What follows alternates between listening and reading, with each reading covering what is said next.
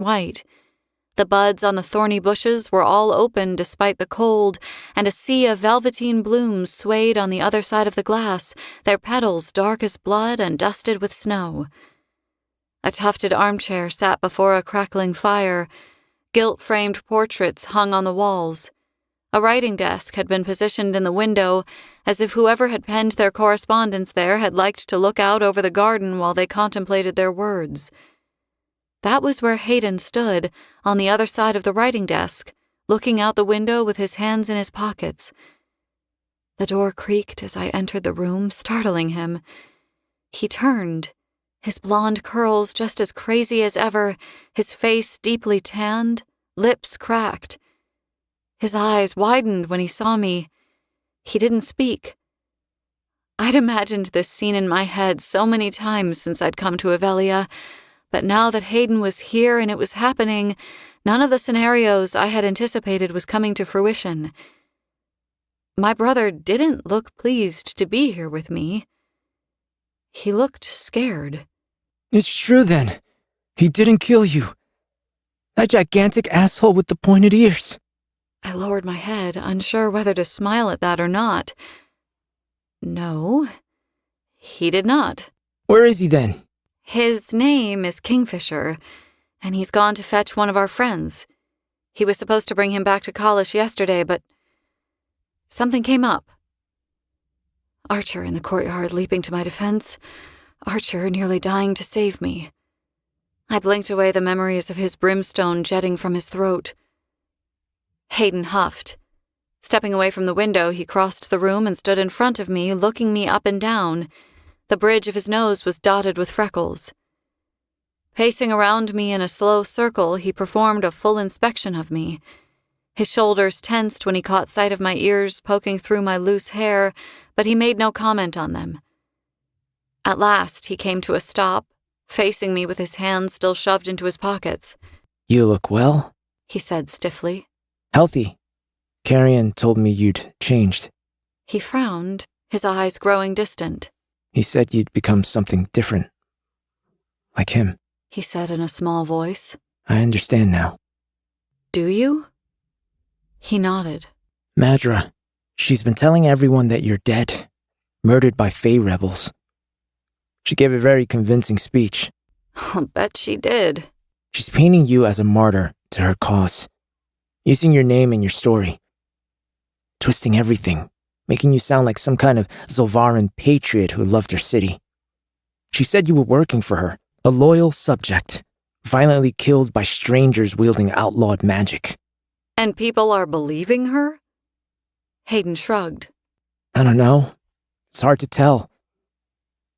Madra's always said strange things about the Fae, especially around this time of year, with the Evenlight Festival right on top of us. I don't mean about the Fae, Hayden. I mean about me. That I was working for her. That I was a loyal Zolvaran subject. The very idea of it was preposterous. Madra had told some lies in her time, but this one was the most galling.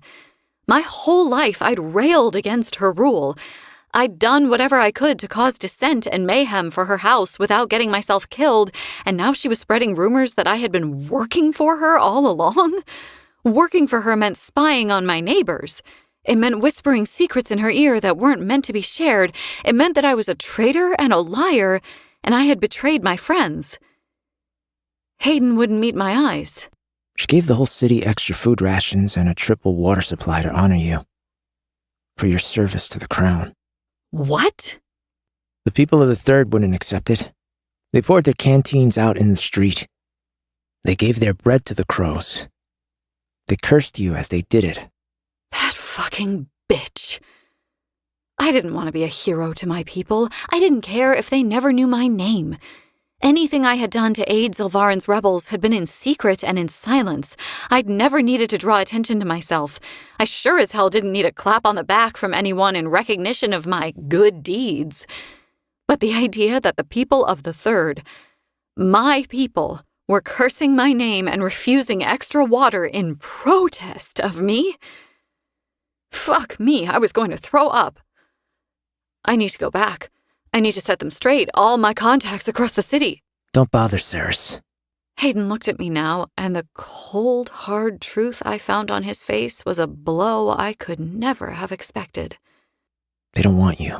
But surely, Elroy! Elroy believes you're innocent.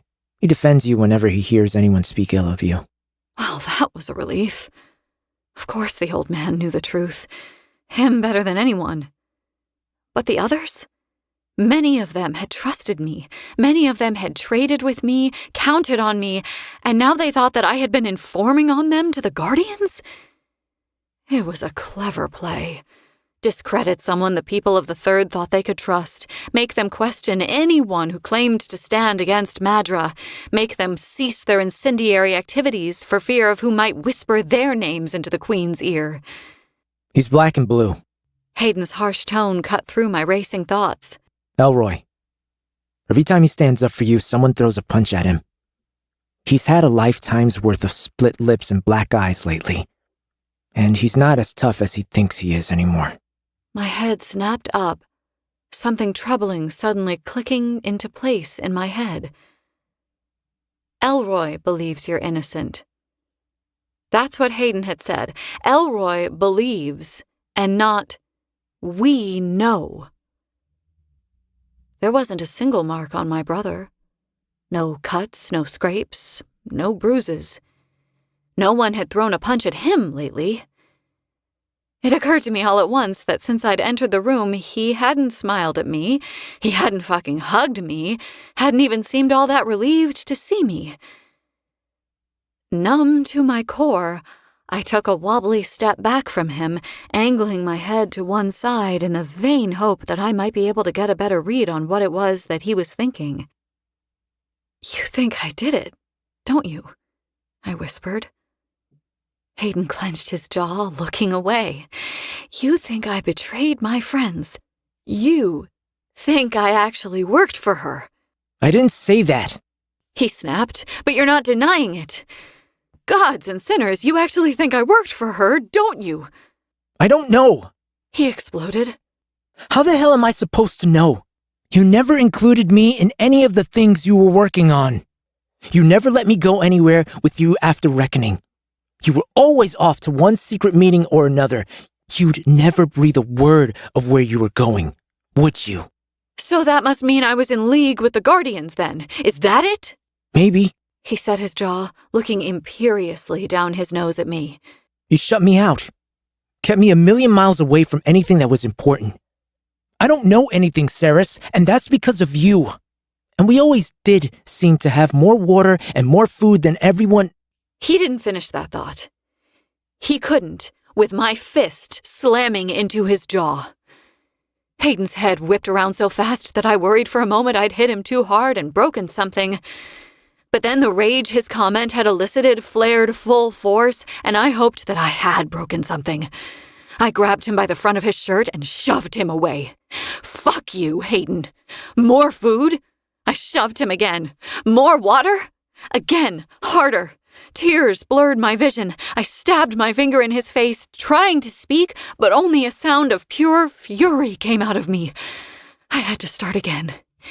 "If we had anything, if you didn't starve and die in the fucking sand, it was because I bled to keep you alive. I had to crawl on my stomach through sewer lines to reach the royal reserves. Once a week, I had to do that for you. Do you have any idea how disgusting that was? And did you ever hear me complain?" I shoved him hard enough that he fell down this time, but just like always, Hayden Fane was given a soft fucking landing. The tufted chair caught him, saving him from the indignity of landing ass first on the rug. My mouth was all bile and copper.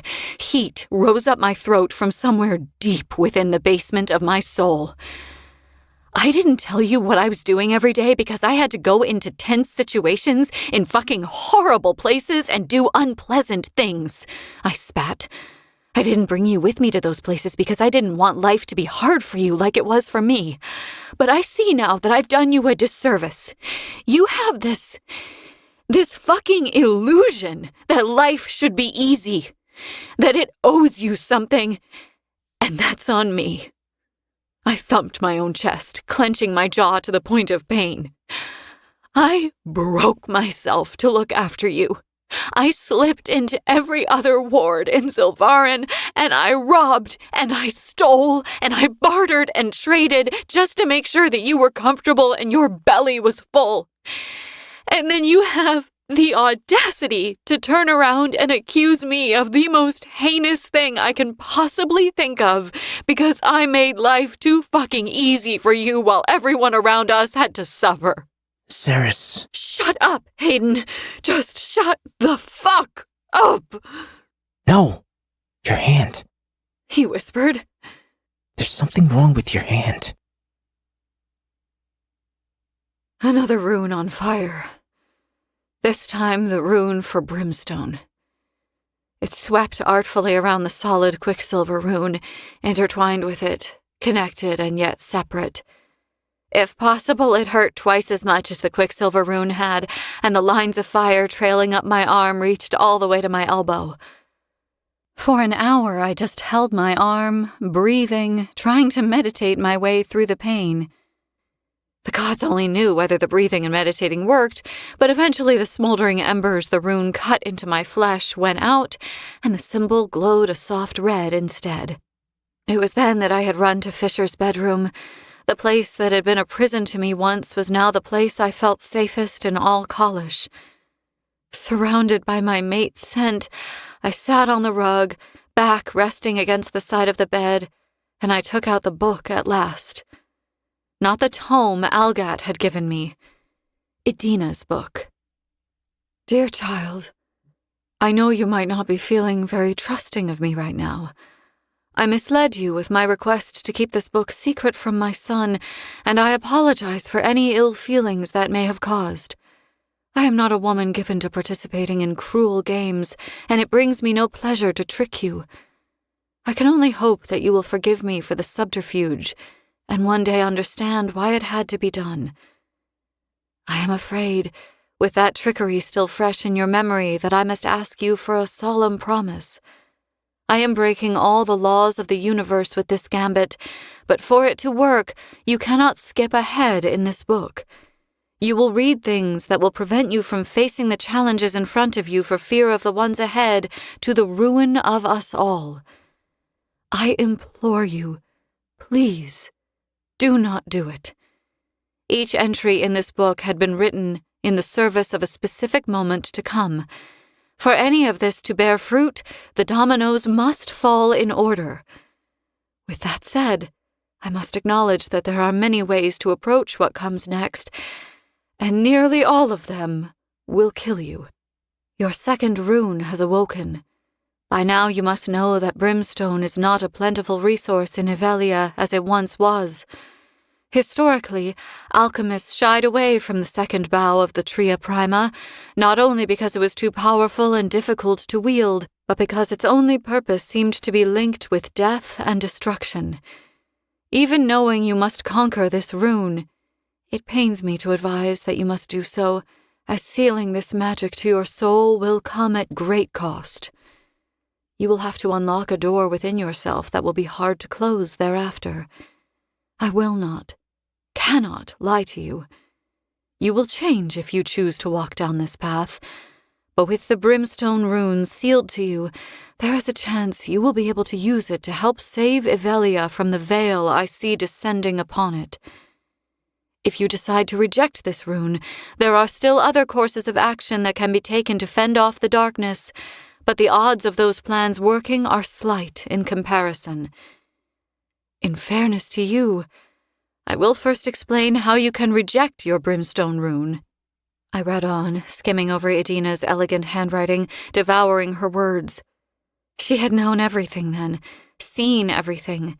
It was all here, a map to surviving the chaos and the pain that lay ahead. It was almost impossible not to flick through the book and go to the end, to see what might tip the scales of victory to our favor.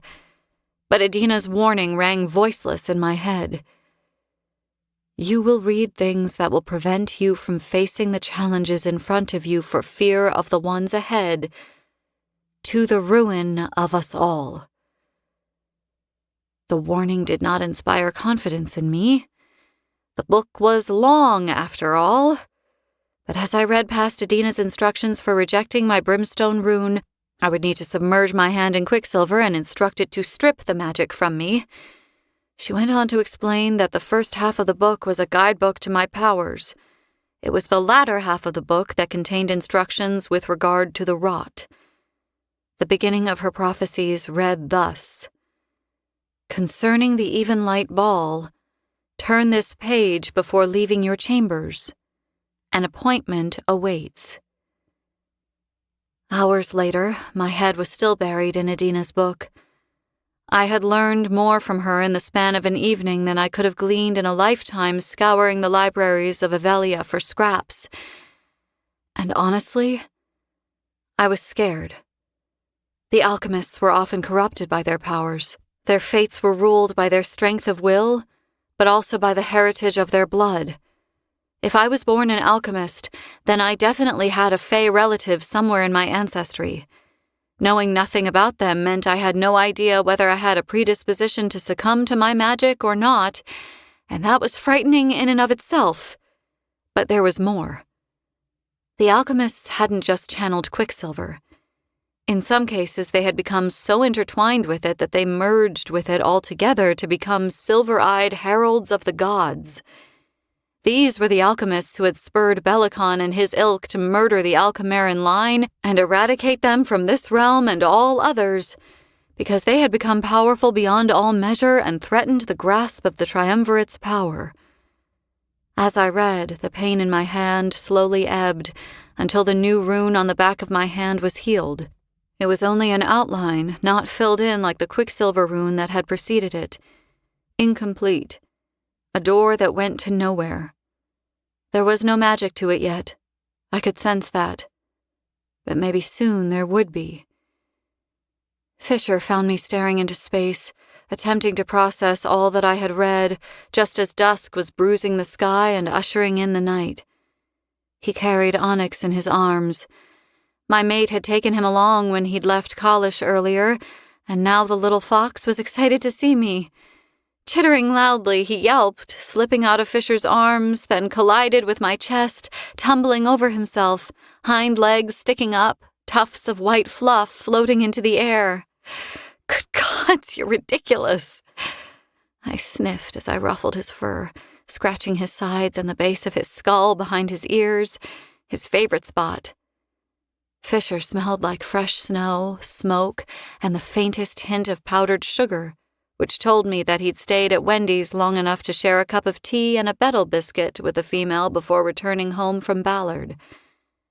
I reached for his hand, and he brushed my fingertips with his own as he stepped over me and sank down on the floor next to me, sagging back against the bed.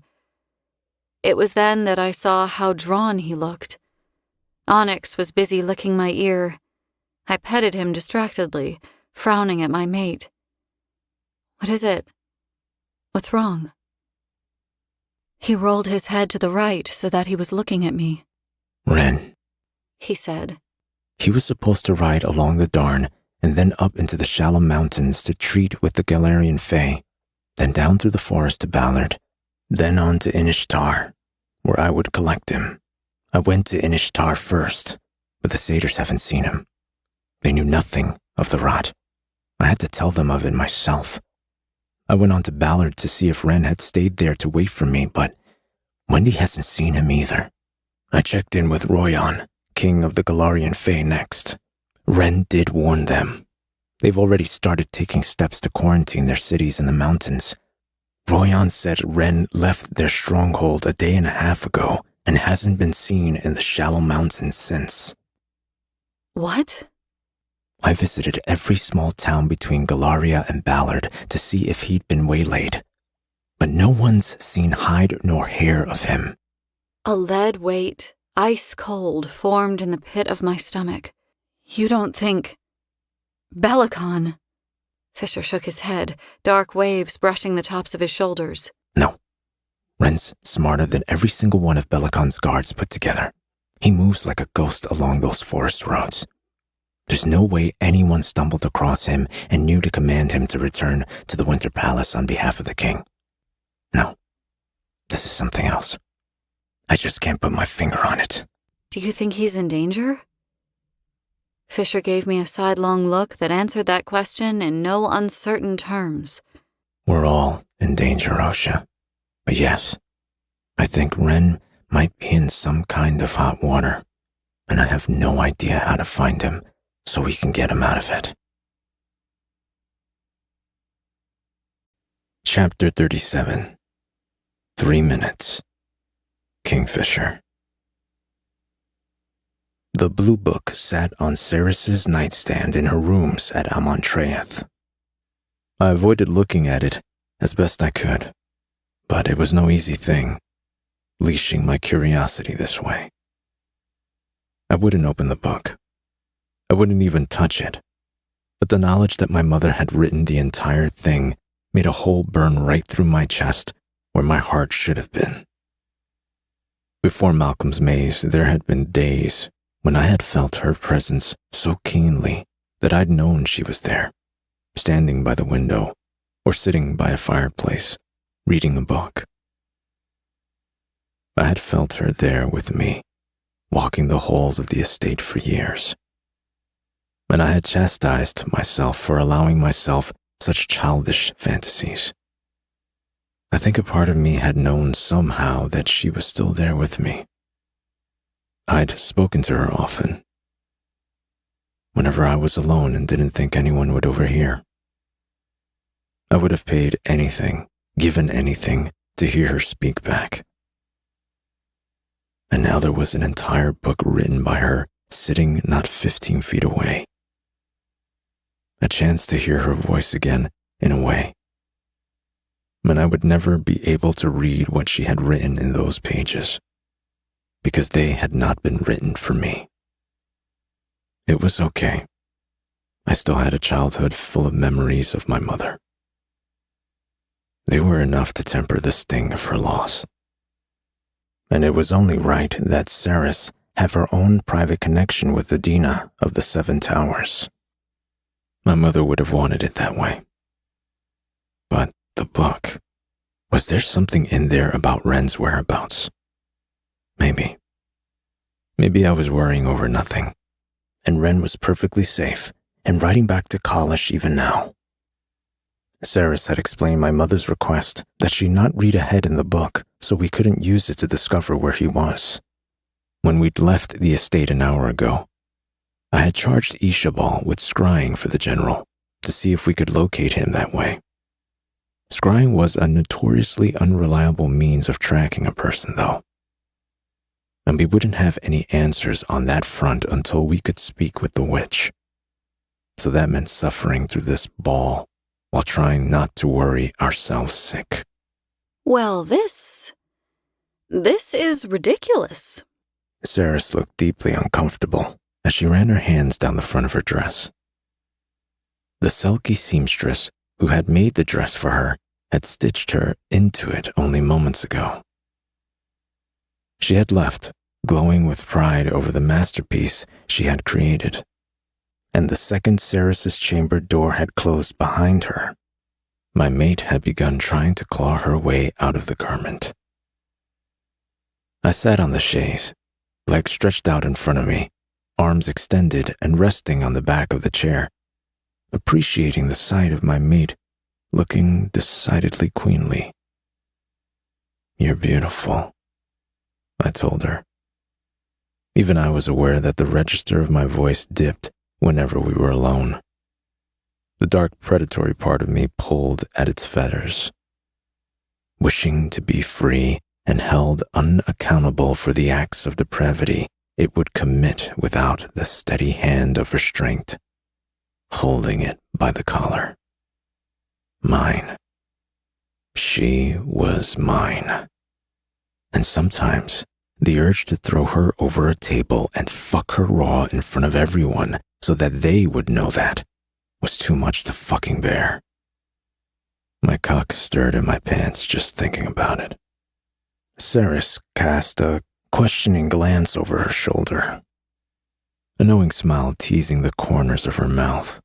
"And what's that I smell?" she asked, in a playful, innocent tone. The same scent I used to catch rolling off you every second we were alone together in the Winter Palace. I rumbled. I took my time rising from the chaise and moving toward her. I wanted to take her in, wanted to savor that moment when her eyes dilated, her arousal tinged with a little panic. Her face tilted toward me, her lips slightly parted in anticipation of a kiss. But I positioned myself behind her and placed my hands on her hips, angling them forward. Face the mirror, I commanded. Saris huffed, disappointed, I thought. But she did as I had instructed. We stood together there, reflected in the glass. Two pale creatures, both raven-haired, one with eyes of blue, the other green. Saris's arms were already covered by long silk gloves, made from the same material as her gown, black as murder, and sin, and ink, and the void of the heavens on a midwinter night. It was the kind of dress I hadn't seen since I was a failing, rustling around my mother's skirts at one of the many balls my parents had held when I was young. I had always marveled at the finery of the folk in attendance. Their long-tailed coats, the bustles, the corsets, the square-toed, buckled shoes, the scent of perfume heavy in the air. Look at yourself, I told my mate.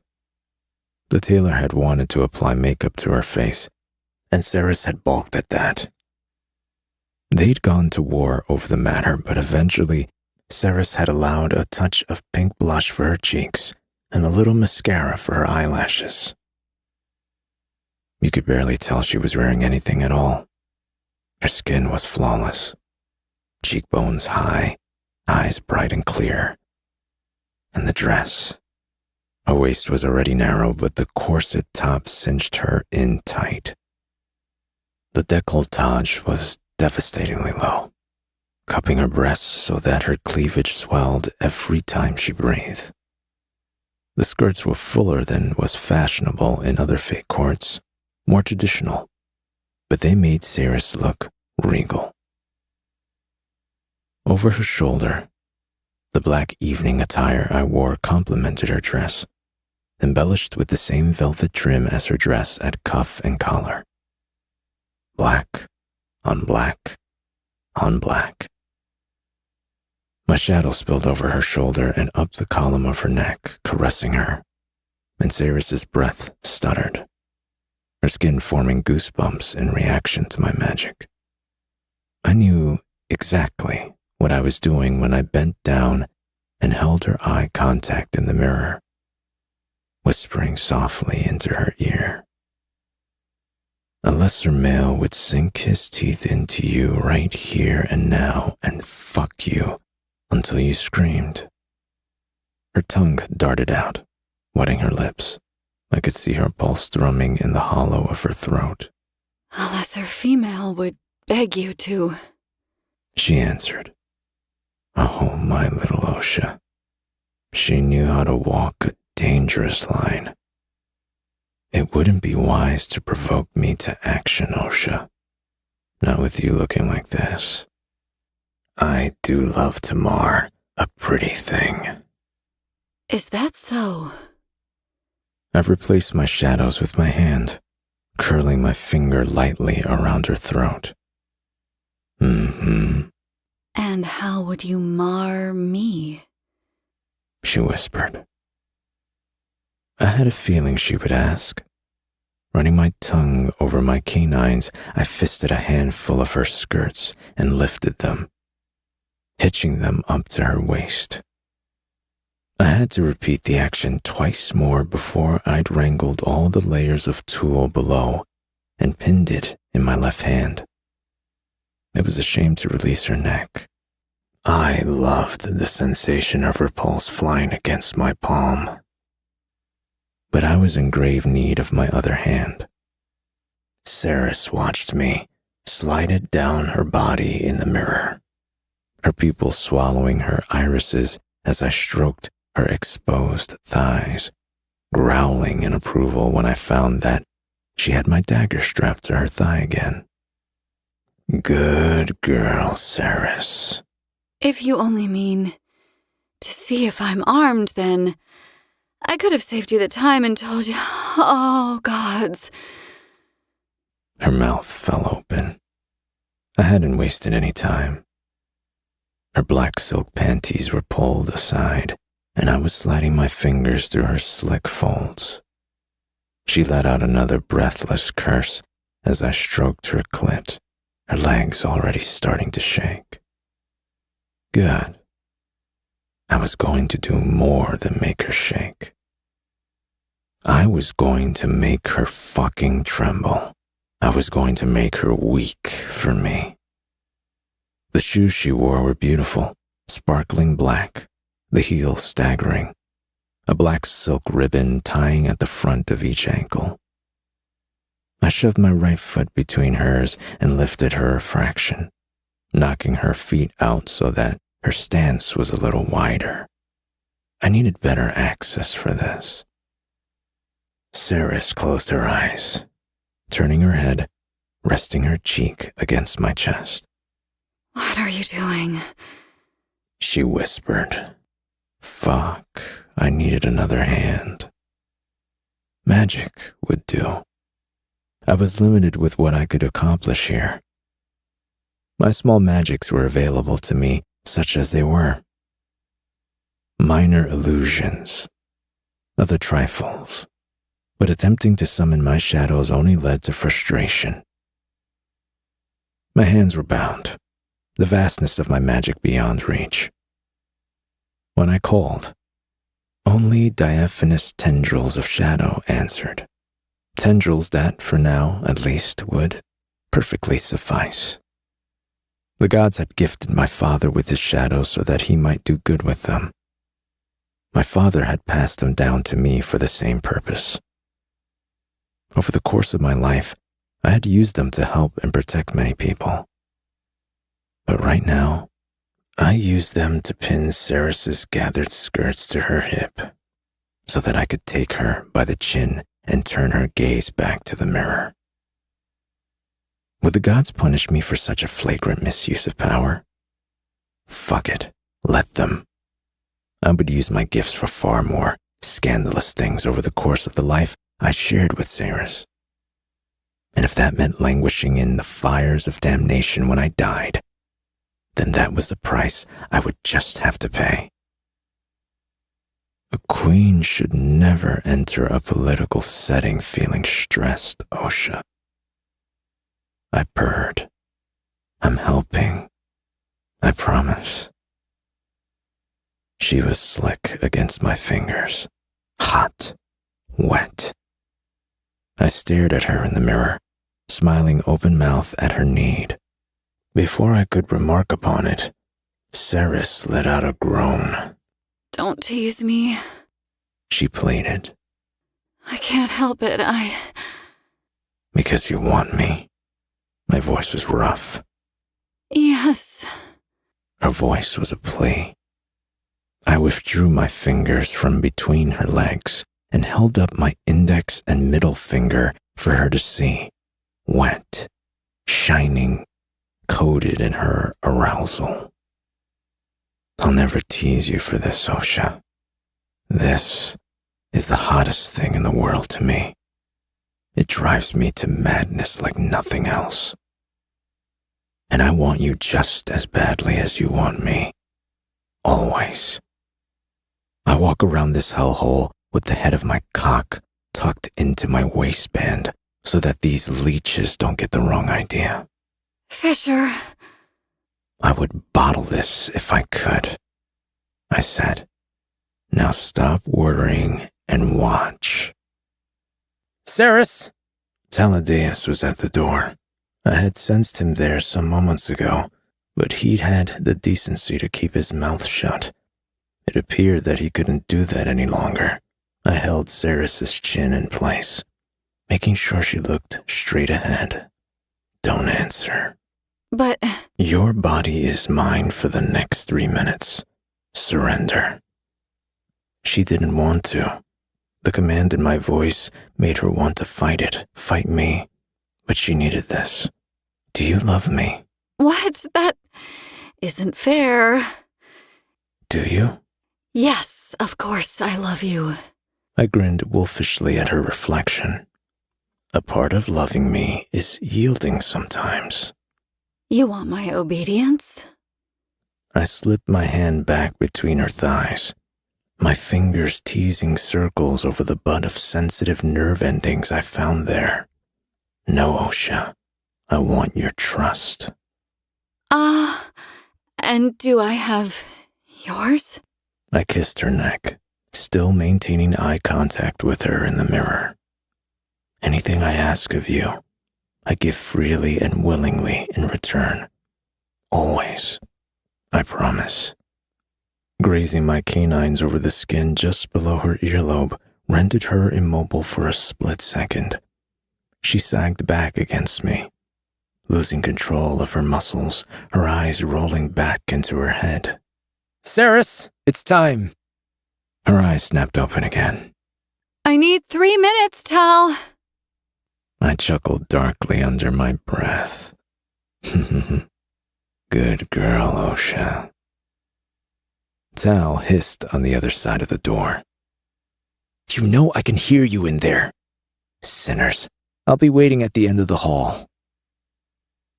Saris whimpered, pushing back against me, rubbing her ass against my increasingly painful erection. I let her do it, ignoring the way my own desire burned brighter and the way my cock was begging for attention. This was about her, not me. There would be plenty of other opportunities where the roles might be reversed, but for now, Saris was starting to shake. I plunged my fingers up inside her, snarling with satisfaction at the low moan she let out. I'm going to make you come now, and for the rest of the night, anyone who comes within 5 feet of you will scent the orgasm I'm about to give you. Yes, it was primal. Yes, it was petty.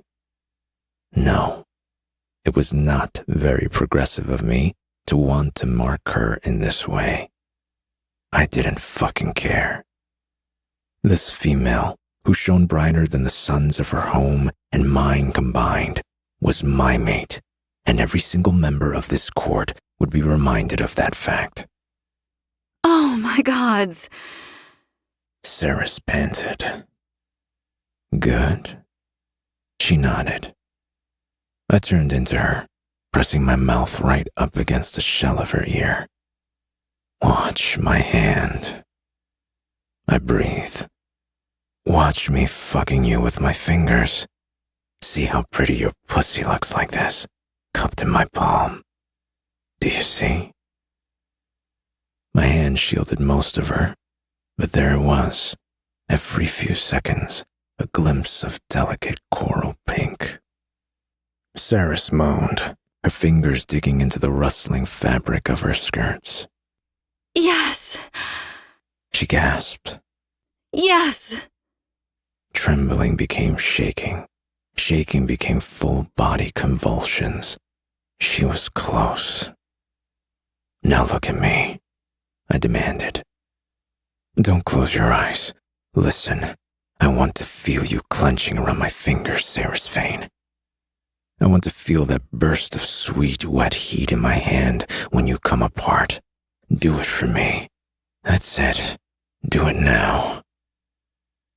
She clenched, her jaw locking, nostrils flaring. And she came. As she did so, threads of black swirled down my arm and spread from my skin to hers. Not magic, but ink. Another tattoo. Beautiful roses bloomed across the tops of her thighs as she moaned. An entire bouquet's worth. Shaded with delicate dot work, yet still stark against the pale, creamy perfection of her thighs. The untamed beast inside me roared as she released a wordless, desperate cry, clinging to my arm, grinding herself into my hand, and rolling her hips. That's it.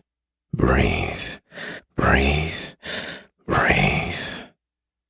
She let go of another cry. The sound was unrestrained and beautiful, fucking music to my ears, so guttural and free. And then she was done. Holy fucking hell. She tried to support her own weight, leaning forward, but she tottered on her heels, nearly losing her balance. Steady, Osha. I caged her loosely in my arms, supporting her as if she was drunk. Whoa. She blinked quickly, as if she was having trouble seeing properly. Those are huge. She gasped, eyeing the inkwork over the tops of her legs. But beautiful. Grinning wickedly over her shoulder, I slowly slid my fingers into my mouth. I sucked them clean, winking at her in the mirror. Don't say I never give you flowers, Osha. God's alive. She shook her head, trembling a little. How am I supposed to go out there now? I can't even stand. So hyperbolic. You're fine. I chided her playfully, laughing a little as I helped her find her feet. Once it didn't look like her legs were going to quit on her anymore, I dropped to my knees in front of her and carefully undid the magic I had used to keep her skirts lifted while I teased her. Moving slowly, I fixed her underskirts layer by layer, making sure that none of the tulle was rucked up or sticking out anywhere. Once that was done, I settled the heavier fabric of her skirt back down, smoothing it out until she looked just as put together as she had when the tailor had left. Her eyes still looked a little unfocused when I looked up at her and winked. Feeling less stressed, I inquired. My mate blew out her cheeks, shaking her head slowly from side to side. My ears are ringing so hard I'm not going to be able to hear any of these petitions, Fisher. I got to my feet and placed a quick, chaste kiss against her lips. You're welcome. Come on, if we keep Tal waiting another minute, his head might actually implode. Okay, yeah, let's... Oh, wait, no, I need to... Saris hurried across her chambers and picked up the book that was still sitting on his nightstand. I nearly forgot. I need to read the next page in your mother's journal. She flipped through the front half of the book and paused, her eyes sliding from one side of the page to the other, fast, like a metronome. The post-orgasm haze left her face as she took in whatever secret lay before her and tried to wrap her head around it.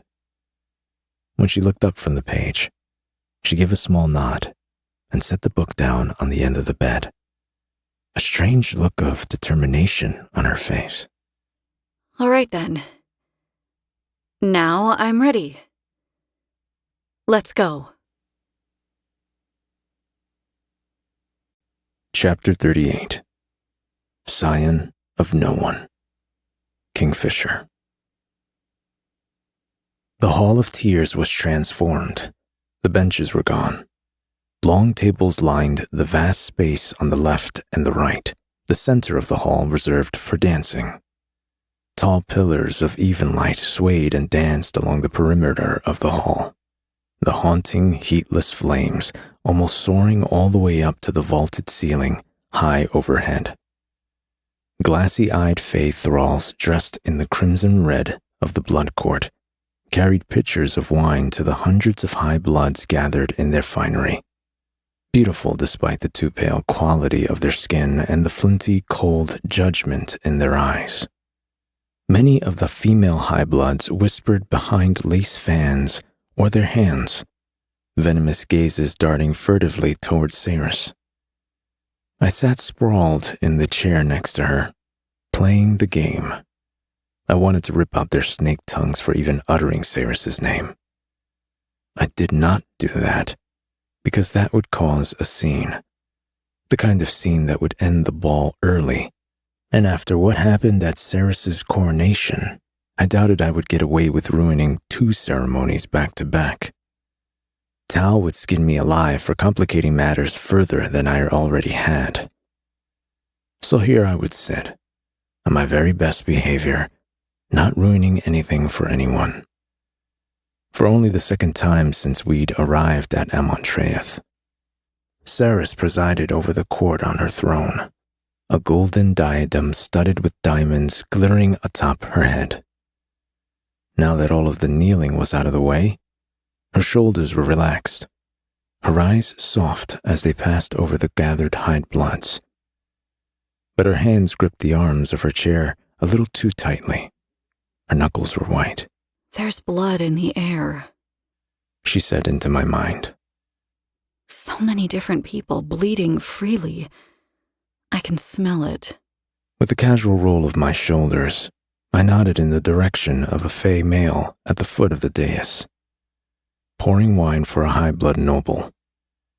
As soon as he was done filling the glass, he set his pitcher down and prickled the inside of his wrist with a metallic spiked ring that he wore around the tip of his thumb, drawing blood. Holding his wrist over the nobleman's glass, he allowed 2, 3, 4 droplets of blood to fall into the wine. The nobleman bared his teeth, clearly displeased by the small amount of blood that the fey male had spared him. But the fey male just closed the cuff of his shirt, already speckled with blood, picked up his pitcher, and moved on to the next high blood with an empty glass. "They partake all night at these things," I said to Ceres. "By the end of the night, they'll all be sideways from the wine and feral from the blood." "You've been to one of these balls before?" "No, but we've all heard the stories." The black diamond earrings at Ceres's ears winked in the dim light as she turned to face Tal, who came striding up the steps toward us with purpose. He wore a dove-gray suit this evening, made from fine cloth. The color would have been a foolish choice for a normal male with skin the color of alabaster and hair as silver as moonlight. But Tal was not your normal male. Where the pale gray might have washed another out, it seemed to lend the keeper of secrets an ethereal, distinctly fey air that most high bloods lost when they transitioned. Tal's loose white shirt was unbuttoned all the way to his solar plexus when he dropped into a deep bow in front of Ceres. His hand, hovering in front of his chest, did nothing to hide the expanse of skin that suddenly became visible for all to see. I'd seen Tal without a shirt plenty of times before. We had swum in the waters at the foot of the white cliffs of Inishtar together, back when his heart was still beating in his chest, and he had grand aspirations of embarrassing his parents by becoming a cartographer and disappearing off on a boat to map uncharted lands. He had given me the shirt off his back numerous times in the maze, too. Reviving after a run-in with Morthill more often than not meant that I woke up freezing cold and naked on a slab of wet stone, just beyond the demon's reach. Most of the time, Tal knew when Morthill had caught me and was already waiting for me when I came to, a fresh set of clothing in hand. Sometimes my sprawled-out naked ass took him unawares, though. He didn't once flinch at stripping out of his own attire and giving it to me. He had no reason to. His magic answered him in that poisoned pit. He was a creature of the blood court, and as such it was no problem at all for him to summon himself some new clothes. Regardless of the scenario, I had seen his chest many times, and recently too, which meant that the extensive ink I glimpsed now, staining his skin, was new. I crooked a questioning eyebrow at the male, who registered it immediately but only gave me a small private smile by way of explanation. "We're almost ready for the petitions, Cyrus," he said. "There are 5 applicants, with 5 proposed avenues through which they consider themselves useful to you. We'll begin in about 30 minutes. Better to get it done before dinner." Cyrus nodded. "And, well, the other matter?" Tal said. Yes? "If it's all the same to you, I'd like to take care of it now, before they're all too drunk to remember that it happened." The disavowment. Cyrus had told me Tal wanted to sever the bond between them, but she hadn't mentioned the fact that he was so anxious about the matter. Maybe she hadn't noticed the tells, the way the skin between his brows pinched when he spoke of it, the way he stretched out his hand, closed it into a fist, shook it out, as if he was readying for a fight. In fairness, there was nothing overtly anxious about the male, but I knew him, had known him all my life, and these small ticks made something inside me prick its ears and sit up, curious. My mate shifted uncomfortably on the throne, but she nodded. All right. Yes, let's just get it over with then. Tal beamed. "Excellent." I leaned in close to her and whispered, "Do you know how this works?" No, I assumed he just told everyone he doesn't want to be my maker anymore. Not quite. I was prevented from explaining when Tal jogged down the steps to the dais, snagged a silver bucket from a passing faith thrall, tossed the ice from inside it onto the floor, and came jogging back up the steps. He thrust the bucket into Cyrus's lap, and then spun around, holding his arms theatrically in the air. "Noble high bloods of Sanazroth, your attention, please." The soft music that had been playing, some kind of plucked instrument, halted on a discordant note.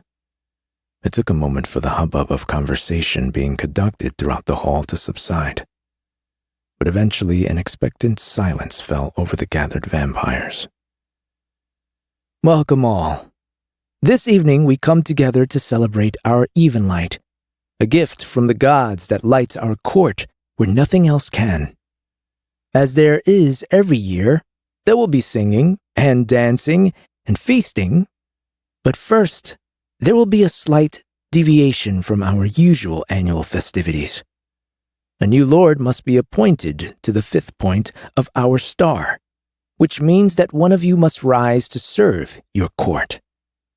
There must always be 5. There must always be 5. There must always be 5. The cheer went up among the high bloods, resounding throughout the hall. Taladeus nodded. As he spoke, going over the order of proceedings, a waif of a low blood approached the dais, creeping forward hesitantly, carrying a platter of sweetmeats in his hands.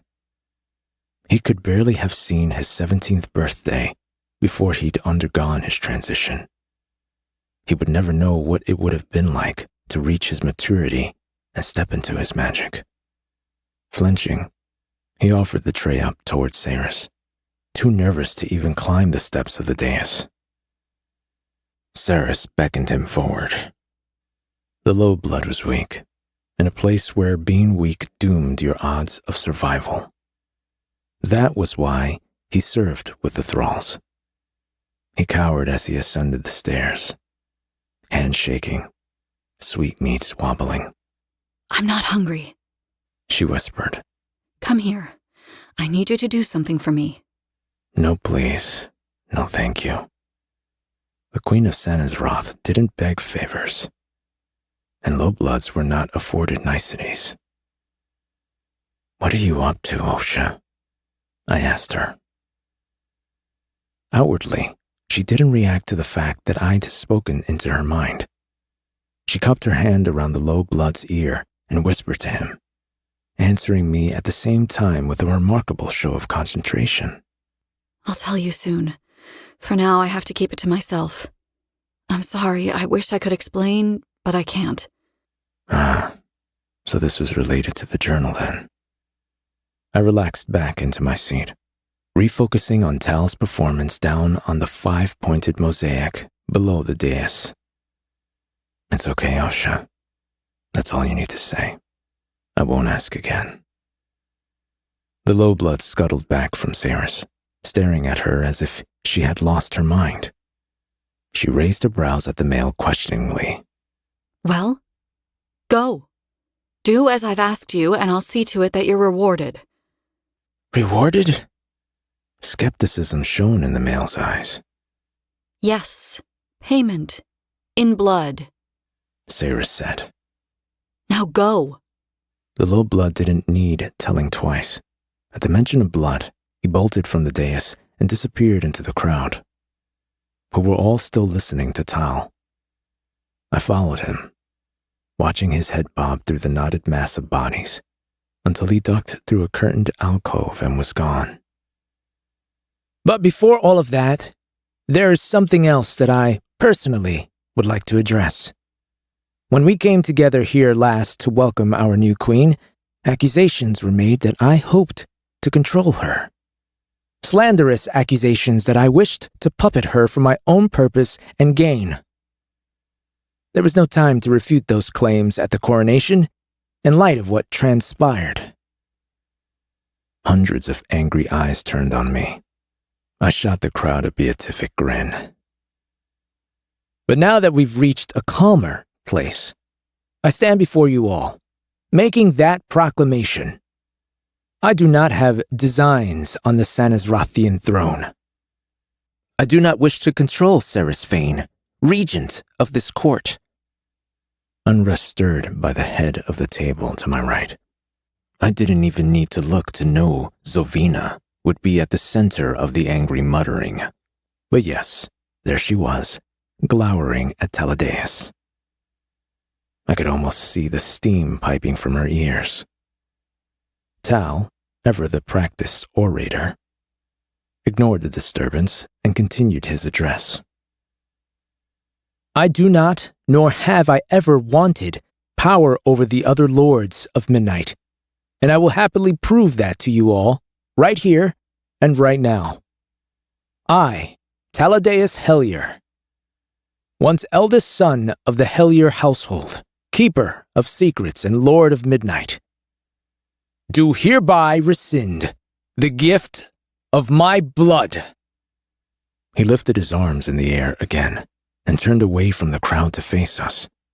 His features stormy, eyes as steely as thunderheads. He winked at Saris, raising his voice even louder so it boomed throughout the hall. Without rancor, and with the deepest respect and humility, I call back my blood. Saris Fane, Queen of Sanizrath. I revoke my lineage and my patronage, so that you may stand alone in your task, and I may do the same. I call upon the gods and the demons of this realm. It is my will. I braced for the clap of Tal's hands, knowing what would come with it. The shockwave tore through the hall, causing the ground to buck beneath the palace. The disruption was gone as quickly as it had come. But the smell of sulfur lingered in the air, burning the back of my nose. Next to me, Saris grimaced. She looked at me, confusion written all over her face. What the hell? She whispered. And then she pitched forward and vomited a jet of blood into the empty ice bucket Tal had given her before his grand speech. It's okay. It'll be over quickly. You didn't drink much of his blood, I told her. It was a rare and messy business, the rescinding of the blood. I'd never seen it performed. I'd heard tales of it happening, though. Over the centuries, Malcolm had sired every single high blood in this court. Occasionally, one of them had displeased him, and he'd had reason to call back his blood. He had gathered his court around him and made an event out of it, using the spectacle to publicly shame his offspring, but also to demonstrate to his other children what would happen to them if they stepped out of line. A high blood would live after rescinding. On paper, very little changed. They were still alive, and as much as any vampire was actually alive. But they were outcasts, cut off from the royal blood. Malcolm had often gone a step further and officially shunned a high blood once he had recalled his blood. And that, well, that was a death sentence for most. Tal couldn't shun Saris. He'd said plenty of pretty things about no rancor and respect. But what he did here tonight did shame her, according to the precedent that Malcolm had set.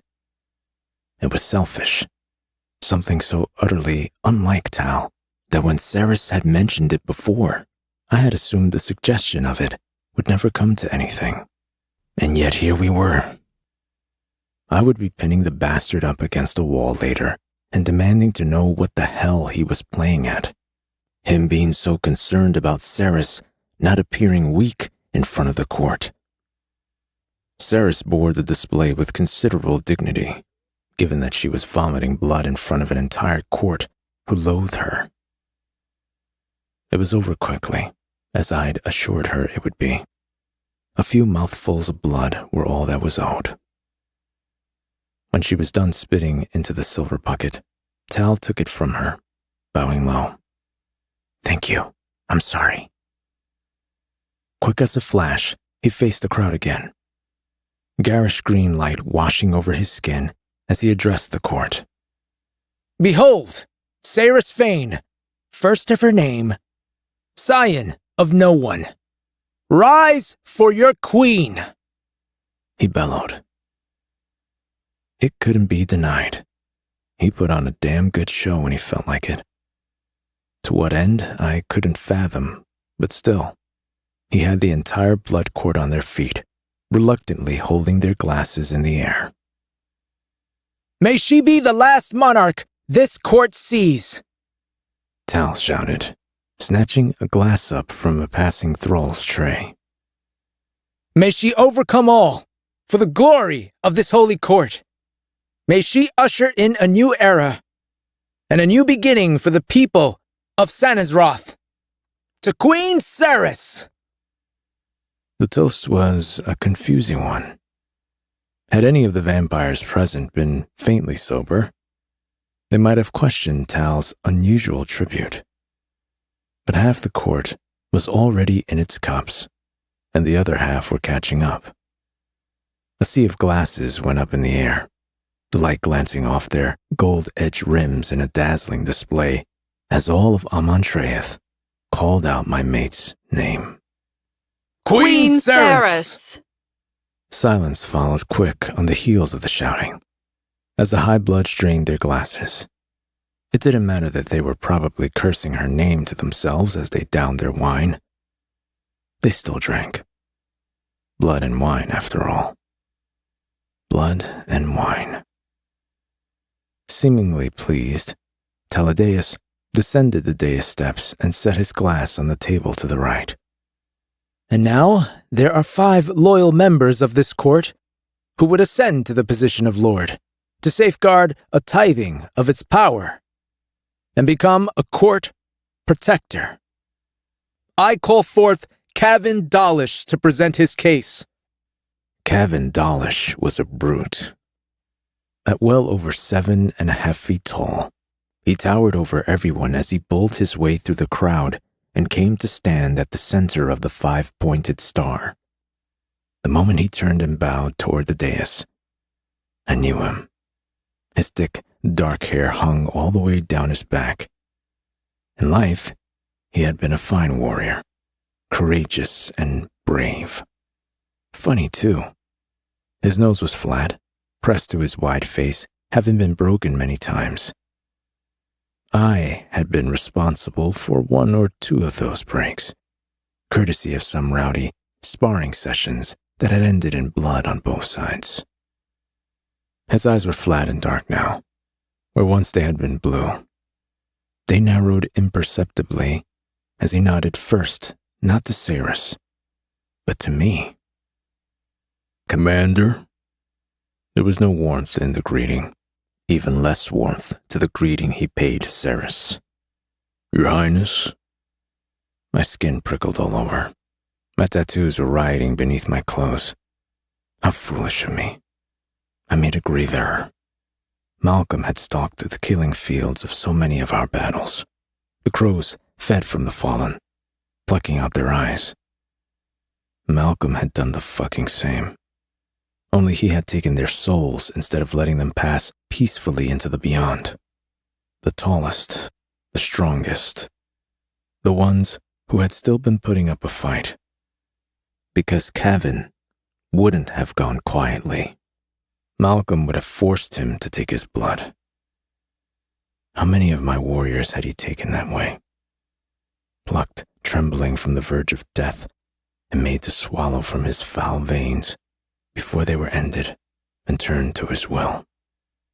Rage painted my vision red, a futile, impotent emotion. What was I supposed to do with the hate that roiled in my gut for a male who was ash on the wind? There was no one to scream at, no one to blame. There was only the warrior whom I had called friend, who had died on my watch and been condemned to an eternity of debasement and depravity as a result. "I served this court for 207 years, Highness. During that time, I have trained many captains in the art of siege warfare. I have piloted several battalions of the Horde in successful campaigns. I have cast the armies of our foes at the gates of hell and pitched their bodies in." A low droning sound drowned Kevin out. He stared at me as he rolled off a litany of atrocities that had earned him praise and commendations from Malcolm. And my blood ran cold as ice in my veins. The training he had received from me, the skills I had taught him, all of it turned around and used against us. Kevin had known how to wield his weapon. He had stood in the shadows and watched as the monsters who had killed him tore apart the friends he had once sworn to protect. As he spoke, the acrimony in his eyes, the accusation was clear. "You left me here to this. What did you expect?" "I may not be one of the longest-serving members of this court, but I've brought glory to Santa's wrath and upheld my master's will. I propose that I be selected as Amontreus' newest Lord of Midnight, specifically as Keeper of Warfare." Are you okay? Ceres's eyes were on Kevin. She showed no signs of having noticed my discomfort, but we were sensitive to each other these days. I could sense when she was tense, worried. Apparently, she could sense when I was so deeply on edge. "I'm fine. I'm okay. He was one of mine." Oh, gods, Fisher. I'm so sorry. To the warrior, she said, Thank you for your service to this court, Kevin. I will consider your petition thoroughly before I make my decision. The warrior bowed deeply. His gaze lingered on Ceres for a second before it slipped to me, dark and tense. Once, his eyes would have been full of laughter and fire. Now they were cold and full of hate. It broke me. How could I have been so fucking blind? When my fighters had fallen in battle, I had consoled myself with the knowledge that they had gone on to rest. Gone into the arms of the loved ones and ancestors who had passed before them. Not for 1 second had I imagined that they would be here, suffering and tormented, and coming to hate me for abandoning them to their fate. How could I not have considered this?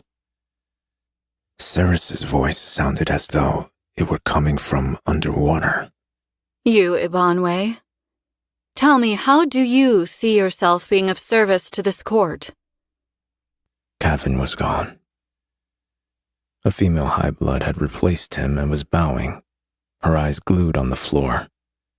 Her hair was a frizzy black mass, so voluminous and wild that it almost hid her whole head.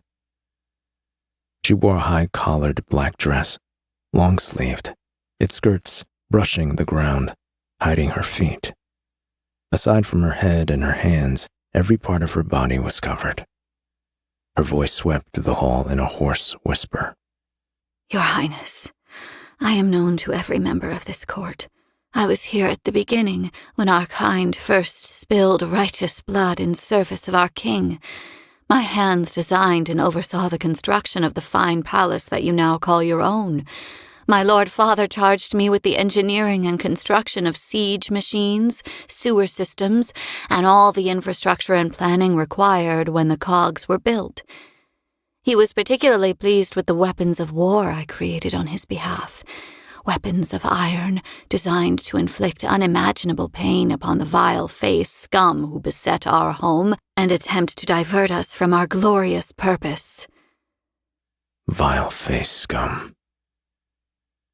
I could only see the crown of her head, but I could picture her expression as she spat those words at the ground. I put myself forth as the next Lord of Midnight and request that I be made Keeper of Pain so that I might renew my efforts in the design of equipment that will bring the Fey dogs to heel once and... Sarah spoke over the female. What is our glorious purpose, Ibanwe? Unruffled, calm even, but my mate was livid. The name Ibanwe was so old and out of style that it probably hadn't been spoken outside of this court in centuries. The woman it belonged to looked up, revealing a face full of tattoos. Runes, to be precise. They were dead runes, though, long inactive, barren of magic and turned ash-gray by time. It was a shield. Once upon a time, this female had been an alchemist. Her eyes were black, pupil bleeding into iris, bleeding into white. Open scorn met Ceres's question as the female slowly drew up to stand straight. The same glorious purpose that Senna's wrath has always striven toward, Your Majesty. Domination over the other courts, total supremacy over the Fae, mandatory blood tithes, livestock breeding farms, feeding farms. Ceres held up a hand. Yes, thank you. That's enough. Ibanwe huffed, her dead runes shifting as she pulled a disgruntled face. Does the reality of your court displease you, Your Majesty? She asked. Perhaps you haven't the stomach to rule over a people such as these. She spread her arms wide, gesturing to her fellow high-bloods. A thick silence fell over the crowd. To the right, Tao leaned against the wall by the foot of the dais, arms folded over his chest. His face was blank, his eyes fixed on Ceres, waiting, as everyone else was, to see what she would say. Ceres regarded Ibanwe, exuding a proud, cool confidence that made me want to cheer on her behalf. She looked every bit the regal, unshakable queen she needed to be in this moment, as unreachable and cold as the distant mountains. She didn't say anything in response to the jibe. She just stared at the female. The high blood took Ceres' silence as a sign that she had caught her on the back foot. She smirked coquettishly, sending sidelong looks at the other vampires gathered at the foot of the dais, who had clearly come to hear her speak and show their support. After a long, long moment, the vampire's smile began to fade, though. Ceres didn't blink. Someone cleared their throat. On the table to the left, someone shifted, causing a chair to complain under their weight. And still Ceres stared at the female. Ibanwe lowered her eyes to the ground. You understand I do not mean to offend the throne. I understand violence, Ceres said. She spoke softly, with no inflection or emotion. The entire hall heard her words. I understand that it is a tool. She waited, looking beyond Ibanwe. She took in the high bloods in their laces and satins, and the gold-rimmed etched wine glasses spiked with fey blood, and she addressed them all. I understand that the high bloods of Sanazroth have run amok these past 1,000 years. I understand that Malcolm let chaos reign here while he was off waging a war he could not win. A war that cost Sanazroth its resources and depleted its wealth at every turn. There will be no livestock breeding farms. There will be no feeding farms. Over the coming years, we will focus on rebuilding this court. And while we're rebuilding... A sharp voice called. What do you propose that we eat? Fucking Zovina. I was going to ash her one of these days and wear her fangs as fucking earrings. The Lord was on her feet, slinking around the table toward the dais. Her tittering, imbecilic friends moved aside for her as she passed them.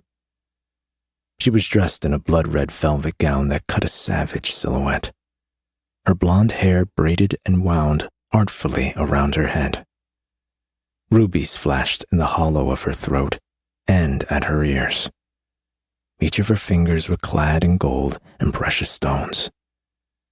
Atop her head, she wore a golden-leafed laurel that looked suspiciously like a crown. Ceres ignored the viper, her attention still fixed upon Ibanwe. These aspirations you speak of, they are not end goals. It sounds to me that the goals for all at Sanazroth are safety, security, legitimacy, and food. Ha! Zovina snorted. She prowled before the dais, acid burning in her eyes as she faced the high bloods. Isn't that what I just said? Food, Your Highness. We need to know what, or rather who, we will be eating.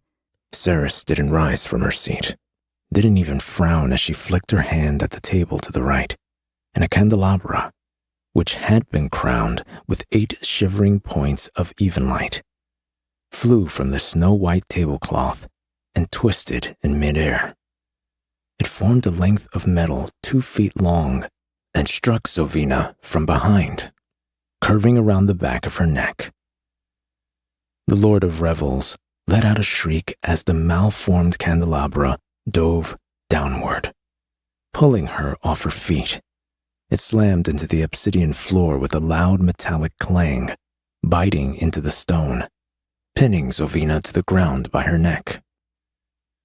I'm pretty sure you just shattered her jaw, I said into Ceres's head.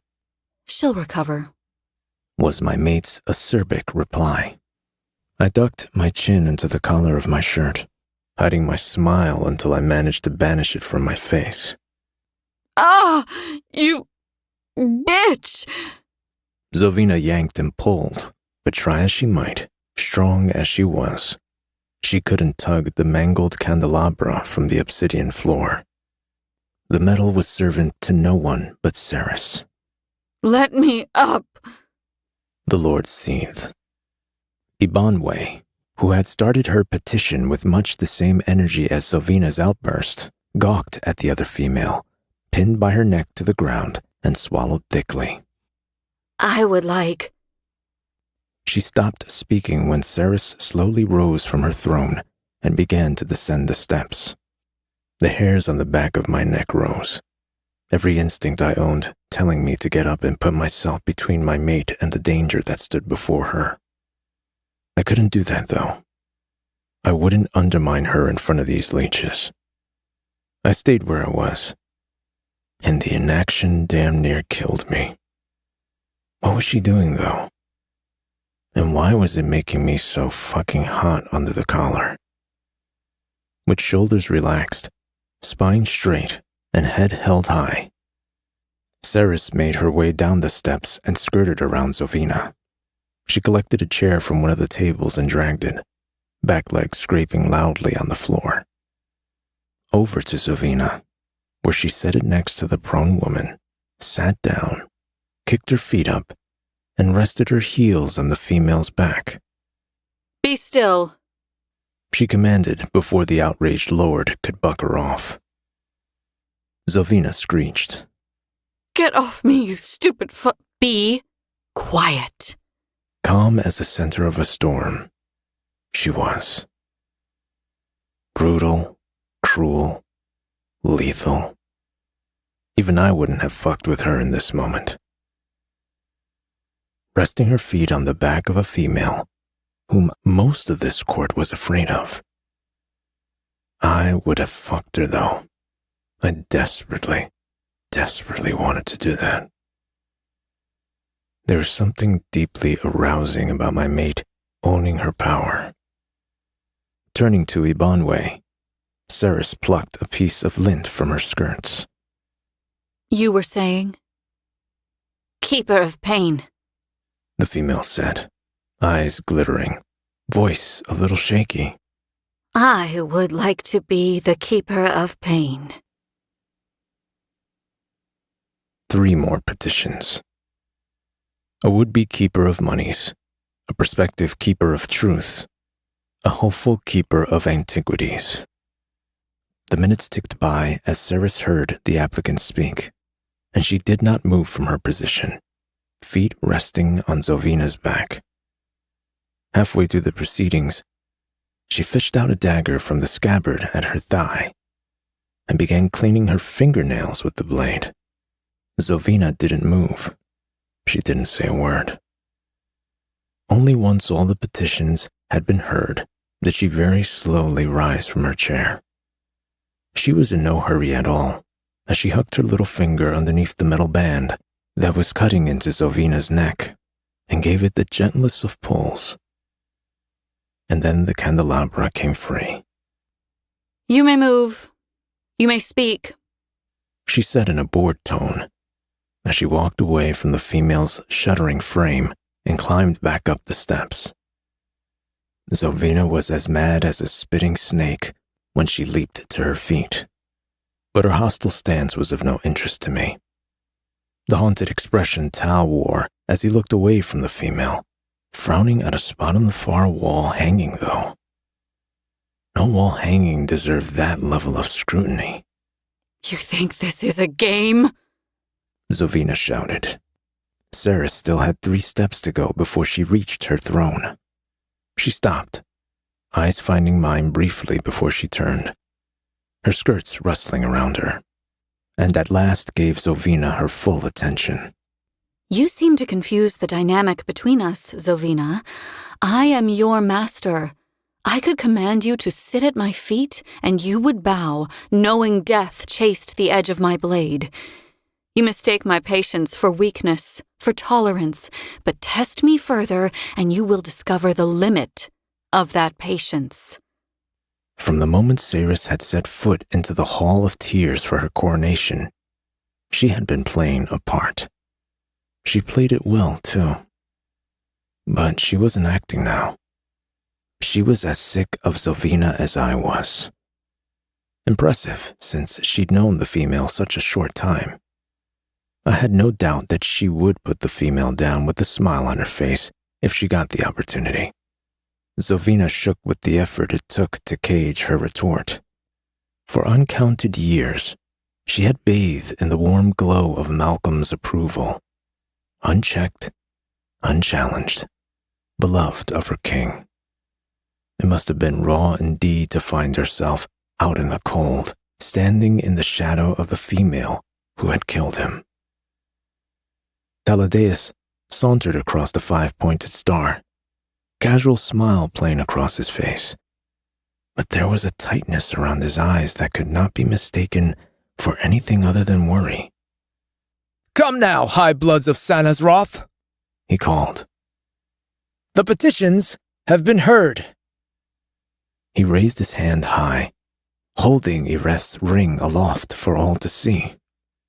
The large amber-orange jewel at the ring's center caught the even light, refracting rainbows up the walls.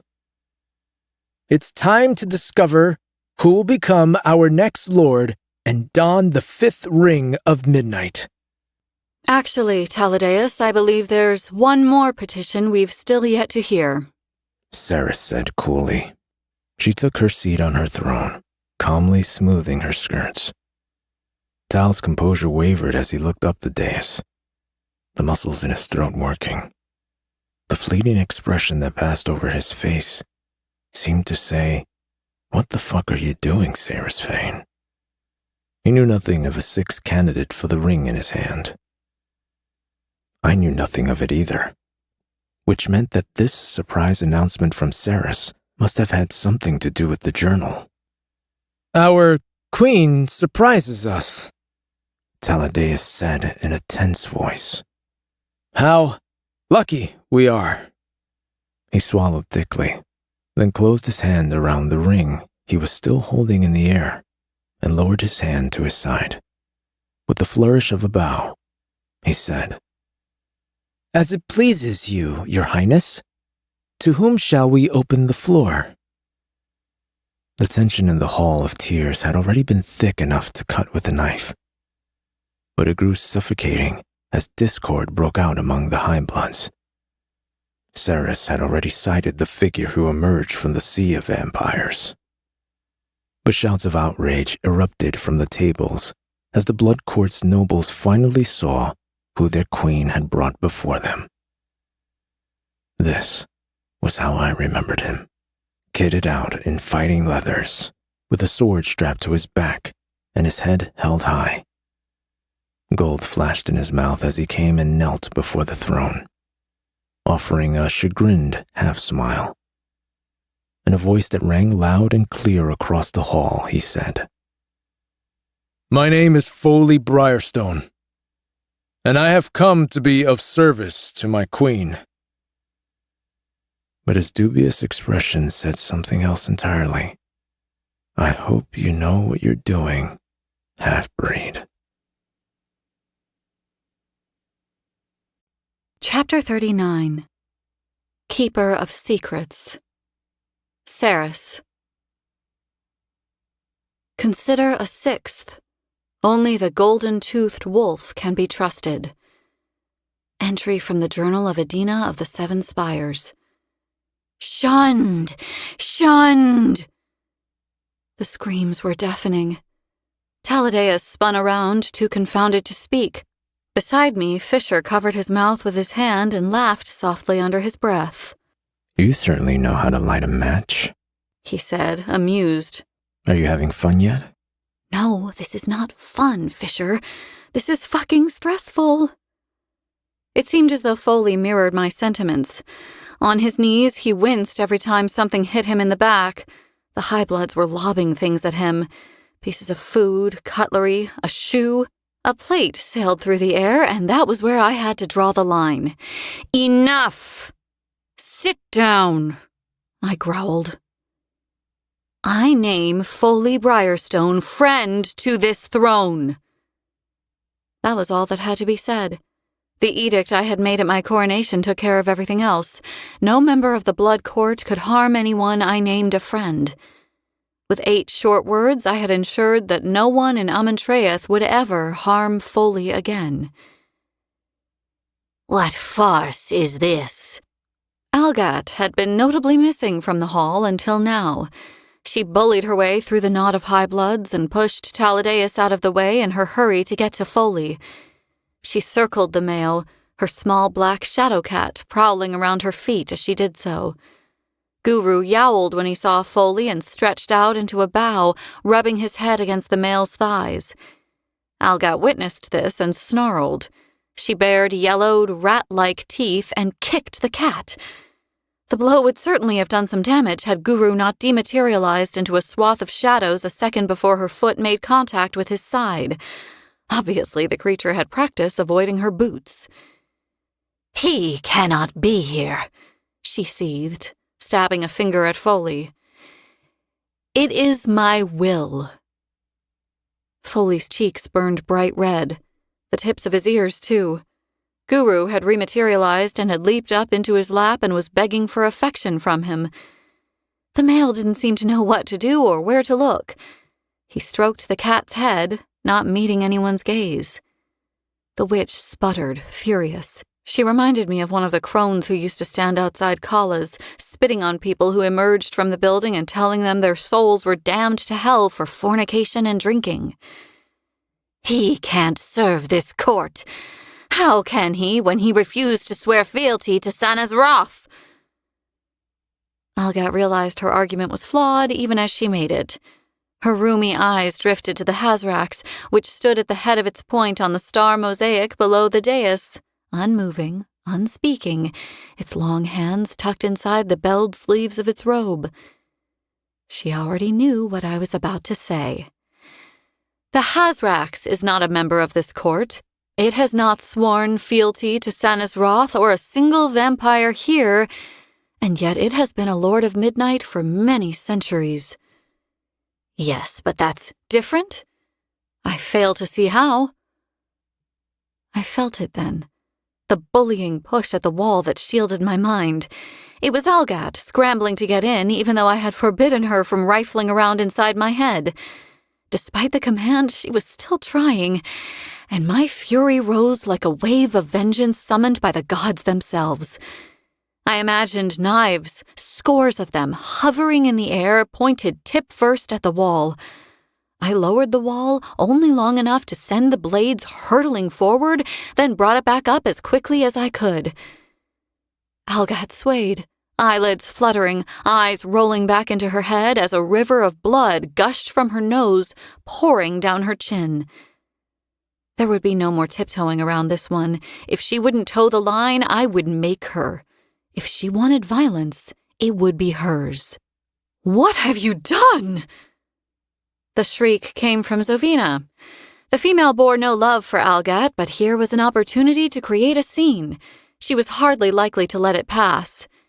And she was afraid. I could scent it on her, the smell like soiled bedsheets and fever.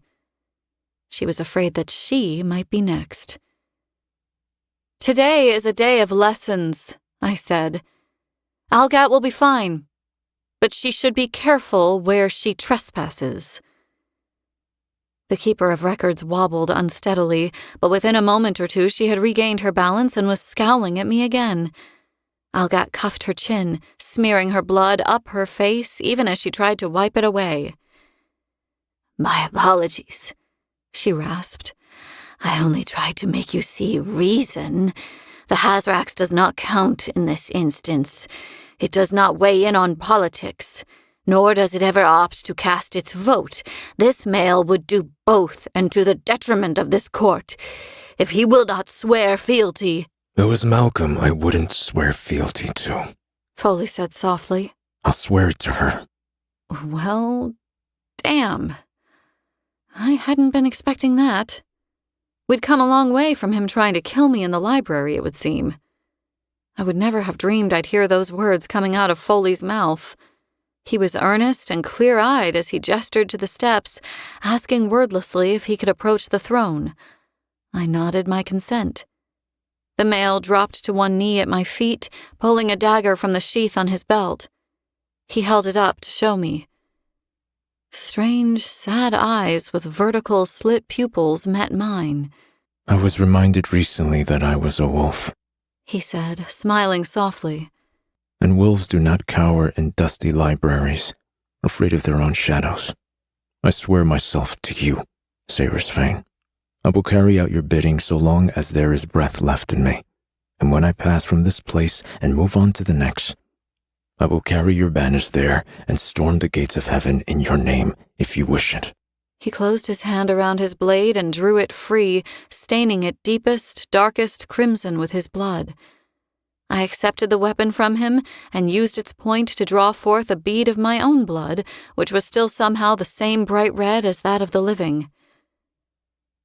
"I accept you as my sworn male," I told him.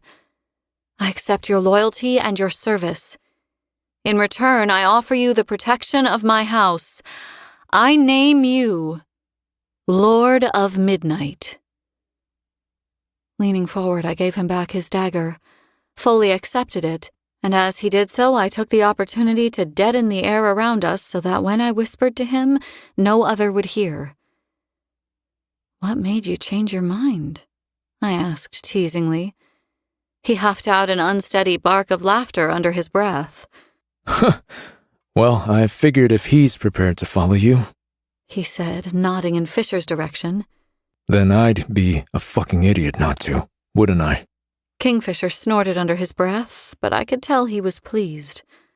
I was about to tell Foley he was wrong, that Fisher didn't follow me at all, but the thought never made it to my lips. A shout cut through the air, and then another. What now? Just a moment's peace. Was that too much to ask for? When I searched for the source of the shouting, I found that everyone in the hall was suddenly looking up.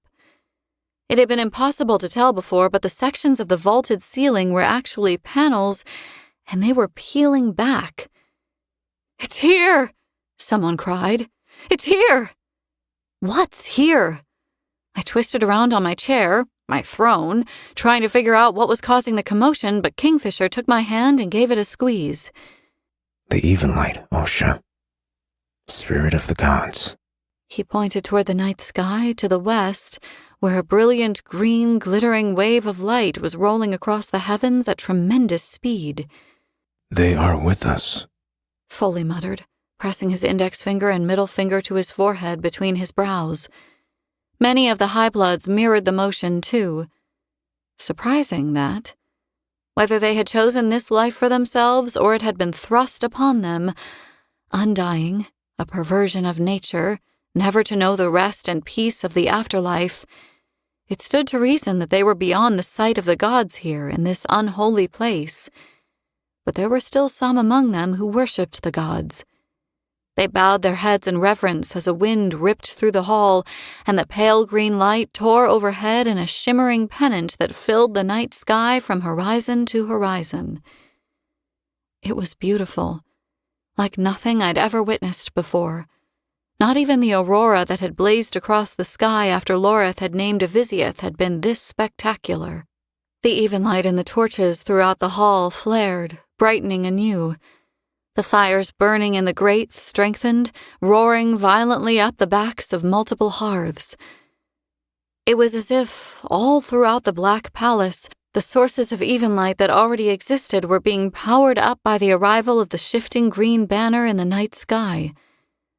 The High-Bloods forgot Zovina's attempts to sow discord. They forgot Algat and the vampire with the golden teeth on his knees at my feet. They forgot Tal's showmanship and the ever-present threat my mate posed sitting beside me. As one, the blood court craned their necks upward, and they marveled. Music filled the air, a frenzy of a piece full of soaring peaks and crashing crescendos. High-bloods flew around on the dance floor, whipping their dance partners around in the dervish, their coattails and full skirts flaring around them as they spun. Above it all, the firmament glowed, stars winking through the even light as if through a veil of thin jade silk. Thralls topped off the High-bloods' wineglasses, sacrificing a drop of their blood into each cup, and the vampires drank. The whole scene was a sight to behold, and one I would gladly have sacrificed in exchange for the peace and quiet of Kalish and the presence of my friends. Taelena and Maynir had remained at the estate, watching over Everlane. Danya was still at the temporary war camp. Ishabal had stayed to continue in her attempts to scry for Ren. Loreth insisted he come with us back to Amentraeth, but Fisher had refused, telling him to check in with the warriors at the makeshift camp instead. Carrion had balked loudly when I told him he couldn't come to the ball, but he was the only person Hayden really knew at the estate, and I wanted someone there to keep an eye on him. It would be just like my brother to flee Kalish in a peak of temper after the argument we'd had, and I was not about to let that happen. I was furious with him, sure, but not angry enough to let him be eaten by some hole-dwelling creature with razors for teeth. We always did seem to have more water and food than anyone else. Was he really so blind? Didn't he know me at all? I had fought tooth and nail to rescue him from Zulvarin, and all the while he'd suspected that I was a traitor? Dance with me. I sucked in a sharp breath, facing Fisher. His eyes were even greener tonight, with the sky full of even light. He hadn't gotten to his feet yet, but he was offering his hand, and he didn't look like he would be deterred from his request. Is this the part where you tell me you don't dance, Osha? He murmured. The part where you say you don't know the steps or that you have 2 left feet? Ha! And he thought he had me all figured out. There were still things about me that Kingfisher of the Agen Gate was yet to learn. And while I didn't know the steps to any of the graceful dances popular here in Ivelia, I was a quick study and light on my feet. And I was not one to be underestimated. I smiled as I considered Fisher's hand, and then took it. "I'll muddle through," I told him. The next thing I knew, we were among the high bloods, and Fisher was spinning me along with him as he slipped onto the dance floor and into the dance itself. He moved easily, his movements sure as he fell into step with the vampires that surrounded us. I tried not to smile as he swept me around, lifting me so that my feet barely touched the ground. Does this entertain you, Your Majesty? He murmured, suppressing a smile of his own. "Oh, no. I'm just surprised that you're so confident on a dance floor." He leaned into me and spoke, voice low, his breath fanning warmth over my neck. Dancing is like fighting, Osha. It's also like fucking. And I pride myself on my skills in both of those arenas. I laughed. "Oh, is that so?" Yes, it is. The dimple in his cheek made a brief but satisfying appearance. "I suppose you've had a lot of practice in those arenas then, have you?" I was toying with him, and he knew it. He puffed out his cheeks, pretending to think about the question. Well, I've impaled quite a few people on the end of my sword, he said conspiratorially. And I've lost count of how many battles I've fought in. "Hey!" I thought about digging him in his ribs, but at that moment his hands found my waist and he lifted me into the air, doing a 180 before setting me gently down again, a part of the dance that the other high bloods on the dance floor carried out at the same time. Fisher's eyes were bright, the thread of quicksilver resting dormant in his iris as he took my hand and set off again, careening around the hall in the opposite direction. "I don't think I want to know about all of this impaling," I said, feigning disapproval. "Though maybe you're not as good at it as you think you are. Maybe you need a little more practice." The left side of his mouth lifted, his eyebrow following suit. Oh? You have notes? "Yes, extensive notes." Now it was Fisher's turn to fake injury. His lips brushed my temple as he spoke. And here I was thinking I was doing a good job every time I made you beg for my cock. Gods and sinners, he was trying to kill me! In public! How many of these high bloods can hear your boasting right now, I wonder? All of them, I hope. They can already smell you on me. Fisher. They're lucky I'm not tearing you out of that dress and bending you over that fucking throne right now, Ceres. He growled. Gods, my blood pounded in my ears. You wouldn't dare. He looked at me, smile turning into something far more serious. His eyelids lowered, a lazy hunger suddenly lurking in his eyes. You're right. He agreed. I wouldn't want to ruin the dress. I thought now that we were sleeping together that the roar of need I experienced whenever I was around him would dull a little. That had not happened. If anything, my appetite for him was growing worse by the day. I looked up at him and remembered what he looked like when he thrust inside me, how his sweat marked his brow, how he tasted of salt and mint and so God's cursed sweet whenever he plunged his tongue into my mouth. I looked away, unable to bear the eye contact anymore. I loved him so fucking much. No other emotion came close to this. Not the hatred I felt for Madra, not the hurt I felt over Everlane, suffering alone in some unknown hell, not the worry I felt over Ren's disappearance, none of it. The world could be ending, and my love for this male would outstrip my fear. Sometimes I felt like I would burst open from how overwhelming that feeling was. Fisher's eyes burned when I dared look back at him again. He knew all that I had just been thinking. I was almost certain that he had been feeling it too. "You seem overly preoccupied with dresses," I said in a small voice. Do I? His voice was rough. I nodded. "Every time I enter my chambers here or your rooms at college—" Our rooms. he corrected. I ducked my head. "Every time I enter our rooms at college, there's a new dress laid out on the bed and waiting for me." He took a second before he replied and then said very carefully, Don't you like them? "Yes, I do. Gods, why was this so hard to put into words? It shouldn't have been. It makes me feel like you're trying to domesticate me." He stumbled to a halt right there in the middle of the dance floor. Miraculously, no one careened into us. The other dancers course-corrected with grace, flowing around us as Fisher frowned at me, looking rather mystified. And how in all 5 hells would I do that, Osha? I'd have better luck trying to domesticate one of your hellcats. I don't know, Still, the words didn't want to come. Fisher stepped toward me, cupping my face in his hands. I don't want you to be anything other than what you already are, Ceres. The dresses are just... His brow furrowed. They're an invitation. The life you lived in Zilvarin was hard. You had to do everything for yourself. I'm here now and... No, wait. No, let me finish. I'm here now, and just because I am your mate and you are mine doesn't mean that I expect you to sit around looking pretty or put down your weapons and adopt a different way of life.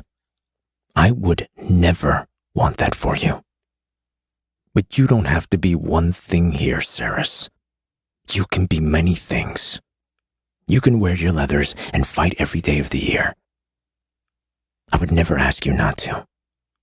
But sometimes, if you wanted to, you're allowed to soften, Ceres.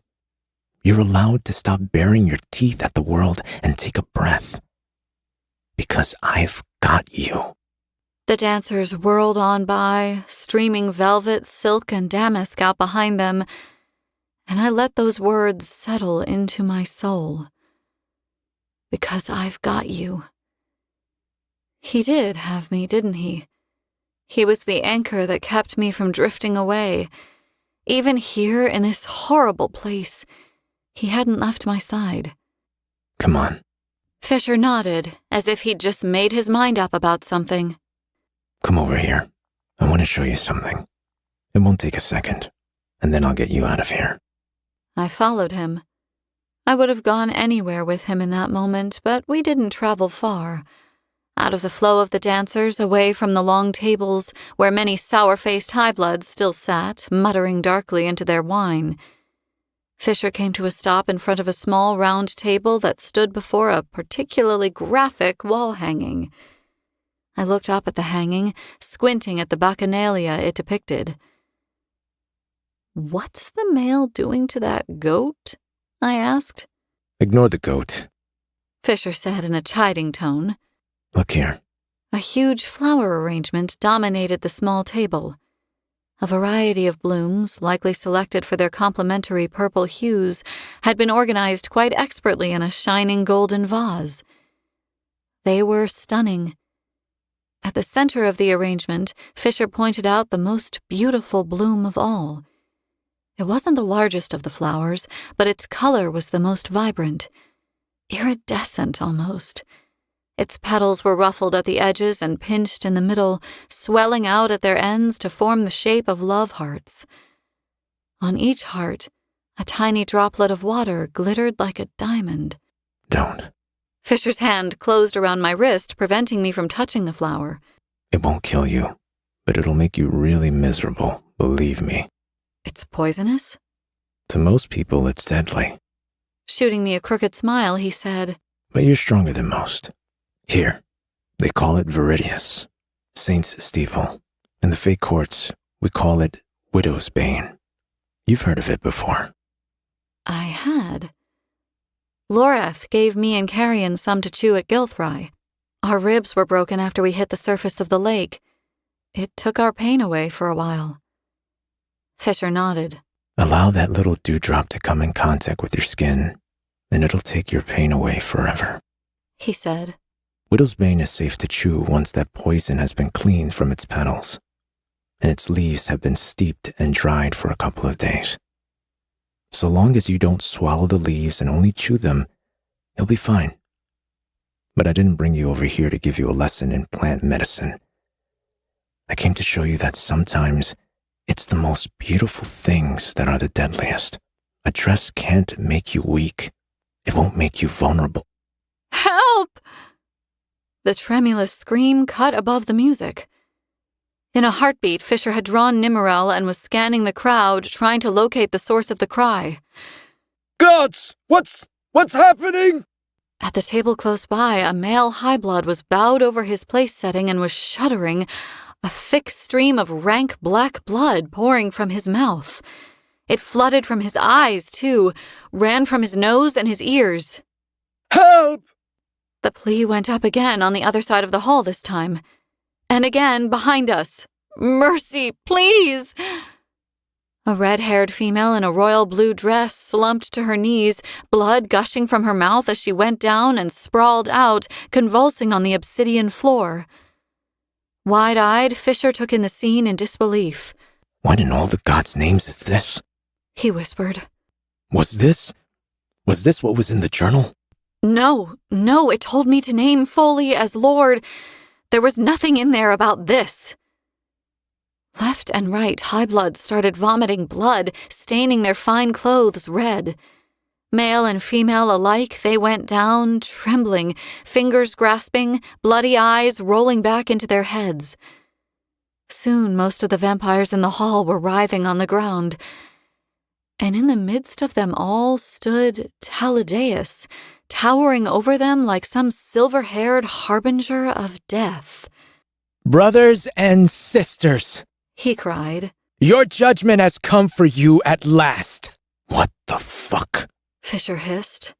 Your gluttony is your undoing. Welcome to your final death. But who am I to deny you one last chance at redemption?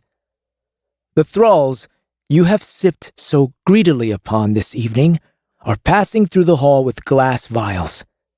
Take a vial and swallow its contents, and you will undergo a painful transformation. No, not a transformation. You will be reborn back into life, back into your fey bodies, where you will face the horrors of what you allowed yourselves to become. Refuse the vials, and you join the other demons in hell with me post-haste. What the fuck has he done? Fisher stalked toward the Lord, stepping over the bodies of the toppled high-bloods as he went. I was right behind him, my mind spiraling at the scene unfolding before us. Tal, are you out of your mind? Fisher grabbed the Lord and shook him. What is this? This is what should have been done a long time ago. They were never going to change, Fisher.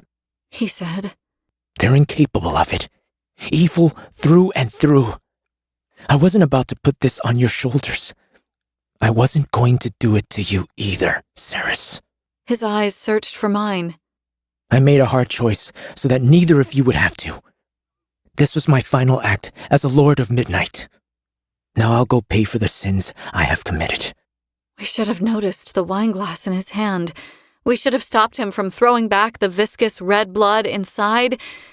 We watched in horror as Tal swallowed. Whatever was in the glass was a far greater dose than had been delivered to the other high-bloods. There was no delay for him. Blood welled in his eyes and trickled from his nose as it immediately took effect. Tell Everlane, I'm sorry, He said. He fell to the ground and started to shake. Chapter 40.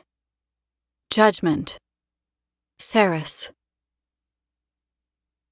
Black. Stinking. Foul. The blood on the ground was an inch deep and slippery as hell.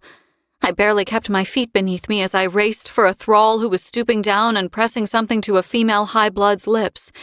The female's eyes flashed with silent recrimination as she batted his hand away, rejecting the salvation he offered her, even as she drowned in the putrid blood she had stolen. "Here, give it to me!" I held out my hand, waiting for the thrall to pass me a vial from the leather bag it was carrying, but the thrall shook his head. "Not for him," he said. "He told us not to." "I don't give a fuck what he told you." I snatched the bag and turned back to where Tal was on the ground, kicking and shaking, but Foley was already there, jamming his fingers between Taladeus' teeth. "Fair. Turn around," he gritted out. I told him I didn't want to come back as a vampire. Well, now he doesn't get a choice. He's coming back Fae whether he likes it or not. Taladeus did not like it. He raged and he spat, but in the end, Foley forced the clear contents of one of the vials down his neck and massaged his throat until he swallowed. The vampire stopped vomiting then, but the blood was replaced by an awful white foam that frothed up from his mouth, forming a bubbling pool on the ground. I couldn't decide what was worse. There were others lying on the bloody floor, foaming at the mouth. Not as many as I might have thought. 1 in 8 high bloods? No less. 1 in 10 had made the choice to live and face the consequences of their years in Amentraeth. Foley stood, panting as he watched Tal shiver on the ground. "How are you, all right?" I asked him. He told me not to drink the wine. I thought he was warning me about the blood in it. I could smell it already. I wasn't going to drink it anyway. He made sure none of the thralls gave us wine with blood in it, I added, rubbing my forehead. Fuck, this is why he wanted to disavow me. I closed my eyes, shaking my head. It's all linked. The blood, I mean. Malcolm's blood turned these high bloods. It must be some kind of magic. Not magic. A spell. Fisher said. Something to affect Malcolm's line. He severed you from his blood so that it wouldn't affect you. He'd already done the same with you a long time ago, Foley. And what about me? I rounded on the voice, my mind fighting to make sense of what my eyes were seeing. Zovina, not as she had been earlier when I had used her as a footstool. There was color in her cheeks. Her eyes were blue. I could hear her heart beating from where I stood, 10 feet from her. Tears streamed down her cheeks as she flared her nostrils, staring down at Tal. "He dragged me into an alcove while you were dancing. I wasn't feeling well. I was dizzy. She blinked. He took me by surprise. I tasted it, whatever he tipped into my mouth, sour and sweet. And then my eyes were full of stars. I woke up and... She looked at me, as if I might be able to provide an explanation for what had happened to her. I had none to give her. Tal hadn't mentioned a word of this to me. Not a peep. "He's having some kind of seizure," Foley said. Give him something to bite down on. Fisher fired back. Make sure he doesn't hurt himself. He was busy scanning the floor of the Hall of Mirrors, looking for something. Whatever it was, he couldn't seem to find it. Turning to me, he said, You're okay? You're feeling okay? "Yes, I'm fine." Good. Can you wait here for me, please? How Foley with Tal? I nodded. "Yes, He whipped around, grabbing Zovina by the arm and charged up the length of the hall, picking through the bodies as he went. Everything was happening so quickly. Hundreds of vampires lay dead or dying on the ground. The air was thick with cloying copper, the scent so pungent that I wanted to throw up. Lying on his side, Tal's body trembled violently. His eyes were rolled back into his head. His pale skin was spattered with blood, his beautiful dove-gray suit ruined. Is he going to be okay? A stupid question. Absolutely idiotic. No, of course he wasn't going to be okay. Tal had not wanted to drink the contents of that vial. He'd orchestrated this literal bloodbath, and he hadn't wanted to stick around to see how it played out. Foley's dark expression said all of this and more. But there was a grim determination in his eyes, too. One that said he wasn't about to let the Lord of Midnight go without a fight. "He's calming now," he said through gritted teeth. "He's coming through the other side of it." Was this what it had been like in the maze after Malcolm had attacked me? My blood staining the ground. Tal undertaking dire actions to save me? Yes, it must have been like this in a way, but Fisher had acted as my proxy. He had given consent on my behalf. Here we were, forcing an outcome onto the silver-haired male at my feet explicitly against his will. I didn't care. I wasn't about to let him go, and neither were any of his friends. Tal let out a wheezing gasp, back arching. His eyes snapped open, and Foley fell backward onto his ass, covering his face in his hands. The confidence he had spoken with just now must have been for show, because the strangled sound he made was all relief. What did you do? Tal croaked. His eyes rolled wildly up at us, though his body was at last still. He pressed a hand against the ground, ringed fingers sticky with blood, as if the room was spinning and he was worried he might not be able to hold on much longer. You can't just do this, and then leave. My emotions were all over the place. Any moment now, I was about to start sobbing. A part of me saw the carnage that surrounded me and was glad. The vast majority of Sanazroth's Highbloods were gone. They had accepted their true death rather than return to what they once were. But we'd had a plan, damn it, and Tal had gone and made his own plan without telling any of us. Why? I crouched down beside the male and brushed his silver-spun hair out of his face. Why do this? But Taladeus only closed his eyes, as if I already had the answer to that question and he could not bear repeating it. A tear formed in the corner of his eye, crystal clear as water, welling before it rolled over the bridge of his nose and fell into the blood. You have to let me go.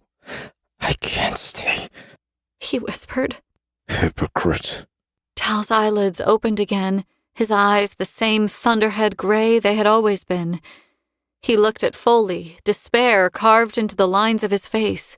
You don't understand. "I understand perfectly." Foley spat. An anger had come upon him, swift and unforgiving.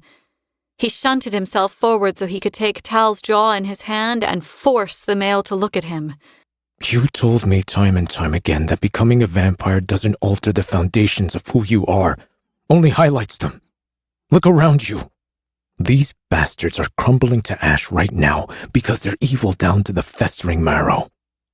They chose death over life because they don't want to lose their power. There was no oath forcing them to carry out the atrocities they committed. It was in their nature. You... Foley broke off, shaking Tal's head, forcing him to focus when he tried to turn away. You are blameless. Whatever horrors you committed were forced upon you. Malcolm knew how much it would tear you up inside. Tal closed his eyes, more tears cutting tracks down his cheeks, his features crumpling. You have to let me, he whispered. You'll forgive yourself. Foley insisted. You will. And in the meantime, you can take that misplaced sense of guilt and use it to make amends. Help fix what Malcolm used you to break, Tal. There is still hope. Taladeus' head kicked back. Another seizure gripped him, twice as bad as before. He shook, face contorted into a rictus of pain. This was worse than watching my friends in Zilvarin die. There was a tangible enemy there. But it seemed as though Tal's own body was his enemy, and there was nothing I could do to fight that. Why isn't he getting better? The others... There were other Highbloods, former Highbloods, picking their way through all the death. They bore the stunned look of sleepers woken from a bad dream. They stepped over the bodies of their lovers and their friends, frowning in confusion at the scene before them. They seemed fine, aside from the fact that most of them were sobbing. But Tal had started foaming at the mouth again. He flinched, clutching at his chest as if he were in agony. Come on. We need to get out of here. Fisher had returned, Zovina with him. He pushed the blonde forward and she staggered, nearly losing her balance. She'd lost her shoes at some point, and her beautiful red dress was torn and filthy. I can't find Algat anywhere, Fisher said. I've searched high and low. I saw her in the hall not long before I pulled you off the dance floor, though, Osha. She didn't have time to leave before Tal's little stunt came to fruition. Which means? Which means she probably drank from a vial and isn't a high blood anymore, Fisher said. And trust me, if you thought she was bad as a vampire, you definitely do not want to run into her as a witch. Tal's ring, Zovina's ring, a golden chain bearing the Briarstone family sigil, 3 new relics made in the blink of an eye. No jokes, no secrets, no memories. The Quicksilver had bound to the jewelry as if doing so was the most natural thing in the world. Tal was unconscious when we entered the pool, so Fisher carried him. Foley clamped a hand around Zovina's wrist and held on to her tight as they disappeared into the silver. I followed, casting a look over my shoulder, allowing myself a moment to second-guess all of this. The residents of Amentraeth were Fae now. They were confused. Even down in the cogs, the high-bloods were all dead, and disoriented Fae wandered the streets, not knowing what to do or where to go. Was I still their queen? Was this still their home? I couldn't wrap my head around any of it. Leaving right now did not seem like a good idea, but what else was there to do? Kalish's armory was deserted save for a handful of chickens, which scattered, squawking in surprise when we emerged from the Quicksilver. My head was spinning, and Zovina's relentless sobbing made it impossible to think. The night air bit at my face as we crossed the yard toward the house. The manor stood proud as a sentinel, blaring light out into the dark, and my pulse picked up when the front door came into view. A part of me felt, foolishly, that everything would be okay as soon as we were inside. That wasn't the case, of course, but I let myself believe it. If only for the next 24 hours, I had to let myself believe it, or I was going to crumple under the weight of everything that was happening right now.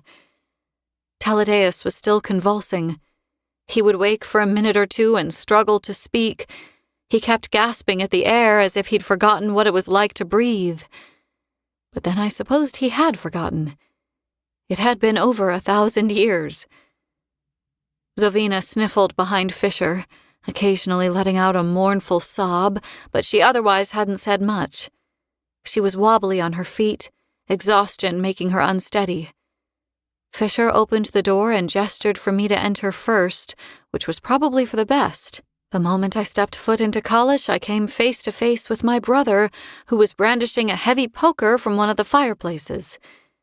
His eyes widened as he took me in. What the fuck happened to you? He frowned. What are you wearing? We'd fled Amentraeth as quickly as possible. I sure as shit hadn't bothered to get changed before leaving, although I had taken a moment to grab Adina's book. It's a dress, Hayden, I said tiredly. Where's Carrion? He's upstairs. He sent me down here to fetch something for him. I heard the noise at the door and thought someone was trying to break in. Why are you wet, Saris? Is that blood? My brother looked more and more dumbfounded as everyone piled into the house. Fisher first, whom he obviously recognized, but then Tal shaking in his arms, and Foley, and finally Zovina. We all looked like we'd had the tar beaten out of us. Well, this doesn't look good. I thought you were going to a party. Hayden closed his grip around the poker as if he wasn't quite sure whether he needed it now or not. Where's Taylena? I asked. Have you seen her? I think she's still in the dining room. We just got done with dinner. I was on my way to bed. He answered. Bed? Yes, that's probably a good idea. God, it wasn't even midnight yet. The hands of the tall grandfather clock in the hallway showed just past 11:30, but Hayden probably didn't even know that. It had taken me a while to get used to Evelian clocks. The sundials we had in Zilvarin were far less complicated than a Fey timepiece, but also far less accurate. Why don't you go on up and we can chat about all of this in the morning? Why did I sound so strange, so stiff? I hardly recognized my own voice. Hayden made a scoffing sound, at last lowering the poker. You're sending me away again then? Hiding the truth from me some more? Because that worked out so well the last time? I loved him. I did. I had to. But God's have mercy did he make it difficult sometimes. All right, you know what, Hayden? I threw up my hands. Have it your way. You want to know everything? Fine. Come and learn everything. You'll be wishing you could go back to living in ignorance very soon. I promise you. Kingfisher. I was barely awake. Saris sat pale as a ghost next to me at the table. There hadn't been time for baths, so I'd used my shadows to clean us all up. Tal was still unconscious and had been laid out to rest in one of the rooms upstairs. Zilvina, who hadn't stopped wailing, was verging on hysteria and hadn't even seemed to notice when I'd used my magic to remove the blood from her dress. Once I'd kitted everyone out in clean clothing, Archer had shown everyone where they could sleep, and then Telena had spent an hour assessing everyone's injuries. When she was done, the rest of us had sat down at the table, and I'd explained to Telena and Maynir what had happened at Amontreath. I was about halfway through the story when Carrion hurried into the dining room, carrying a small blue pot full of dirt and a sharp dagger clamped between his teeth. He stopped in his tracks when he saw the group of us gathered around the table. I missed something, he said carefully around the blade. I definitely missed something. Sit down and listen, I demanded. Up until very recently, I would have told the smuggler to leave and close the fucking door behind him. But certain thoughts had started to form in the back of my head. Thoughts that couldn't be ignored forever. One day very soon, we were going to have to think about the Evelian throne. And Swift wouldn't be any less of a buffoon if I kept treating him like one. I didn't like it, but his comment back in Zilvarin had struck a chord. Carrion's eyebrows shot up. I was actually just going to take some clippings of the plants out. Sit down, Carrion. A smile slowly began to spread across his face. You want me to stay? You missed me. If you don't take that knife out of your mouth and sit down, I'm going to personally smash that plant pot over your head. Saris muttered in a flat tone. Okay, all right. I am sitting. He winked at Saris as he set his things down and took a seat. The table still felt woefully empty. Too many chairs unoccupied. Lorith and Danya were with the warriors at the temporary camp. The gods only knew where Remphis was. And we were missing one other person too. Someone I distinctly wanted to have a conversation with.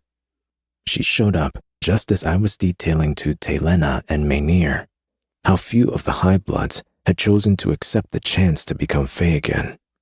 A thick silence fell as Ishabal entered the room. There was no pretense to her, no denial or contrition. I met her gaze and held it. Ishabal, come and join us. Telena was always warm, even when the tension in the room was cold as ice. Fisher was just explaining what happened at Amontreath.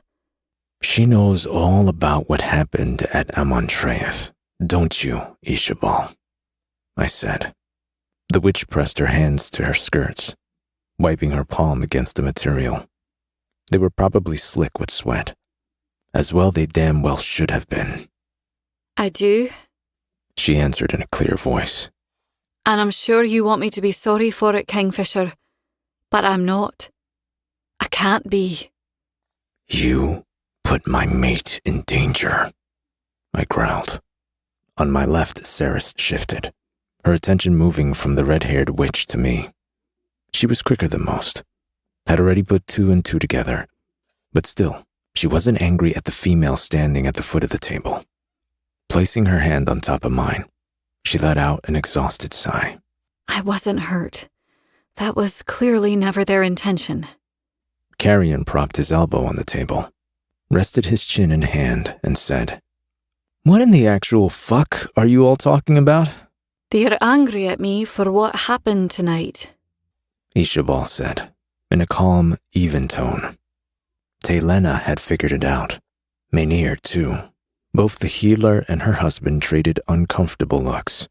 You didn't want to come back here and help us, did you? Taylena said. No one would have blamed Taylena if she'd been furious over the witch's deception. But it was worse than that. She was hurt. She had thought she'd made a friend. Ishabal's defiant expression collapsed in the face of the healer's accusation. But she maintained her stiff-backed posture, chin held high regardless. I'm sorry, Taylena. I enjoyed spending time with you and learning from you, truly I did.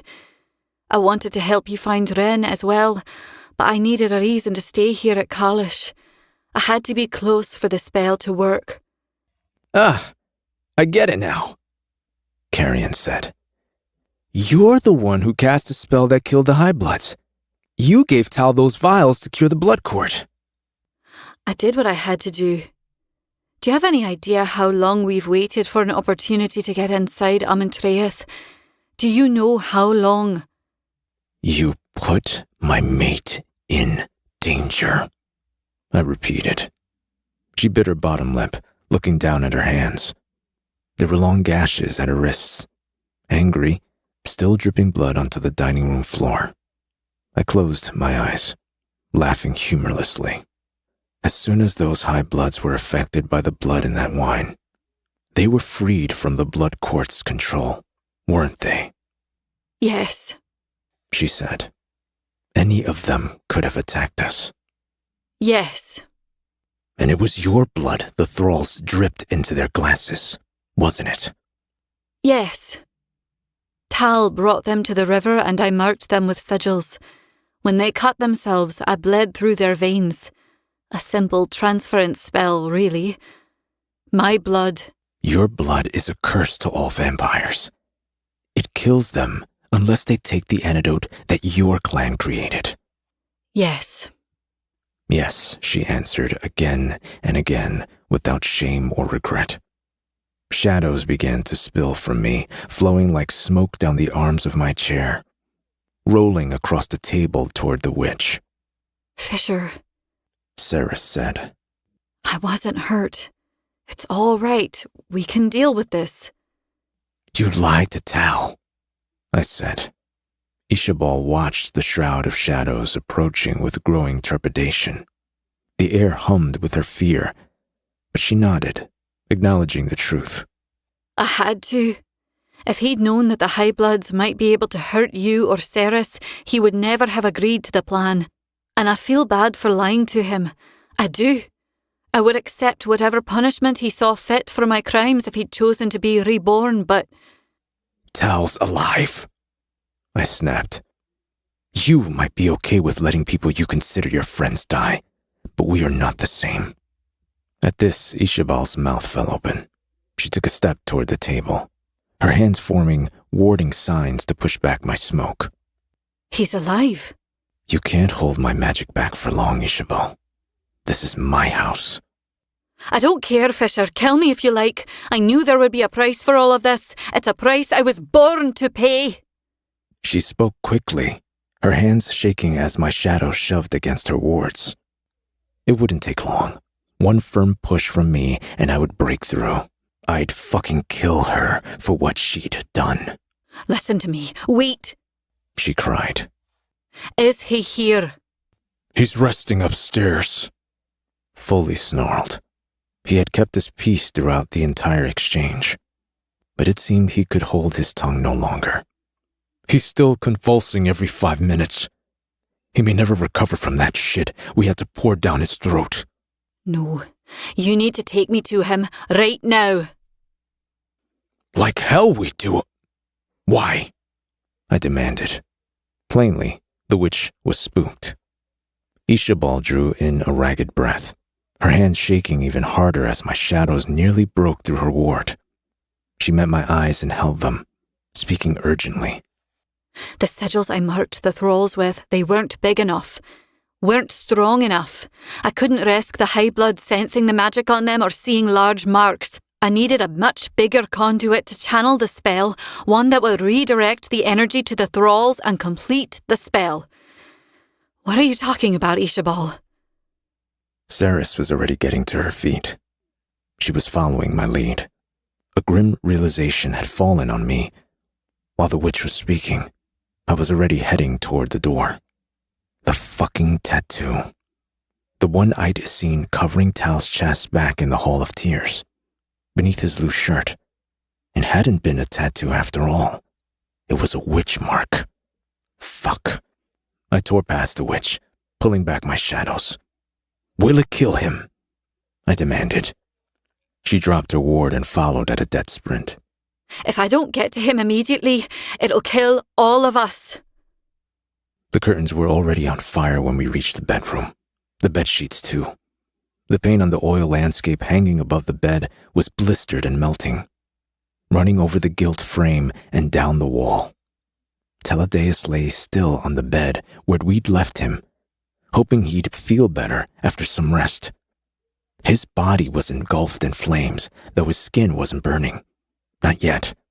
His shirt was gone, burned away, revealing his bare chest and the monstrous witch mark that spread from shoulder to shoulder, spanning his torso from collarbone to hips.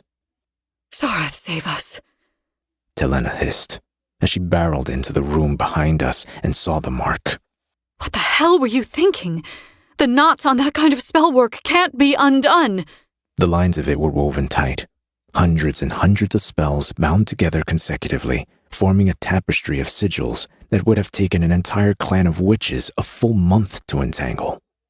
Telena was right. We were fucked. I have to try. Ishabal cried. I knotted them. I can undo them. Why would you do this to him? Maynir flinched back from the bed, from the heat of the flames, from the cruelty of the spellwork, as if he couldn't bear to witness any of it. Ishabal's hands were flying. The mark lit up in her presence, the spell responding to its creator. She plucked and pulled at the threads of the spell, unraveling them as fast as she could. He was supposed to take it with him. She spat through clenched teeth. He said he was going to die. The spell would have died with him. It was too late. We'd survived the fall of the Blood Court and so many other impossible situations, only to fall afoul of the witch mark to end all witch marks. What a fucking joke. Foley stood outside the bedroom, the flames raging in his eyes. Next to him, Carrion held the knife he'd been carrying in his teeth earlier, as if he were ready to use it. But there was no one to use it against. What the fuck is happening? He winced away from the wall of heat radiating from the bed Tal was lying on. Why is Tal on fire? The mark on his chest. It's borrowed magic. Dark magic. It lends power to the one who binds it, but left unchecked steals power. Eventually, it will open a gateway that cannot be closed. Telena had to shout over the roar of the fire and Ishabal's frantic chanting. What kind of gateway? Ceres asked. I had shielded her from the heat with my body, but she had stepped around me now and was moving toward the bed. Her right hand was lit up and blazing like an angry star. A gateway to where? Her voice was quiet, but all heard it. To the realm from where all dark magic hails. Telena answered. The demon realm. I will not say its name. Ishabal's fingers plucked, untying, blurring in their speed. But she wasn't moving fast enough. This kind of mark wasn't designed to ever be undone. It was a death sentence, and the reason Tal had begged us to let him die. He'd known about the destruction he was wearing in his skin, and he'd tried to stop it. He'd tried to prevent this from happening, but none of us had listened. I can feel them. Ceres muttered. They want to get through. They're hungry. Her hair had pulled loose from the elaborate style she had worn for the ball and was floating eerily around her as she stepped toward the bed. Careful, Osha. The fire's real. It will take you. I reached for her and regretted it instantly. The second my hand touched hers, the runes that marked my skin, mirroring hers, exploded with light. A pain like no other tore up my arm and detonated inside my head, bringing me to my knees. I couldn't think around it, couldn't breathe. Someone was shouting something somewhere. Hayden, screaming for his sister to get back. Foley was holding him, stopping him from rushing into the blazing room. I had to get to Ceres. I needed to. The fire blanketed the ceiling, rolling over the depiction of the night sky painted there, defying gravity and swallowing the stars. Hell was coming. Hell was here. But then Ceres was leaning over Tal's flaming body, and she was pressing her hands to his chest. Her whole right arm was illuminated brilliant white blue. In the space between heartbeats, where my seized lungs tried and failed to take a breath, the glowing filaments of Ishabal's spell fell apart, and the fires of hell went out. Chapter 41. Processing. Ceres. She didn't even try to find Ren. Sunlight dappled the grass, spearing through the canopy of the trees. Through the small window created by the branches overhead, a bird circled, little more than a black speck against the cerulean sky. The thick, warm air hummed with the drone of some winged insect. Fisher stalked barefoot through the grass, viciously stripping the leaves from a stick he'd found on the ground and spitting out a litany of curse words in Old Fey that I could tell were highly offensive, even though I had no idea what he was saying. I hugged my knees to my chest, relishing the feel of the sun on my bare arms. We had both been so tired when we'd passed out earlier that I'd assumed neither of us would dream, but here we were in Ballard. Fisher had explained that this was one of his favorite places to come when he was little. The clearing was small, skirted by forest on 3 sides and bounded by a rushing stream on the other.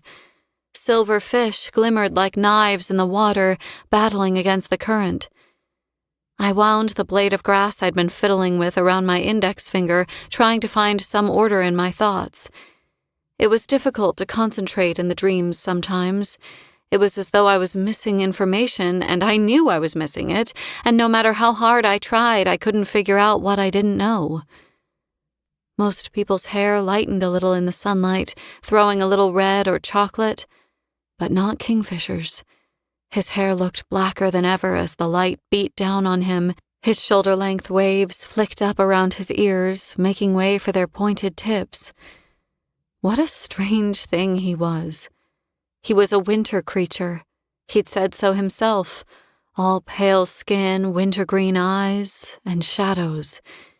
He seemed the most himself when there were snowflakes dusting his shoulders and his cheeks were flushed from the cold. But he was a different version of himself here, too. He belonged here just as much as at Collish or on the banks of the Darn. Ballard suited him. There was something about seeing him with bare feet and his shirt open to his stomach, displaying his roving ink. His eyes glowed with rage as he turned and pointed his stick at me. It would have taken her 5 minutes. 5 minutes! He stabbed the stick in the air, using it to punctuate his words. And yet look at where we are. Amontreath is a fucking graveyard. Tal is half dead. I have a witch and Zovina locked in separate bedrooms at the estate, and we still don't know where Renfis is. You're cutting a new trail in the grass over there, I told him. And He spun and hurled the stick into the river. you have another rune, and we have no idea what this one is. The 3rd rune had shown up when I'd touched Tal's chest. I hadn't meant to walk into that burning bedroom, hadn't meant to touch the male's marked chest. Something had pulled me forward unbidden, with a sense of urgency I had been powerless to ignore. My body hadn't been my own. That had been a terrifying experience, and I certainly didn't want it repeated. but I had helped Tal as a result of it. More than helped him. According to the others, I'd saved him and prevented a portal to hell from consuming Kalish. I couldn't be mad about that, even if none of us understood how it had happened. I held out my hand to Fisher, wriggling my fingers. "Can you come here, please?" He clenched his jaw, eyeing me suspiciously. If I come over there, I can't pace, He said. "Really?" I pretended to look shocked. "Oh, no." If I come over there, I'll stop being mad at Ishabal. I waggled my fingers even harder. "Will being mad at her get you anywhere right now?" He gave me a deadpan look that would have made me laugh had the past day not been one of the shittiest I'd ever lived through. "Can you please just come here and hold me?" That did it. His hands fell limp to his sides, his eyes burning into me for a second before he finally padded toward me across the grass. A second later, he was sitting cross-legged in front of me, reaching for me. He pulled me into his lap so that I was facing him, guiding my legs so that they were wrapped around his waist. His hands rested against the underside of my thighs, his thumbs working out the knots below my hips as he looked up at me. You just asked me to hold you. He said softly. I did. Have you ever asked anyone else to do that? I shook my head, throwing my arms over his shoulders, then burying my face in the crook of his neck. No, and if you tell anyone I asked you to, I will vehemently deny it. He laughed, deep and low. Out of the two of us, only one of us can't lie, Osha. I think people will know who to believe. God's cursed Fearenstone. His laughter reverberated through his chest and into me. Such a comforting feeling. He stroked his hand over my hair, smoothing it down my back. He'd never said so, but he liked stroking my hair. I didn't know why. I'd never felt like asking him either. It was a reassuring touch. It calmed me more than anything else could. So, he whispered. Do you want to talk about the fact that there's a cure for the blood curse again? And just like that, my calm went up in smoke. Not really, no, I mumbled into his chest. He had to lean back and duck down before he could find my eyes. Why not?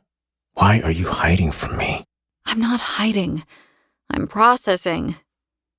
I groaned, pushing away from his chest and flopping back into the grass, throwing my hands up over my head. I was still technically sitting in Fisher's lap. Kind of.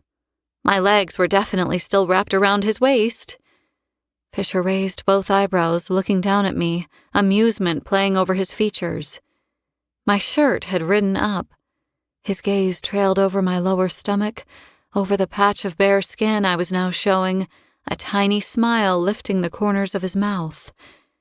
He moved casually, resting his hands there, right where he was looking, his calloused palms rough against my skin, and I couldn't resist.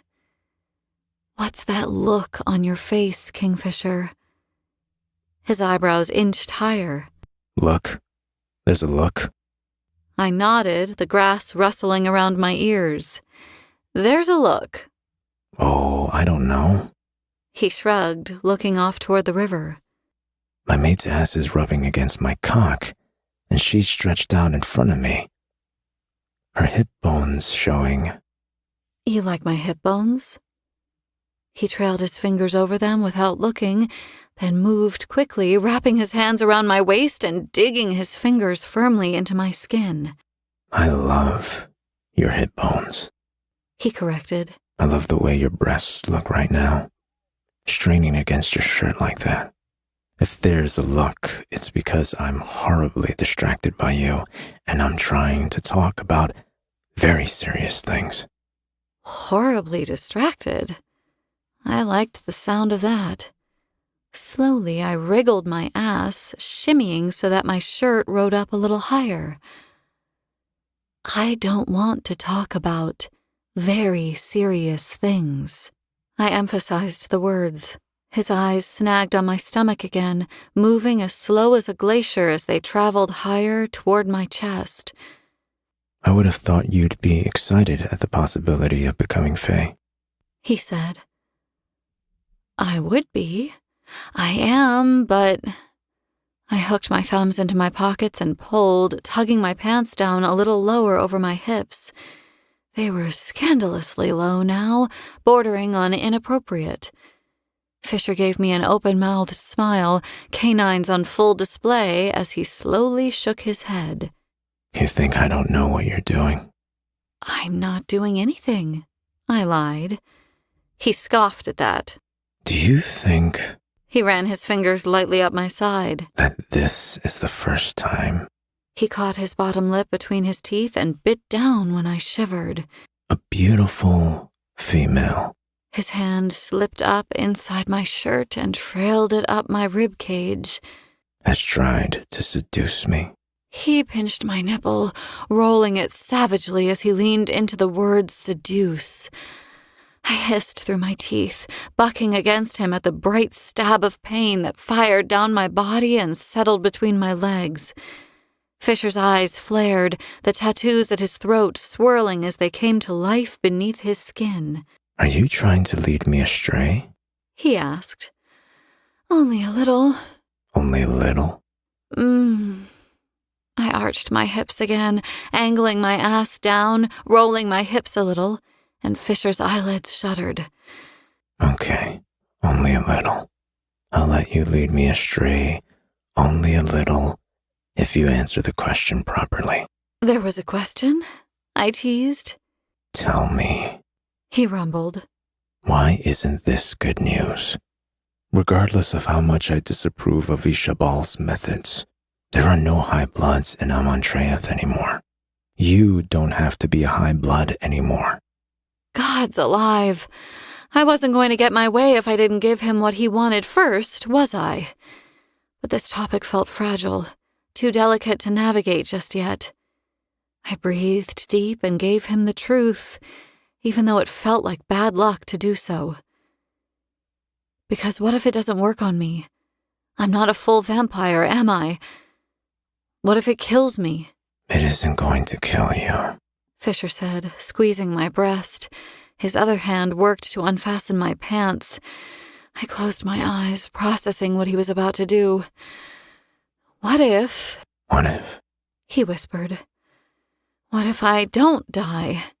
What if it makes me human again?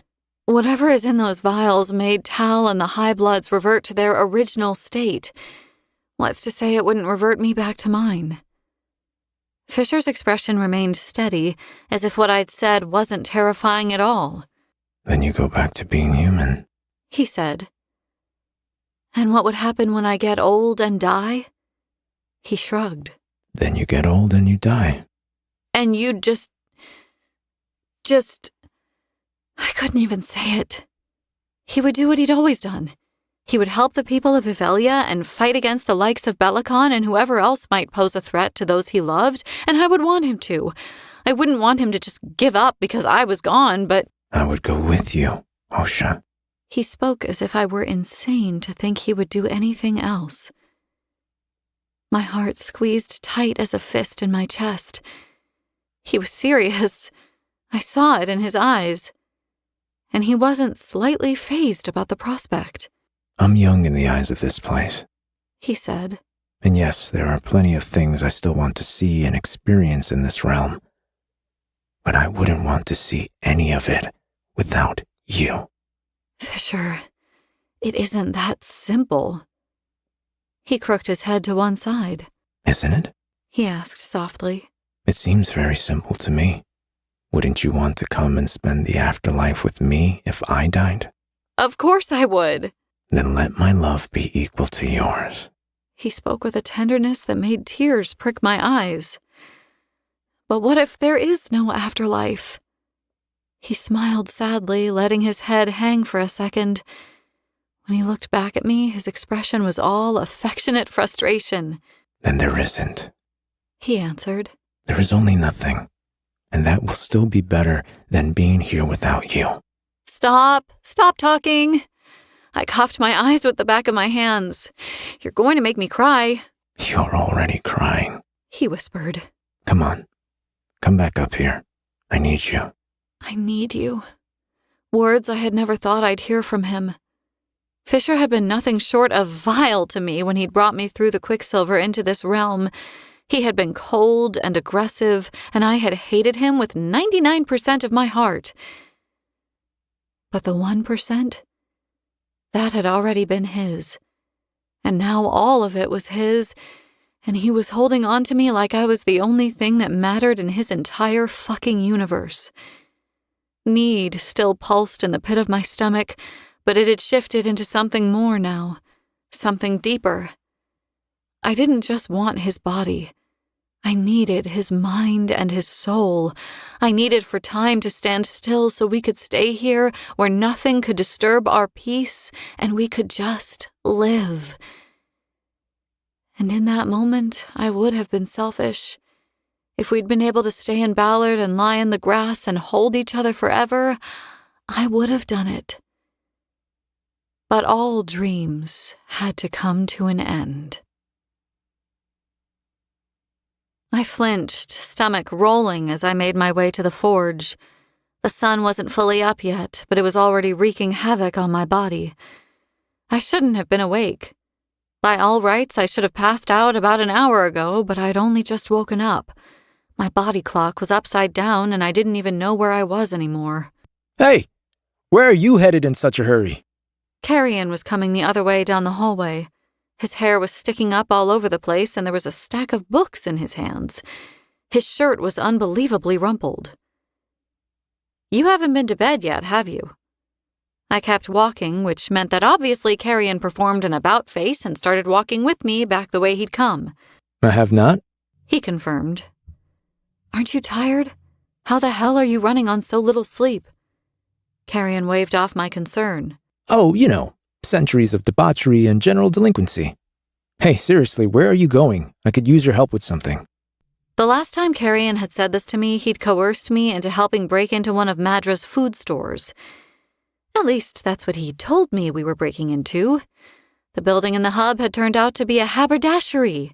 Carrion had only wanted me to act as a distraction so he could steal a bolt of fabric that the owner had refused to sell him. I'd been chased through the city by 2 guardians and had spent 9 hours hiding in a sweltering attic space as a result, and... Anyway, the point was that nothing good ever happened when Carrion said he needed my help. Whatever it is, the answer's no, I told him. What? Oh, come on. There's no need to be like that, Fane. I'm going to speak to Ishabal about what happened yesterday. I need to know more about what she did and how the cure affects people. That sounds more like a Fisher thing. God, he was exasperating. It's a me thing, Carrion. I pointed at myself. I'm the half-vampire. It was my court that was affected. Whoa! When did your veins turn silver? He tried to grab my wrist to get a better look, nearly dropping his books in the process. For that matter, we haven't spoken about the new tricks you can do now. That Alchemarian shield you lit up when you were fighting those guards was pretty fucking cool. What were all those icons around the outside of it? I don't know, Carrion. I'm still trying to figure that out. There are probably other elements of threads of magic I might be able to control one day. Sinners. He whistled. That's a whole lot of potential power. Do you think you'll be able to turn invisible at some point? If I could have access to magic, I would definitely opt for invisibility. I'd love to pretend I didn't know why you'd pick that, Carrion, but sadly I know you too well. Look, Fisher's checking in with Tal and Foley. I have a bunch of things to take care of before heading back to Amontreath, and I have no idea where my brother is. What do you need exactly? Carrion hoisted books in his hands, adjusting the stacks so that he had a better grip on them. Well, if you're busy... I stopped walking and faced him. Can you please just spit it out? You're going to help me then? No, I'm going to find out what it is you're up to so I can gauge whether I need to put a stop to it, and then I'm going to decide whether I'll help you. You are so untrusting. He muttered. Whatever. I need you to come with me. And then? And then I need you to tell me if I'm going crazy. Are you planning on setting fire to anything? I demanded. No. Blowing anything up? Carrion made a face. I haven't blown up a single thing since I've been here. I folded my arms across my chest. The smuggler rolled his eyes. All right. No, I am not going to blow anything up. Letting out a deep sigh, I threw up my hands in defeat. Fine, you've got me for 10 minutes, Careful, sunshine. he said, grinning. The things I could do to you in 10 minutes. Whoa, wait, ow! That hurt! I'm joking. I'm gonna drop my books. I didn't elbow him a second time. Instead, I took the top 3 books from the stack he was carrying and gave him a half-amused look. You just love flirting with danger, don't you? You know me. He winked at me suggestively. I'll flirt with most things, given half a chance. When we'd first arrived in college, Carrie-Ann and I had woken in the same room. A huge room, granted, with 4 large beds in it. There was only one bed in that room now, and Carrie-Ann had well and truly made the space his own. There were shelves with a multitude of books, a chaise by one of the windows. There had already been a wardrobe here. Now there were 2, though given the wrinkled clothes discarded in piles across the room, Carrie-Ann didn't appear to be using either of them. The windows were fogged up with condensation, probably due to the extraordinary number of potted plants he'd managed to cram inside the room. The place resembled... Well, I didn't know what it resembled, actually. I'd never seen anything like it before. What the hell have you been up to in here, Swift? Have you stolen all this stuff? What? No. How can I have stolen it if it's all under the same roof? I've only relocated it. Totally different. Uh-huh. I spun around, taking it all in. There were drawings tacked to the walls and numerous half-full bottles of whiskey sitting on the windowsill. He'd definitely stolen those. A muddy trowel on the floor by the foot of his bed. A trail of dirty paw prints led from the bed across the floor toward one of the wardrobes. I heard the plaintive whine before I pieced what I was seeing together. But then it hit me. I stormed across the room and ripped open the wardrobe door, and there was Onyx, curled up into a ball in a thick green blanket at the bottom of the wardrobe. Carrion, you shut him in the wardrobe? No, he goes in there to sleep sometimes. The wind must have blown the door shut on him. The wind. A likely story. Still, I knew when Carrion was lying most of the time, and he didn't appear to be doing so now. Onyx stretched, his pink tongue curling as he yawned. Then he hopped sleepily out of the nest he'd made for himself and looked up at me expectantly as if to say, "Okay, what are we doing?"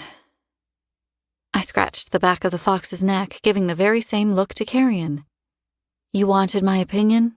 I reminded him. "I came here to tell you if you're going crazy, remember?"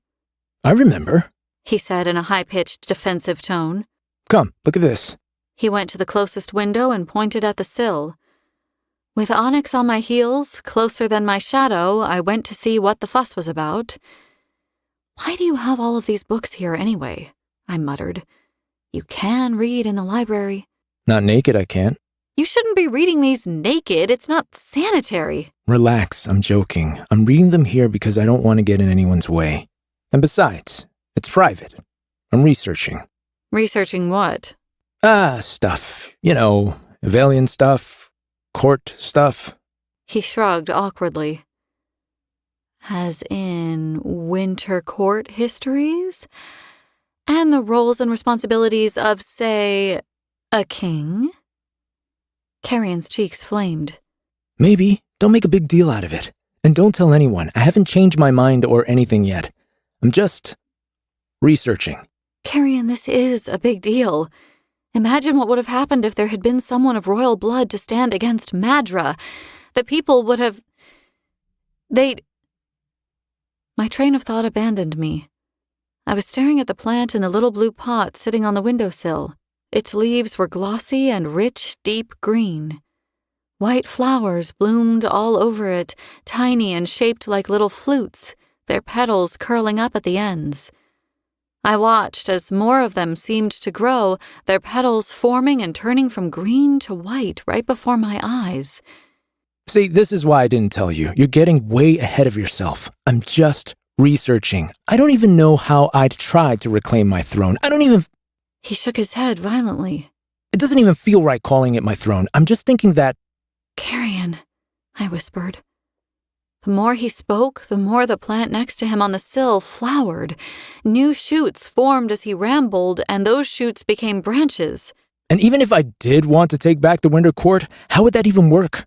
Would I have to challenge Belicon to a duel or something? Because that's not happening, and there are 5 million other things to consider. Carrion. I'm not a fucking duelist, Ceres.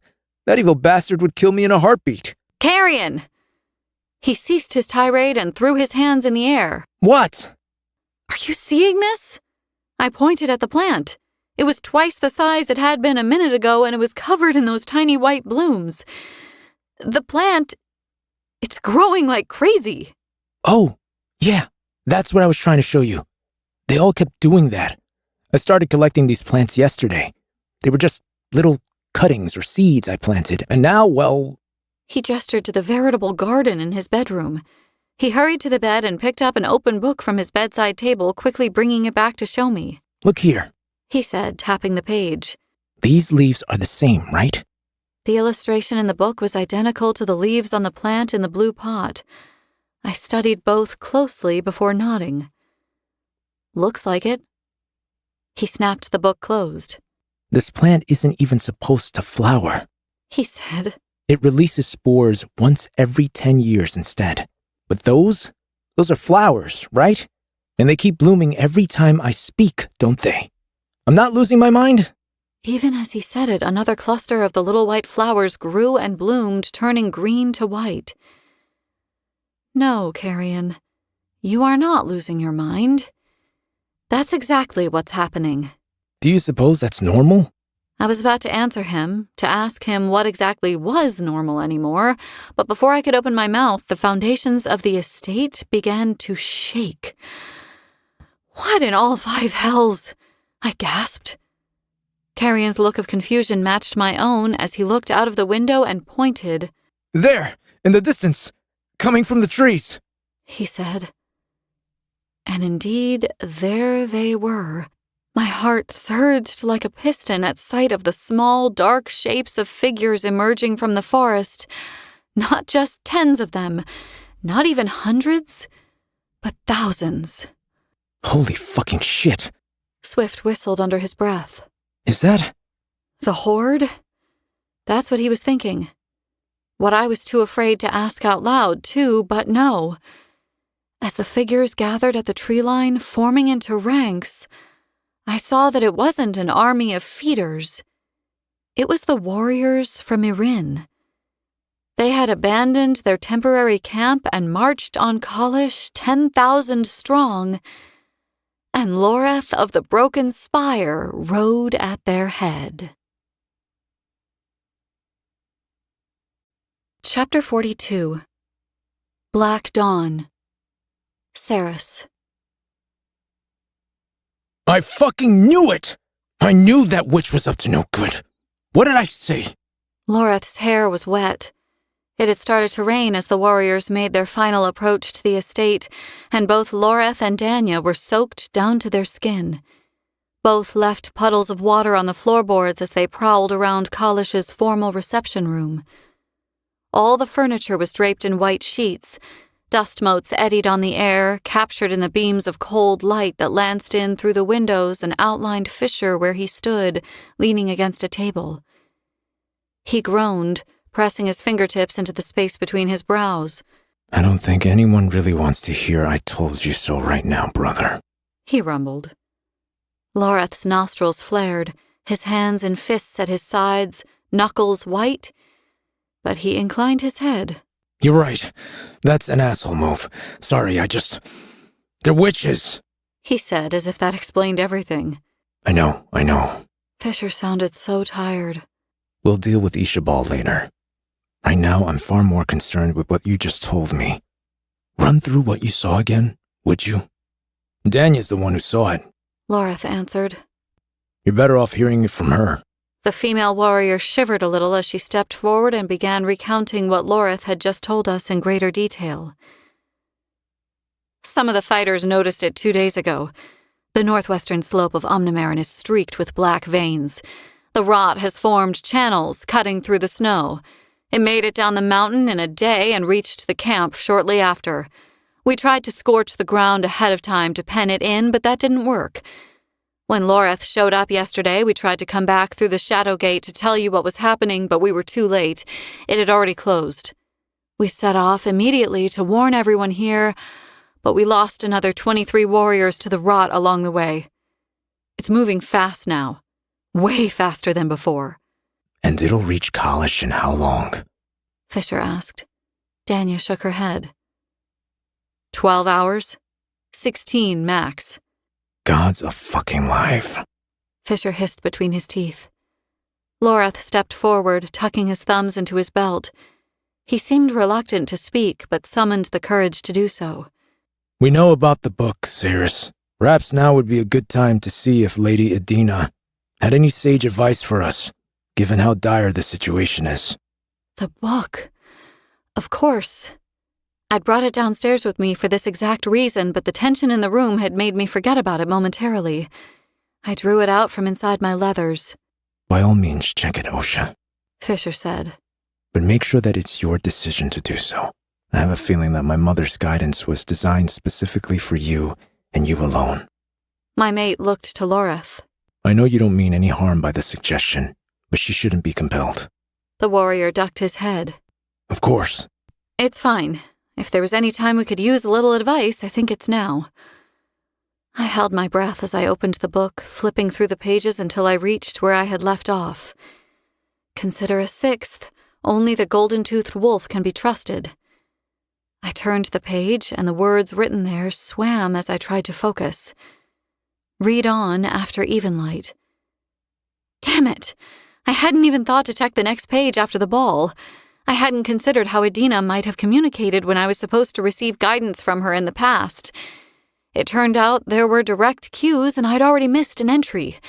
My palms broke out in a cold sweat as I turned the page. Do not undo Zareth's work. You are as you are for a reason. Do not drink from the vial. Do not let your new lord drink. The time will come, but not yet. Gods! A shockwave of adrenaline traveled from the crown of my head to my feet. I thought about it just hours ago.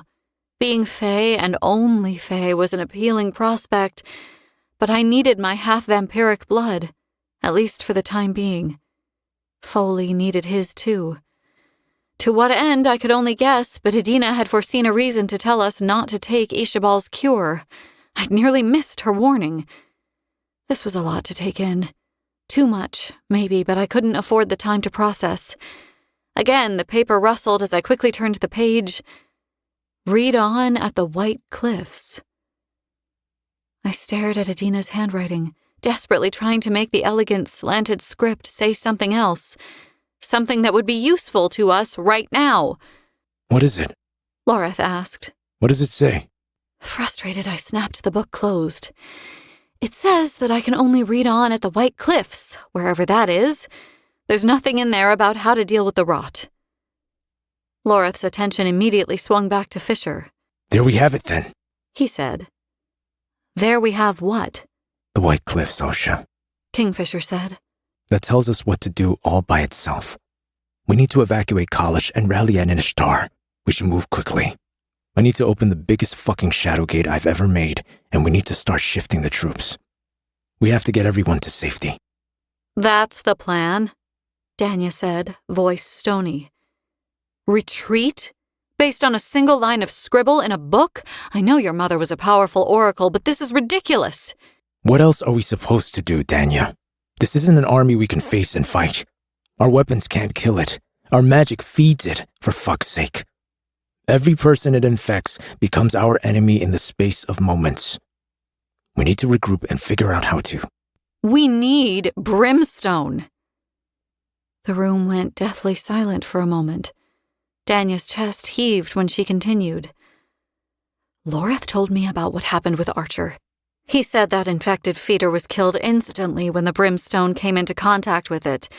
With enough brimstone, we could stop the rot in its tracks here before it infects the rest of the fucking realm. All right. Fisher shoved away from the covered table and stormed across the room. He reached for a dagger from the scabbard at his waist and slammed it against Danya's chest. Go on, then.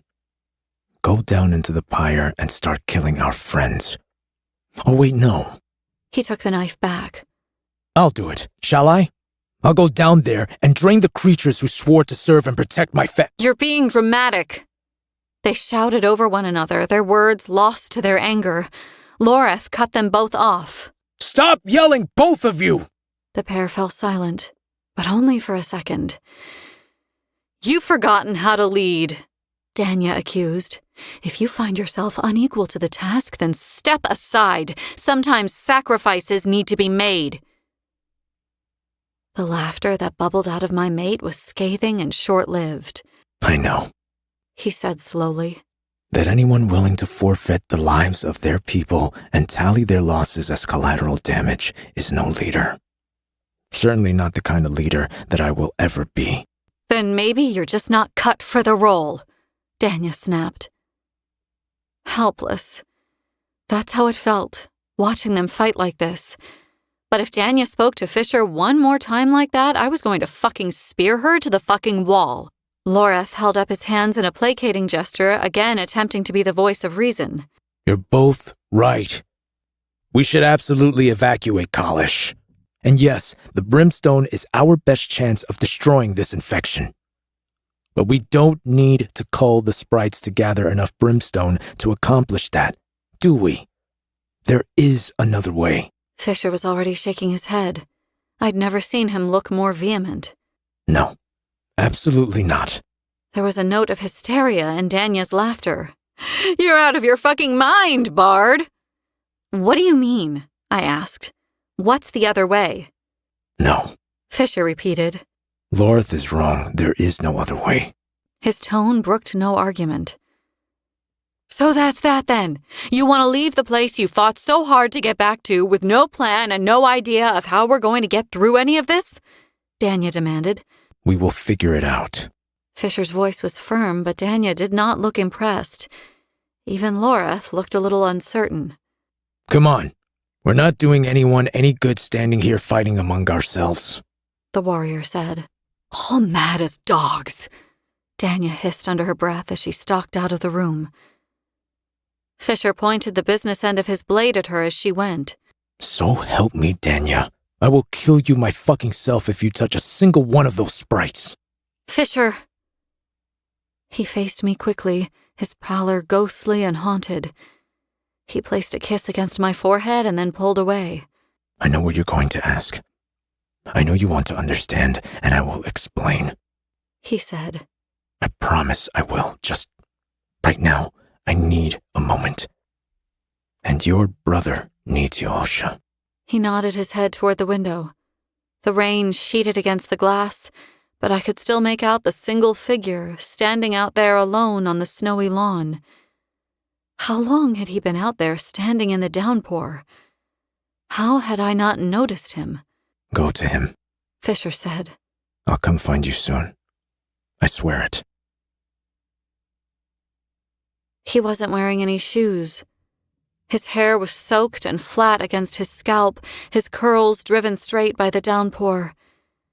Hayden stared up at the sky, a deep frown carving into his forehead. He didn't look at me when I arrived beside him, but he knew I was there. I held the jacket over my head, mostly to protect myself from the deluge, but also to ward off the bleak sunlight eking through the thick cloud cover overhead. What's going on, hey? Our mother had called him that. After her death, I'd refused to use the name for fear of invoking her memory. It destroyed me when that happened, and I couldn't keep him afloat if we were both drowning. Weak of me, that. I should have let him keep the name she'd called him.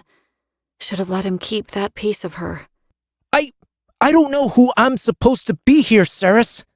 Everything's just so different, he said. I know.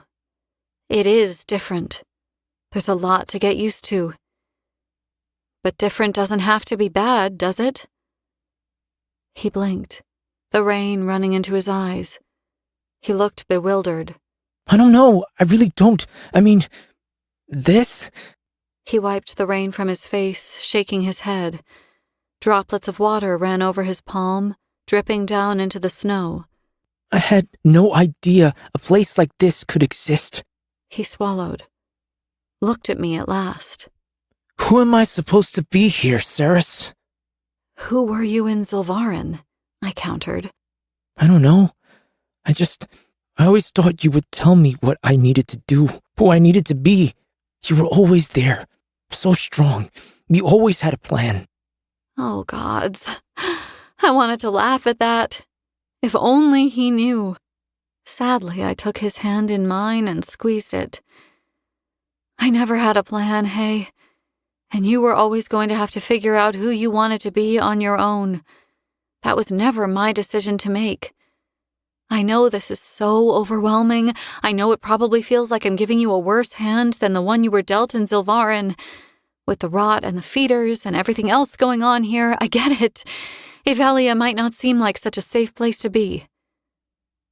I will understand if you want to go back. Hayden's jaw tightened, the muscles in his throat working as he thought about that. But he shook his head. No. No matter what, you're the only family I have. If you're staying, then so am I. I'm sorry I doubted you. And I'm sorry I never appreciated everything you did for me back in the third. I am going to figure this out. I'm going to do better. I want to be useful here, Ceres. I don't want to be a burden. There'll be time for all of that. Don't worry about it now. We should get you inside. You're going to catch your death out here in the rain, Hayden. It's freezing. My brother sniffed, wiping his nose with the back of his hand as he nodded, turning back toward the house. I hadn't been able to tell because of the rain, but he was crying. We'd almost reached the warmth of the house when the same strangeness that had pulled me into Tal's burning bedroom cinched tight in my stomach again. I wanted to go in with him, but something was stopping me. Like a hand clenched around my insides, an overwhelming force pulled me back out into the rain. You go on ahead. I'll be right behind you, I said to Hayden. Are you all right? You look worried. I'm fine, I promise. I'm just going to go grab something from the forge. It's quicker to cut through the courtyard this way. Hayden didn't have a clue where the forge was, nor did he have a true understanding of Kalish's layout. If he did, he would have known for a fact I was lying. As it was, he only suspected, so he gave me a nod and went inside. It was good that he was gone.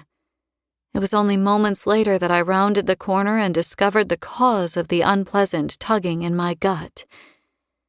And Hayden probably would have passed out if he'd come face to face with the Hazraks. You'll forgive the rain, It said. but I'm not overly fond of the cold. Rain is at least a little warmer than snow. Why are you here? The strange creature's head rocked to one side, its lips peeling back to reveal rows of needle-like teeth. A show of displeasure if ever I saw one. You're a mannerless thing, aren't you? Quite feral. I believe the last time we spoke, we observed the ritual of small talk, did we not? I don't have time for small talk. There are 15,000 warriors waiting on the other side of the estate. The rot infecting this land is almost on top of us. There are sick people here. My friends need to be moved to safety, and you have just literally dragged me away from 10 things that I urgently need to attend to, so forgive me if I'm not inclined to observe social etiquette. The rain drove down harder, pelting the side of the house and drumming loud as thunder on top of the tin roof we stood under. The Hazraks hissed, its slitted nostrils flaring. You'd be wise to reconsider. Why are you here? I admit, I wasn't expecting the display that took place at Amontreath yesterday. That was quite the scene. It spoke in an accusatory tone. It had nothing to do with me, I rasped. I am aware of that. The Hazraks replied. I know of the deal with the witch now. A risky play on the Balkitter's clan's part, employing such dark and fetid magic for an opportunity to wipe out the vampires. Perhaps the play will work out in their favor. Perhaps not. Time will tell. but I am forced to admit their little gambit has rather ruined things for me. The Hazrax made a bizarre clicking sound. No human or fae could ever have replicated it, and slowly shook its hairless head. You know, you're only the third person I have broken my silence for in over a millennium. I have to say, you're not a very stimulating conversation partner. I glowered at it, refusing to rise to the bait. The creature's eyes shuddered again, narrowing slightly in what I assumed was annoyance. As you wish. I have come to provide aid to you, Child Queen. What aid? The Hazrax made a rattling, wheezing sound. Was it laughing? A two-part gift. It said. I gave you the first part last night. What are you talking about? Its eyes, unnervingly black and bottomless, drifted down my body and settled on my hand. Oh, for fuck's sake. This? I held up my hand, showing my runes. This was from you? Indeed. You will have to work for most of your runes, but some of them may come as gifts. And this one was gifted just in the nick of time, wouldn't you agree? What does it do? What does it mean? I can't find a translation for it anywhere. And you won't. It is blasphemy to record such things on paper. King Killer. The rune is my name. It does not grant you magic the same way other runes do. The ability my rune grants you is complicated. It allows you to undo. Or maybe It pulled a strange face that I could not decipher. break. It offered. I had ice water for blood. I was going to throw up. And if I don't want this rune, if I don't want your name inked into my skin, what then? The Hazrax plucked at its robes, then slid its absurdly long hands into sleeves. You would return a gift? And such a powerful one, too? You'll be grateful of it soon enough, believe me. You should already be grateful of it. It saved your friend's life last night. What did it want, a fucking thank you card? I don't want to owe you anything, I told it. The ability was freely given. The Hazrax said. No debt has been incurred. It is a silent rune, already sealed to your soul. It will act as a grounding rod for the runes you already have, and the ones that are yet to come too. For a while, anyway. It will buy you some time while you work on sealing that brimstone mark. Why? Why would you give it? If the rune was everything the creature claimed it to be, then it was a valuable boon indeed. But I'd learned the hard way that nothing was free in Avelia. There was always a price, and usually a hefty one at that. It made no sense that this thing, whatever it was, would just give me access to powerful magic. It made no sense that it could gift it to me in the first place. Think of it as an apology. It said. For what is to come. I have seen through the eyes of your oracle, and your future is not an easy one. There are those who would consider me partially to blame for that. What have you seen? For the love of the gods, what else is coming? The Hazrax seemed to blur for a second, its outlines smudging black and gray against the overcast world behind it. I blinked, and the creature was solid again. No more questions. It said. I must give you the second part of my gift and then depart. The Hazrax drifted forward, extending its hand to me. Gold glinted in its waxy palm. When it flipped its hand over, a ring dropped at my feet. The ring of office that marked it as a Lord of Midnight. A large, polished ruby flashed at the ring's center, winking in the fading light. Give it to the apostate with the golden smile. The Hazrax ordered. He will need it. I stared at the ring first, then up at the ungodly-looking thing that loomed over me, my mind racing too fast for a proper thought to take shape. People call you the Hazrax, but that's not the name inked into my skin now, is it? Clever child. It is not. You're never going to tell me what you are you?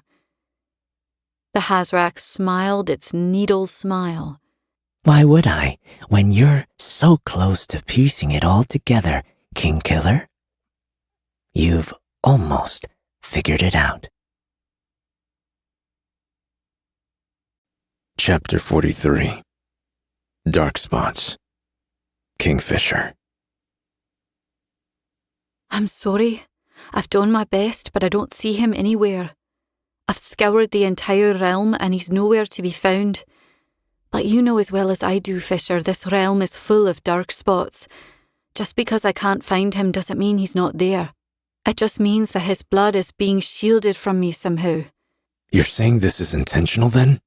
That someone had taken him and is hiding him? Ishabal was out of her room. I hadn't wanted to let her out, but what other choice did I have? She'd refused to be questioned while under lock and key like some sort of prisoner, even though that was precisely what she was. I couldn't have kept her in there forever anyway, since half of the estate had already disappeared through the monstrous shadow gate I'd opened on the slope leading down to the forest.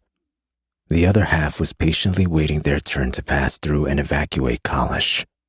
Soon enough, I would have to send her through, along with all the others, apart from Ren, because Ren was still fucking missing.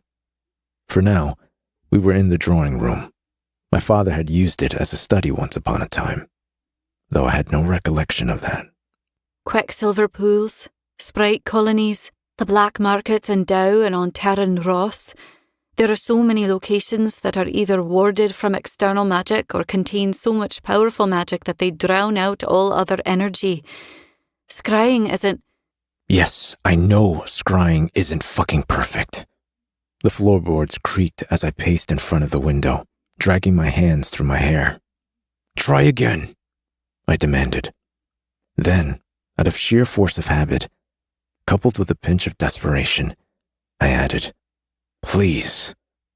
Lorith, who had been standing by the door, glowering sullenly at the witch for the past half an hour, shot me a filthy look that implied I had just personally betrayed him. We should just throw her in the jail down in the basement and let the rot take her, he said. Ishabal had endangered Ceres. She'd also used Tal in the most horrific way, and we'd all nearly died as a result. She was probably my least favorite person in a 200-mile radius right now, but I still wasn't going to lock her up in a cell and let the rot infect her. That was a fate worse than death, and I just didn't have it in me. Ishabal bridled at Lorith's comment, but didn't say anything to him directly. Wouldn't even look at the warrior. To me, she said, Fine. I'll try again for you, but you shouldn't expect a different result. I've been staring at this map for so long that my eyes feel like they're about to shrivel up and fall out of my head. If this was going to work, it would have done so 5 hours ago. What did she think I was going to do? Just say, okay then, I guess that's it. We won't look for him anymore then? I gave her a reproving look. Just try again, Ishabal. I'd noted when she returned from Nevercross that she had been promoted to prioress. Only the ascended elders of the Balkitter clan were permitted to wear their hair braided and pinned up the way Ishabal did now. Normally, a witch was hundreds of years old before she was even considered for the priory. Ishabal hadn't even seen the end of her first century yet. The leaders of her clan had rewarded her prematurely for the spell work she'd wrought at Amontreath. It made perfect sense that they had. Ishabal had single-handedly eradicated thousands of high bloods in one night, something the Balkitter clan hadn't been able to achieve in all the years that had passed since they'd discovered the cure to the blood curse that was placed on the Fae. But the witches were sticklers for honor and tradition. They were rule makers, not rule breakers, and they did not hold with dark magic. I'm sending you back to Nevercross once you're done here, I told her, leaning back against the wall. Ishabal's head snapped up. Lorith's shoulders tensed at the same time, utter disbelief in his dark eyes. I'll come and pay the High Priestess a visit too. I'm thinking about bringing Tal with me, I continued. The scrying pendulum Ishabal held swung wildly, not because she had located Ren at last, but because her hands were shaking. She straightened slowly, looking up from the detailed map of the quartz she had been poring over. Why would you do that? She asked stiffly. I'd have thought you had far too much going on, what with your sister and Ren and the evacuation. I considered her for a while. Let her stew a moment before I decided she had sweat enough. Well, the witches have done us all a great service, cleansing the blood court. I need to thank them.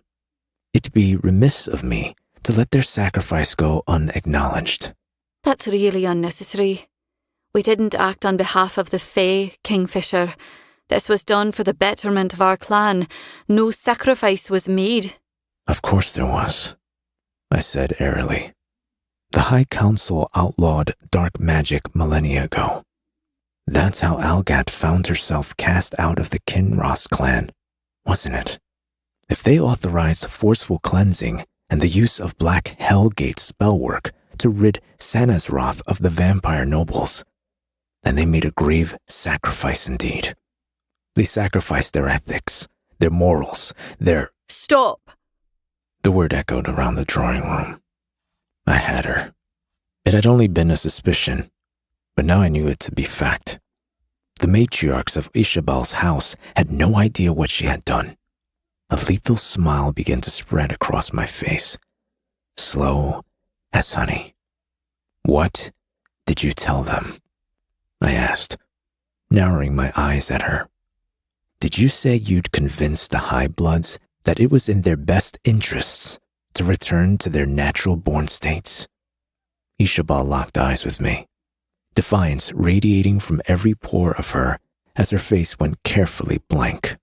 Yes, she said. That's what I told them. Lorth made a scathing sound at the back of his throat, his leathers creaking as he looked away, out of the window, shaking his head as if such a thing could ever have been done. More than once, the witches had tried to convince the High Bloods who had rejected the cure to reconsider their decisions. The Fae Kings had tried too. Rurik Dianthus from Evelia, Royan from Galaria, Shara from Lycia. No one had succeeded in persuading the High Bloods that they would be better off as members of the Fae Courts again. How they'd believed Ishabal would persuade them now was a mystery. I tutted, shaking my head from side to side in faux disapproval. Oh dear. They're going to be very disappointed when they find out about the fucking bloodbath you orchestrated then, aren't they? You can't tell them. Ishabal skirted around my father's old desk, raising her hands.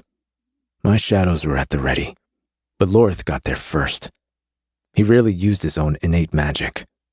Once he had told me that his people swore an oath not to use the magic they were born with. From the north, his people lived in the wilds and carved a pitiful life for themselves out of the tundra. They were strange folk, with even stranger beliefs. They considered their magic sacred, accidentally stolen from nature during the process of being born. To use their gifts was to flout that theft in front of the gods. For Lorth's family, it was a sin worse than murder to use magic, inherited, small, or otherwise. Though he was nothing like his family and didn't share their beliefs, he had still been raised under their roof, and some things stuck with you, whether you believed in them or not. I'd seen my friend wield his power only twice before, and both times had been to save someone else. Later, if I asked him why he did it, he'd probably say he unleashed his power because he had thought Ishabal was going to attack me, and he'd be able to say it because he believed it. But I saw the look on his face as he threw out his hands. He also did it because he was angry. Ishabal was lifted from her feet. In a flash, she flew backward, slamming into the dusty old bookcase behind the desk. Books toppled to the floor. A vase full of dried flowers fell and shattered on the ground. White light snapped around Ishabal's wrists and ankles. lashing her to the bookcase. The band of energy that whipped around the witch's throat dug into her skin and cinched tight. Ishabal gasped. Wasn't. Shut your mouth, Lorith snapped. Ishabal's eyes found mine, beseeching. You're just going to stand there. You're not the ethical, high and mighty hero you pretend to be around your mate. Hero? I wanted to laugh.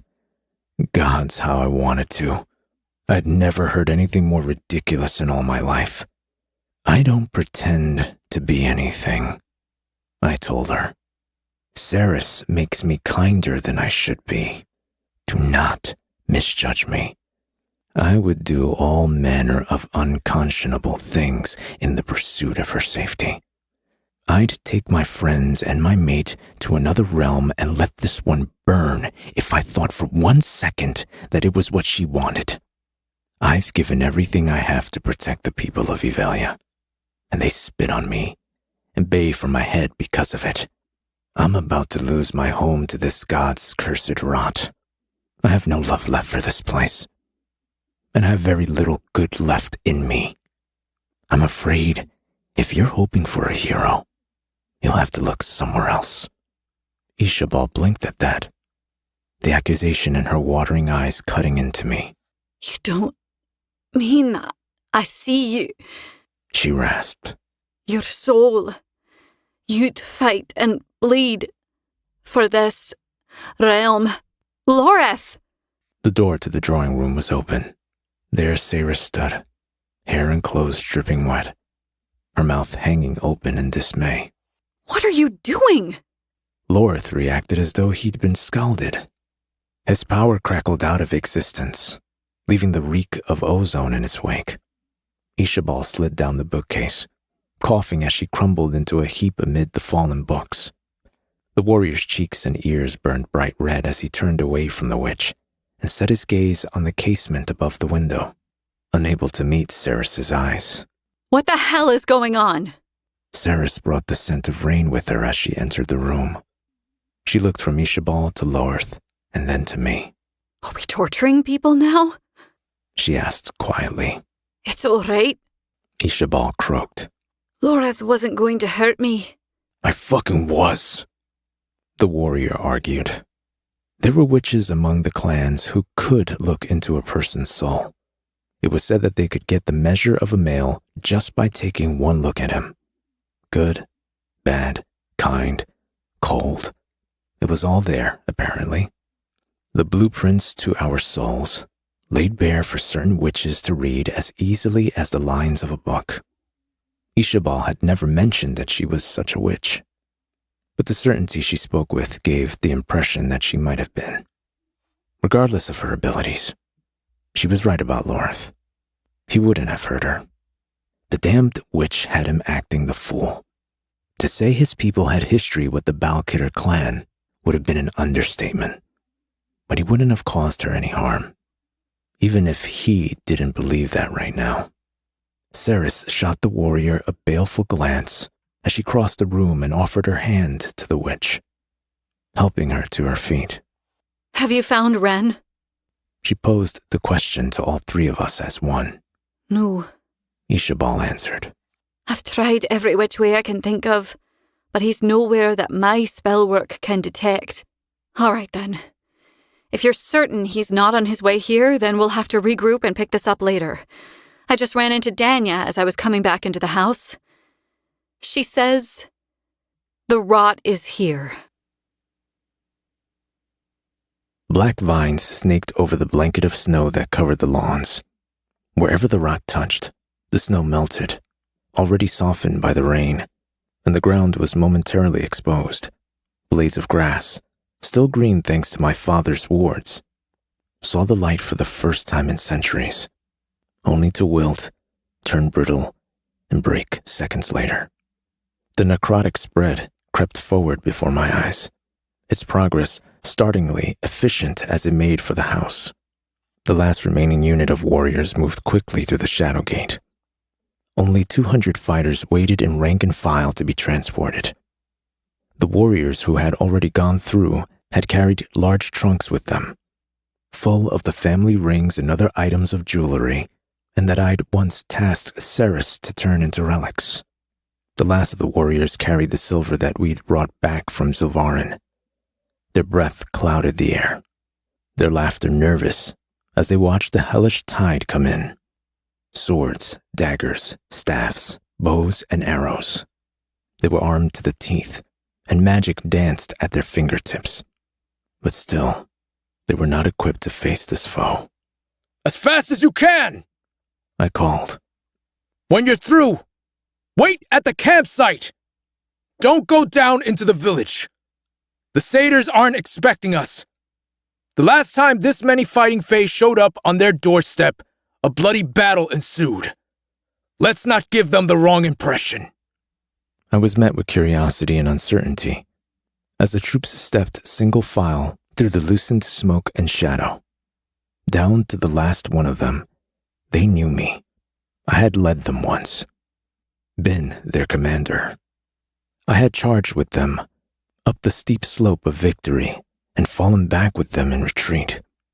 Every horror I had ever asked them to face, I'd made damn sure I had faced it first, and then I'd left them. None of them had known why. None had known where I'd gone. Thanks to Tal, Renfis had known.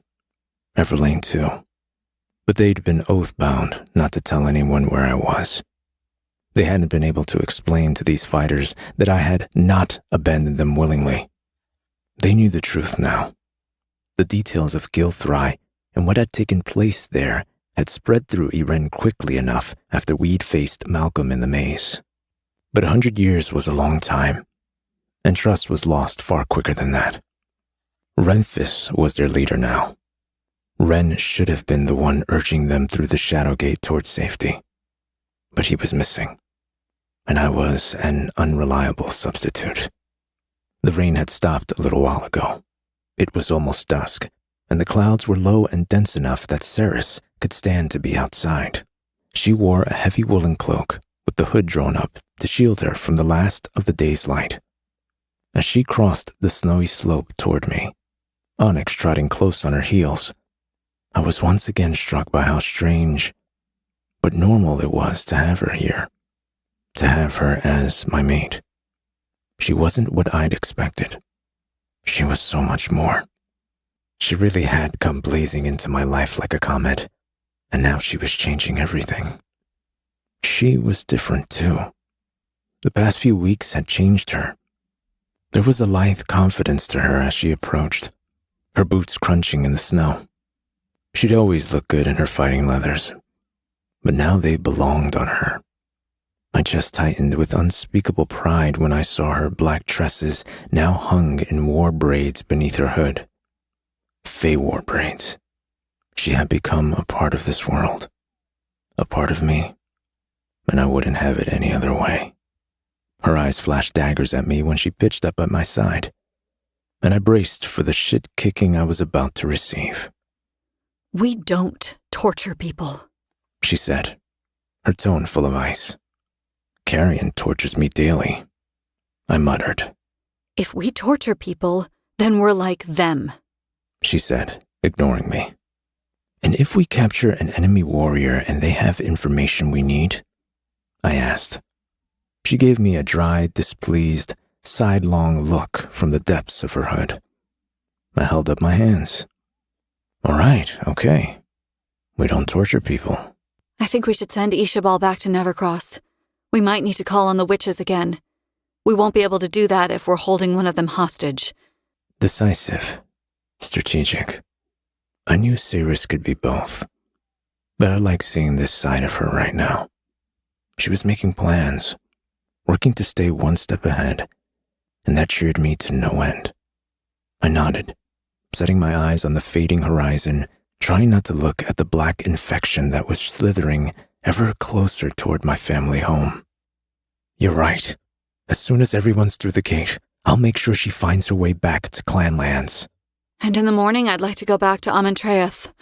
All those people, aren't your responsibility, I told her gently. Not if you don't want them to be. There is no blood court anymore, Saris. But there's still Amentraeth. There's still Senna's wrath, and we have no idea if the Horde is where I commanded them to stay. What if they've broken free and are tearing through the palace right now, draining all the people who chose to come back? I worked my jaw, not wanting to answer. That scenario had crossed my mind too, and my initial response had not been very generous. Did their renewed face status undo all the terrible crimes they'd committed over the centuries? Thank fuck it wasn't up to me to make that call. Most of those people didn't choose to become Highbloods, Saris said. She had no way of knowing what I was thinking, not even with the connection we shared as mates. I supposed it made sense that she was also contemplating the question of their guilt. Malcolm murdered most of them. They might have been kind people before. Good. And despite your frown, I don't think you'd leave them there to be eaten by feeders, just on the off chance that they're not assholes. On the off chance that they're not assholes? Gods. I laughed mirthlessly at that, and the laughter turned into a sigh. An uncomfortable realization had struck while she'd been talking. What if these were the people from Gilthry, the ones I hadn't been able to save?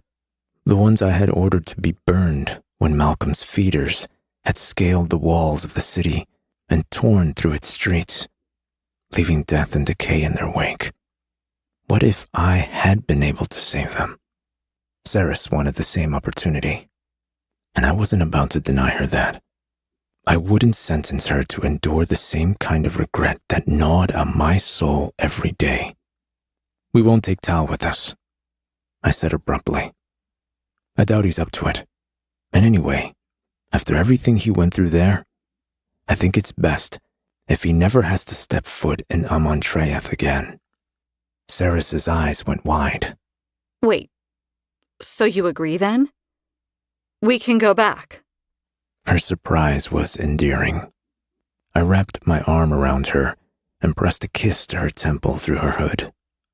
I shouldn't tell you this, since you seem blissfully unaware of the power you hold over me, but I will give you whatever you want, Saris Fane.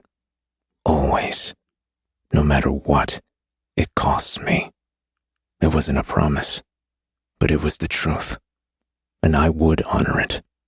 Somehow, even though the rot was on the verge of eating Kalish and my last lingering connection to my family, I managed to smile. I suspected the smile was lopsided, but still, I'm yours to command, Queen Saris. I whispered into her hair. There was no eye roll at the title this time. Before, she'd ruled over a court of monsters. There was a slim chance that the remnants of her court might be redeemable after the events of the Evenlight Ball, and Saris's attitude toward her people had done a drastic 180 as a result.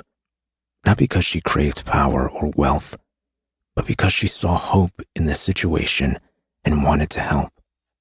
The odds had never been in her favor back in Zilvarin. Madra was a monster. Her officials were corrupt. The people of Saris's ward were dirt poor and barely making it from one day to the next.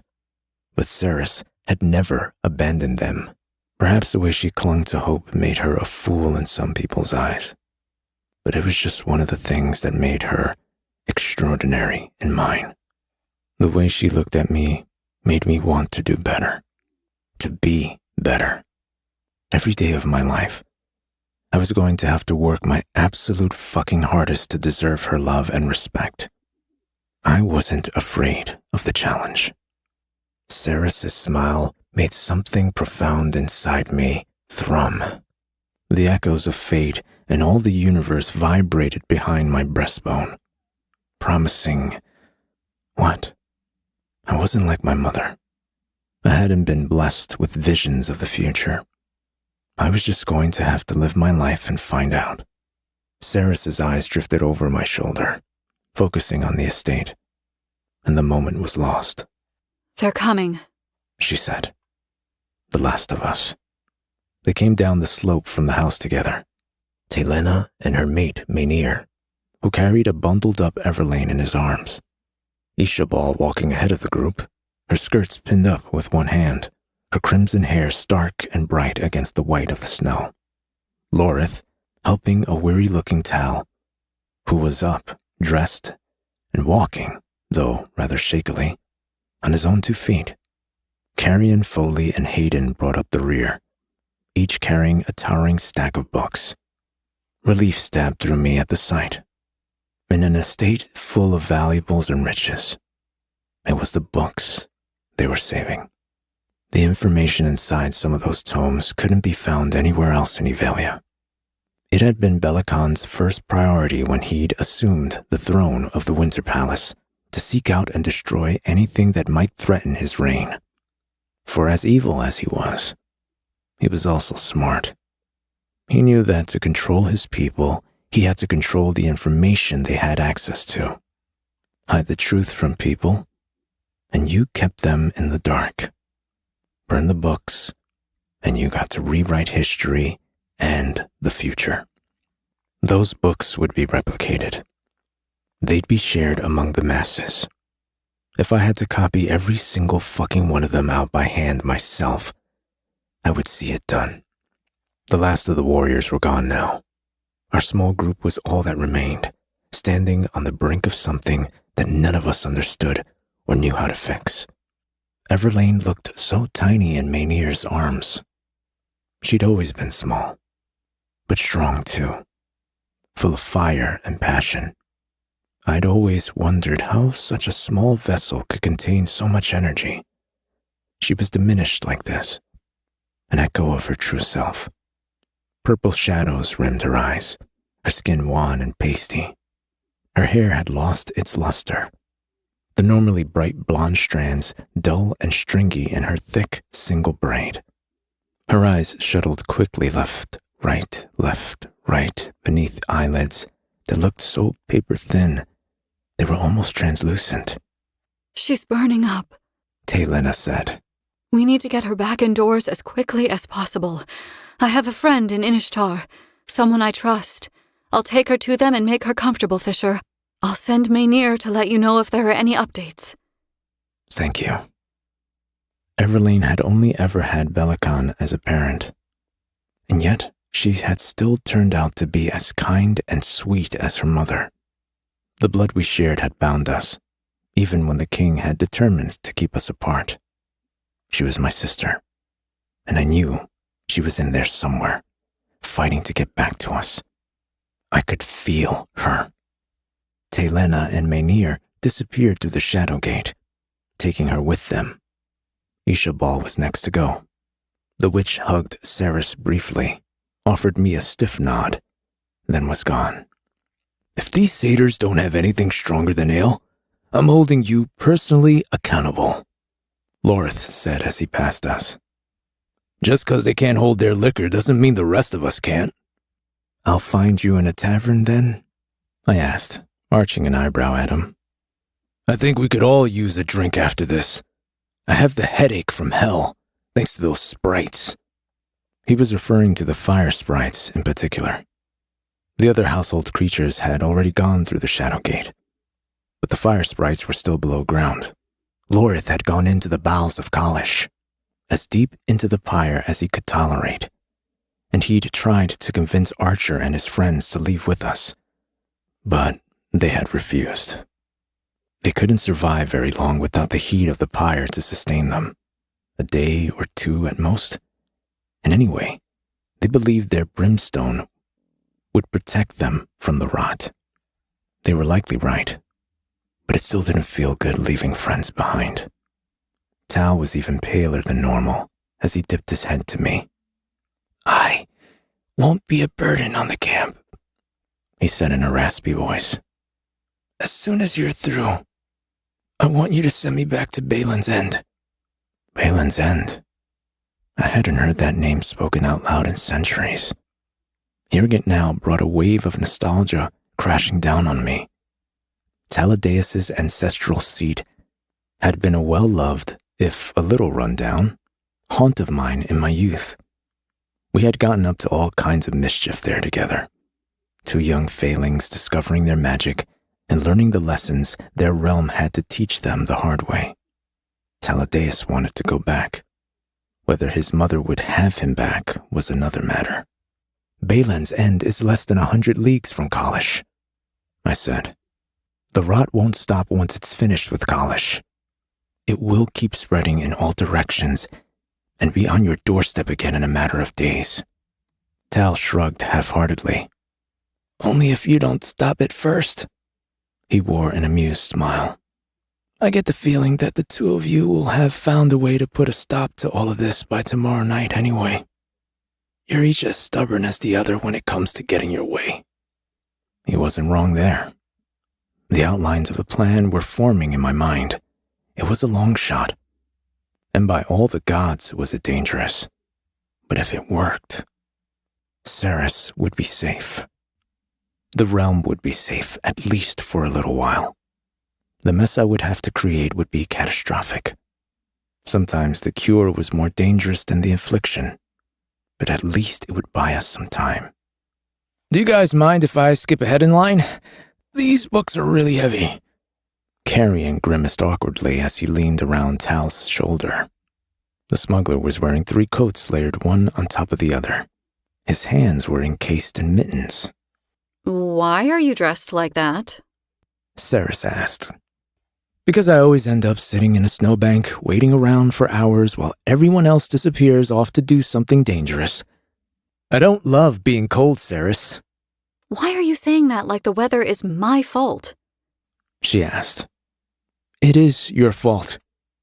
You could have fallen in love with an outcast warrior from Gilaria. Or better yet, from Lycia. But no. You fell for the one from the frozen wasteland that is Evelia. You do realize that that's your land you're talking about, I reminded him. But Carrion was already trudging toward the Shadowgate. A moment later, he had vanished, books and all. The Randy Swine, Lorif said. Excuse me? Ceres's eyebrows shot up. That's the name of the tavern we'll be at. Oh, right. Lorith gave us a wink and went, supporting Tal under his arm. That left only the 4 of us. Hayden, Foley, Ceres, and myself. Ceres's brother squinted worriedly over the top of his stack of books at the Shadowgate, apparently not sure what to make of it. I'll go through with you, Ceres said. You'll feel like shit on the other side, but that only happens the first time. After that, traveling through the gates won't affect you anymore. Great. He sounded breathless. If he hadn't been able to see the rot blackening the hillside and corrupting the ground with his own 2 eyes, he probably would have insisted on staying at Kalish. As it stood, the rot was growing closer by the second, and we were running out of time. Will you bring Onyx for me? Ceres asked. I can't carry some of these books, and catch Hayden on the other side. I'm not going to pass out again. Hayden objected. Yes, you are. Ceres fired back. You probably will, Foley said at the same time. Of course I got the fox. Don't worry about him, I told her. Go on. I'm right behind you. I gave her another kiss on her forehead. Go. And then, so that only she could hear, I love you, little Osha. I love you too. I felt the moment that she passed through the shadows and moved beyond my reach. It was as though I had been cut off from life itself, and only the cold, empty void of death remained. I shivered at the sensation, something unpleasant twisting in my gut, but the feeling was instantly forgotten when I had to dart forward and grab Onyx, who was about to leap through the Shadowgate after Ceres all by himself. God's alive, Foley said. You told me up on the roof, and I believed you. I did. But seeing you pine over a female in the flesh? He shook his head, his golden fangs glinting in the muted light as he laughed at me. I mean, it's just something I never thought I'd see with my own 2 eyes. I pulled a very dour face at him as I herded him toward the gate. Shut up, Foley. I can't fucking help it, okay? He grunted, but then elbowed me playfully in the side. Are you okay with this? Leaving college?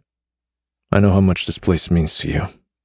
Before I could stop myself, I turned back to look at the estate. There were other houses that were larger, finer, more impressive to look upon. But college was my parents' home, and for a very long time it had been the only thing that was mine. Leaving it felt like abandoning a dying family member, but we had run out of options. I have to let it go, I murmured. If there is a way to save the place, then I'll find it. And if there isn't, I shrugged. Then there's no point in looking back. There'll be time to build new homes for ourselves once this is said and done. Very pragmatic, Foley said teasingly. You think we'll succeed then? Find a way through all of this? I faced the shadow gate again, steeling myself. I do. I have to believe it. For her? He finished. I gave him yet another dry look. I didn't deny it, though. By the gods, you've got it bad. Foley slapped me on the shoulder, grinning. The sound of his laughter rang in my ears as my friend disappeared through the shadow gate. I could still hear it as I stepped in after him, onyx pressed tight against my chest plate. Wind howled past my ears as the world went black. And then the laughter morphed into something else. A voice calling out from the space between worlds. Hello, dog.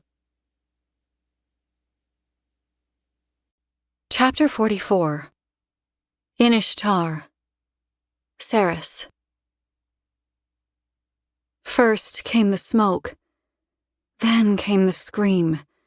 The blood-curdling cry painted the air with terror. Cut off its fucking head! This was the moment. This was the split second in time around which reality pivoted, where everything that preceded it was before, and all that followed became after. I was still smiling from teasing Hayden. I felt the strange shift in the pit of my stomach that came with exiting a shadow gate. And then we were in hell. The sky was thick with black smoke, the air rank with it. We were on top of a hill that overlooked a small township. Small, neat little buildings with terracotta roofs below us, stretching out toward luminescent cliffs of chalk that dove into vast blackness beyond. Fey warriors sprinted across my field of vision, swords in their hands, blood staining their skin. The glow from campfires, kicked over and burning out of control amid the long, dry grass, washed over their faces and made them appear ghoulish.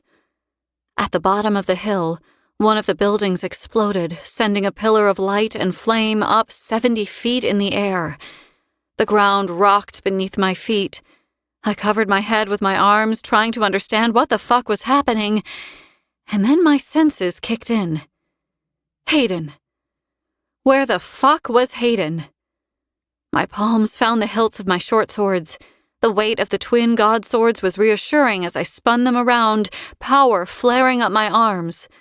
The shield on my right hand lit up the chaos like a signal flare.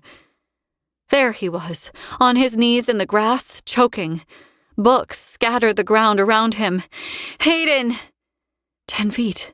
Only 10 feet. I could get to him. My lungs burned as I bolted for him. He was fine. No injuries, no blood. He tried to look at me as I crouched down in front of him, but his eyes rolled back into his head. I slapped him as hard as I could. No, stay awake, Hay. There's no time for that now. He regained a little control, and alertness coming back to him, pupils focusing. What the fuck's happening? He gasped. I don't know, Another tower of flames jetted toward the sky, briefly illuminating the hillside. I heard the snarl before I heard the feeder. It was a woman. Had been one once. It was naked, its breasts flat and drooping, its long hair snarled into mats. Its ribs were visible, as if they might tear through the monster's skin any second. Its teeth glistened black ichor, red with blood. It had fed. The smoke cleared, and then there was another one, huge, clad in golden armor, the rays of a sun embellished into the blood-spattered chestplate. It pinned a Fey warrior to the ground, its head bent to the warrior's throat. Its body undulated as it drank, draining the warrior dry. The warrior's hands groped, yanking handfuls of grass from the ground as he tried to do something. And then he fell still. Ceres! Gods! Ceres! To the left! Hayden's cry shocked me from my stupor. The naked feeder was coming. I got my blades up just in time to run her through with the points of both before she fell on me. Light blossomed in my right hand, flowing down Aramar's blade and pouring into the feeder. It lit up from the inside, its ribs stark and black as charcoal beneath the unnatural waxen white of the monster's skin. It trembled, vibrating, letting out an ungodly scream, and then burst into flames. Move, Ceres. Fucking move. My boots pounded the ground as I sprinted. My hand closed around the top of Hayden's arm. I dragged him to his feet. You need to run, I yelled. He spun around, eyes wild. Where? Ren had carried me to a bed my first time through a shadow gate, and I was telling Hayden he had to run? Fuck. I didn't know which direction to point him in anyway. The hillside was all smoke and killing. There was no shelter here. Nowhere for him to go. I cast around, searching for Fisher, but no, he wasn't here. Something slammed into me from behind. I went down, rolling, sticks and debris poking me through my clothes. A mindless groan filled my ears, and then there were fingers clawing at me, trying to open my leathers and find skin. I slammed the hilt of a blade into the feeder's face. It was fresh, its skin still flushed pink. A male, maybe 20 or so. Human. It let out a high-pitched, keening wail. Please, please. More than fresh. It hadn't fed yet. It wanted me to be its first. I threw my leg over its shoulder and flipped it, groaning with the effort. It was heavy, so fucking heavy. It was wearing armor. Teeth snapped too close for comfort. I watched, horrified, as those teeth fell out of the feeder's mouth and new, razor-sharp, needle-like fangs speared from its gums to replace them. It lunged for me again, snapping its jaws together like a rabid dog, and I scissored my short swords and separated its head from its body. I was on my feet and running back up the slope to where I'd left Hayden. Banking right! Right! Right! Right! A shout came. I recognized the voice. Had no time to process who it was. Suddenly there were feeders everywhere. The warriors who had been evacuated from Kalish fought them all around me, but there were more of them than there were of us. A flicker of blistering white-hot light forked across the hillside, landing multiple strikes, and the smell of char and ash hit the back of my nose. I blocked and I parried, throwing off each feeder as it came for me. I took arms and opened their stomachs. I claimed their heads as quickly as I could in my haste to get back up the fucking hill. Carnage and screaming everywhere I looked. No Hayden to be found. I barely paid attention as more feeders came for me and fell afoul of my blades. Angel's breath crackled through the air to my right. At least I knew Loreth was somewhere amid the fray. But where the fuck was Fisher? Why couldn't I sense him anywhere? Where are you? Come on, Fisher, tell me where you are. Deafening silence rang in my ears. Had he stepped through the shadow gate and run straight into a feeder? Was he already among the fallen, bloodless and dead? No, there was no way. I'd know. I would. Hayden! I spun, slicing a gangly feeder open, nearly slipping in its rotting entrails as they spilled like wet, glistening snakes from a tear in its stomach. It lunged for me, trying to rake me with its claws, but I slashed with both swords, carving the monster in two and sending its head rolling back down the slope. Ceres! I nearly eviscerated the blood-soaked figure who came running out of the smoke. I saw the flash of gold in his mouth and stayed my hand. Thank the gods. Foley panted. You're all right. Where's Fisher? We need a blanket approach to this, and we need it now. He was with you. Didn't you come through together? My heart couldn't beat any faster, so I stopped it altogether. The thunder in my ears wasn't helping. Foley swore in Old Fey, spinning around and peering into the melee. I thought he might have been with you. He was right behind me. I came through just now and was met with this. Took me a second to get my head on straight. I didn't hear what he said next. A feeder barged past him, nearly sending him to the ground in its haste to get to me. It didn't spare Foley a second glance. Foley was a vampire, after all. He had nothing that a feeder might crave. Me, on the other hand, I was half Fey, and apparently the scent of half-Fey blood was still enough to drive a feeder into a frenzy. I threw up my hands instinctively, projecting my shield, the white-blue light flaring bright. The Quicksilver icon had almost taken shape in the air when the feeder barreled straight through it. The creature hit me square in the chest, knocking the breath out of me. I didn't need it anymore, but the impact still shocked me. My ass hit the ground hard. My feet were up in an instant, preventing it from sinking its teeth into me, forcing it back. Stop! The authority that had fallen to me when I'd been crowned queen of the Blood Court rose up inside me. I felt it there, a tangible thing that I might have been able to take hold of. Stop! I repeated, imbuing the words with as much command as I could. But the feeder didn't even flinch. My command held no power over it at all. Fuck. I was about to drive the sword in my left hand up through its jaw and into its skull, but suddenly the feeder's head was gone. Red mist rained down on me, spattering the front of my leathers as Foley came into view over the feeder's headless shoulders. He held a weapon the likes of which I had never seen before. A length of thick chain with a wooden handle on one end and a heavy metal ball studded with vicious spikes at the other. The spikes dripped red. I only swore fealty to you yesterday, and I'm already saving your life? He said.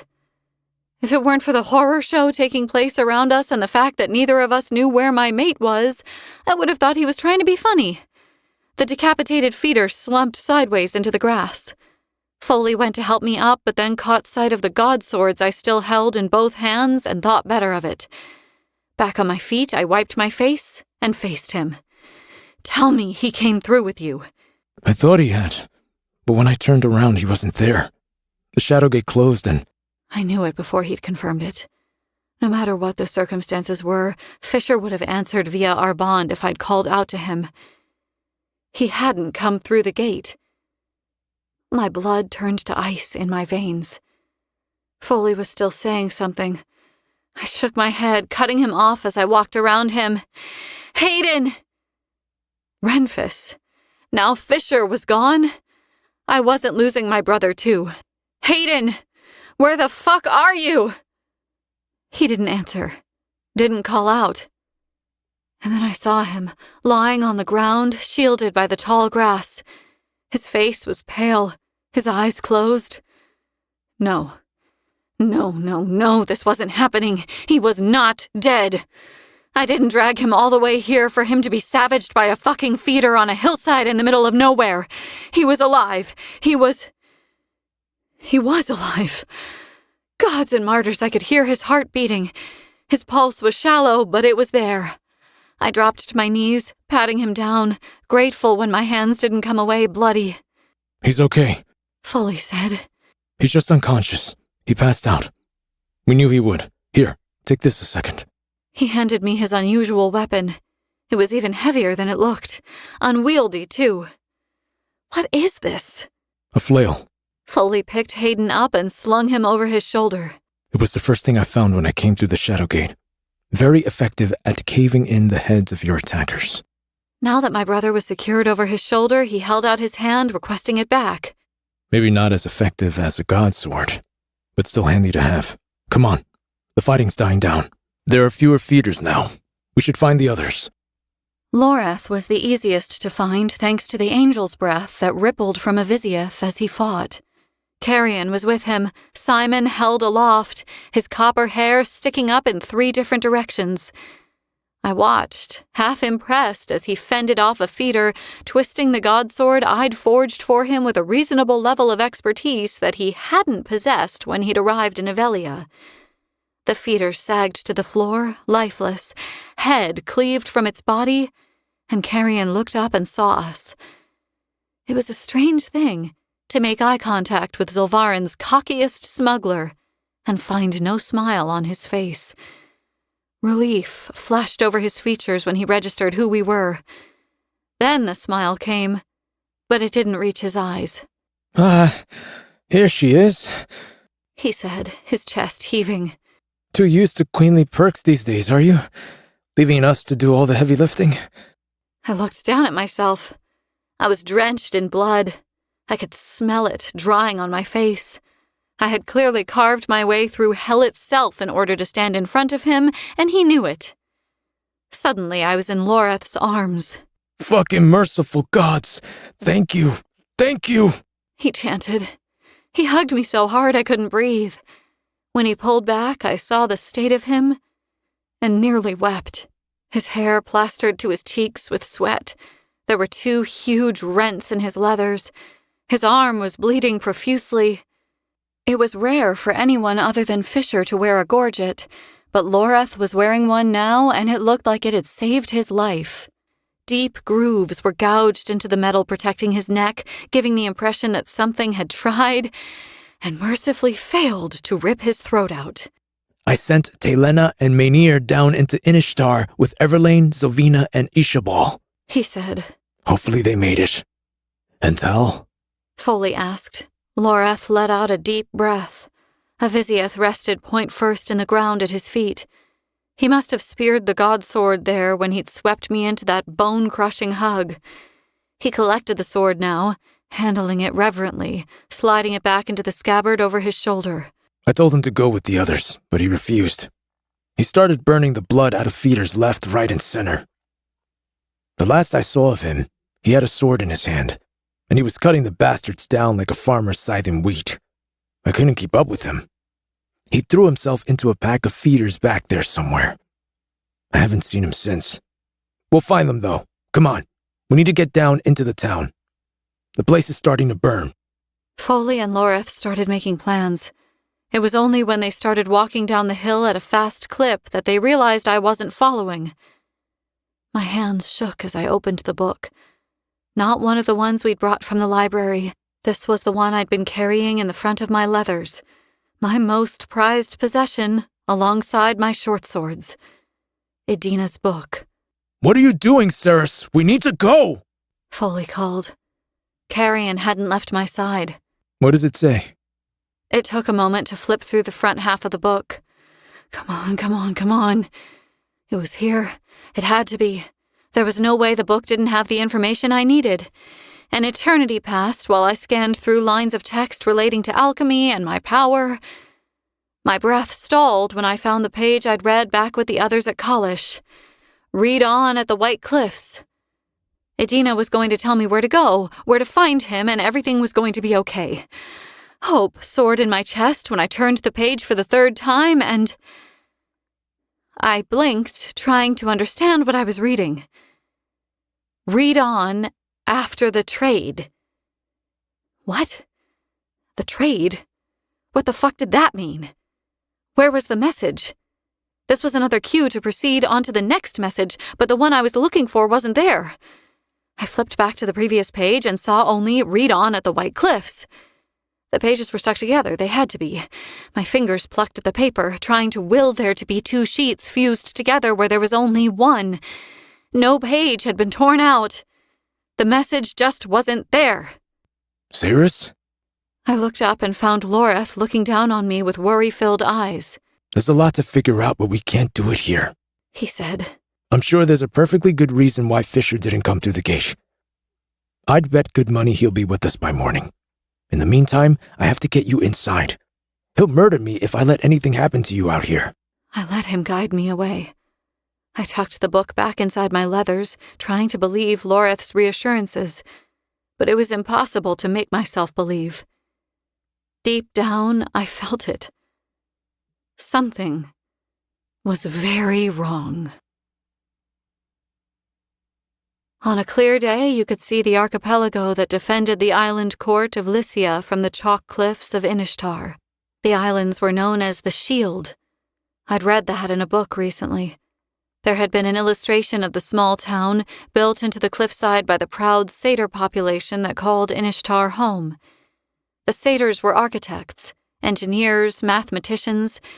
They loved music and art and taught their children to conquer their fear by challenging them to scale the vertical cliffs of their home and dive into the sea. That was not the Inishtar we were met with as we made our way into the township. This was an Inishtar on fire, an Inishtar dressed in blood. Wives shed tears in the cobbled streets, cradling their husbands. Children wailed, wandering through the confusion, trying to find their parents. Nearly every window was smashed. A thick carpet of glass crunched underfoot as we passed countless homes with their doors hanging off their hinges. The homes still stood, at least. They had been constructed out of granite and limestone to withstand the rigors of the salt-laden coastal air. Doors could be replaced, the windows too. But the lives that had been taken... Loreth and Foley led the way. They knew how to move through the smoking ruins of a city without letting the horrors of it crush them. This was new to me. Carrion wore a dark look on his face as he walked beside me. Hayden had woken and insisted on walking, but he had completely shut down. He was somewhere far, far away, pretending that none of this was happening, and for a brief moment I was jealous. How nice it would be to retreat inside my own head and block out the world, knowing that someone else was making the decisions and dealing with the repercussions.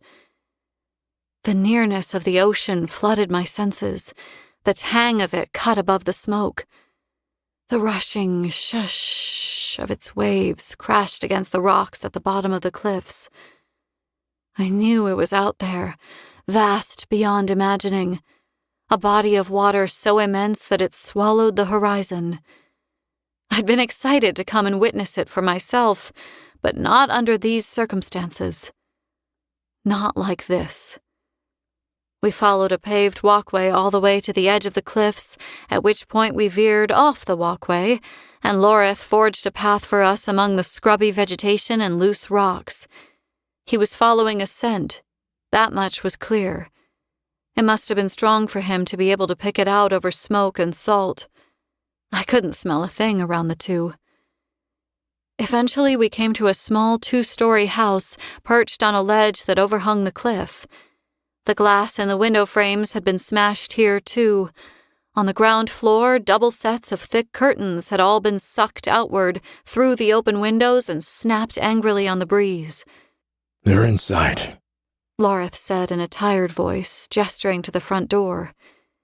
Carrion and Foley carried what remained of the books we'd brought from Kalish. More than half of the titles had been destroyed or lost in the fight. I knocked on the front door, hissing when I discovered the hard way that my knuckles were raw and bleeding. There was a scuffling, and then came the sound of something heavy scraping against the floor. A moment later, the door opened, and a tall female satyr with skin the color of warm mahogany stood before us. Her eyes were silver-flecked gold. Her tightly curled hair looked to have been tied back quickly into a messy bun atop her head, from which loose strands corkscrewed down, framing her face. She wore a black sleeveless shirt that displayed the extensive tattoos on her arms, and loose-fitting black pants that cinched tight 3/4 of the way down her legs, revealing shaggy, dappled gray and black fur and cloven black hooves. She put her hands on her hips, regarding us in a very displeased manner. "Forget it. You can bunk back in the town center with the other troops. There's no more room here." Her voice was warm. Her tone was not. "Aurelis, it's okay. They're friends." Telena appeared behind the female. Soot stained the healer's left cheek. Her bottom lip was split open, though the blood had congealed and dried. She was alive.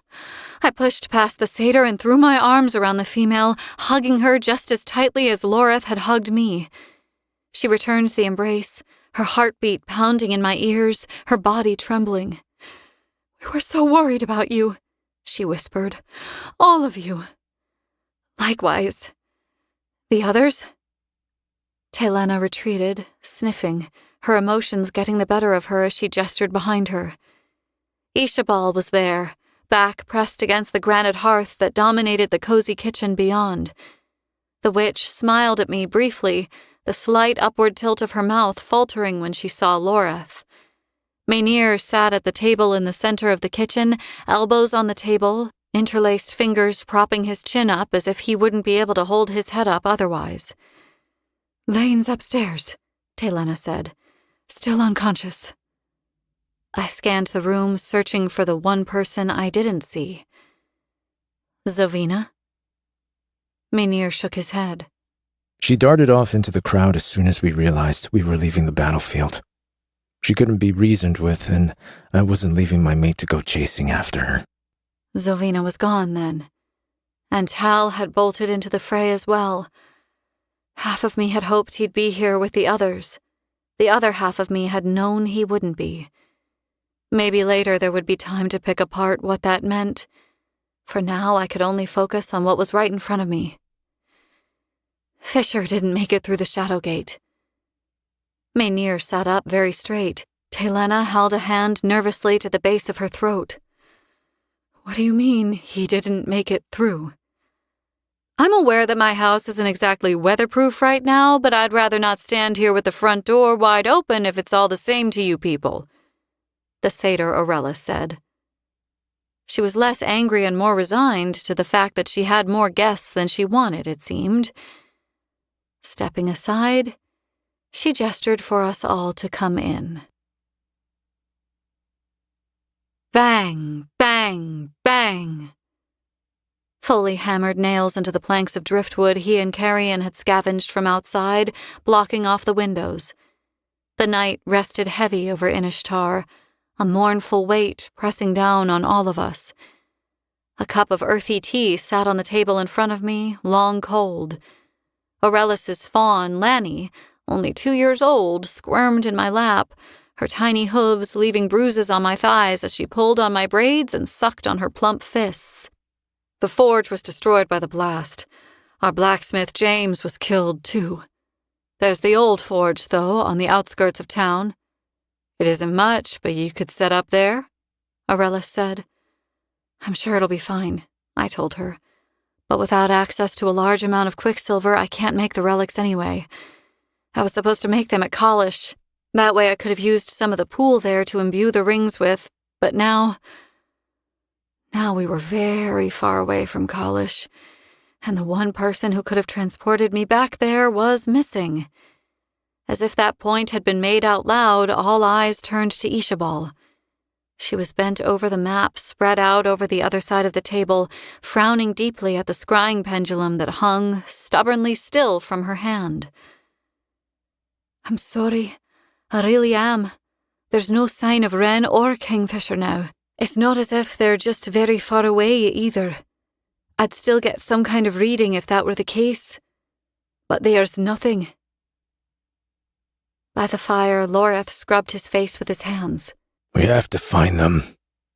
But we have to get those relics made. We need them now more than ever. The infected are spreading like wildfire.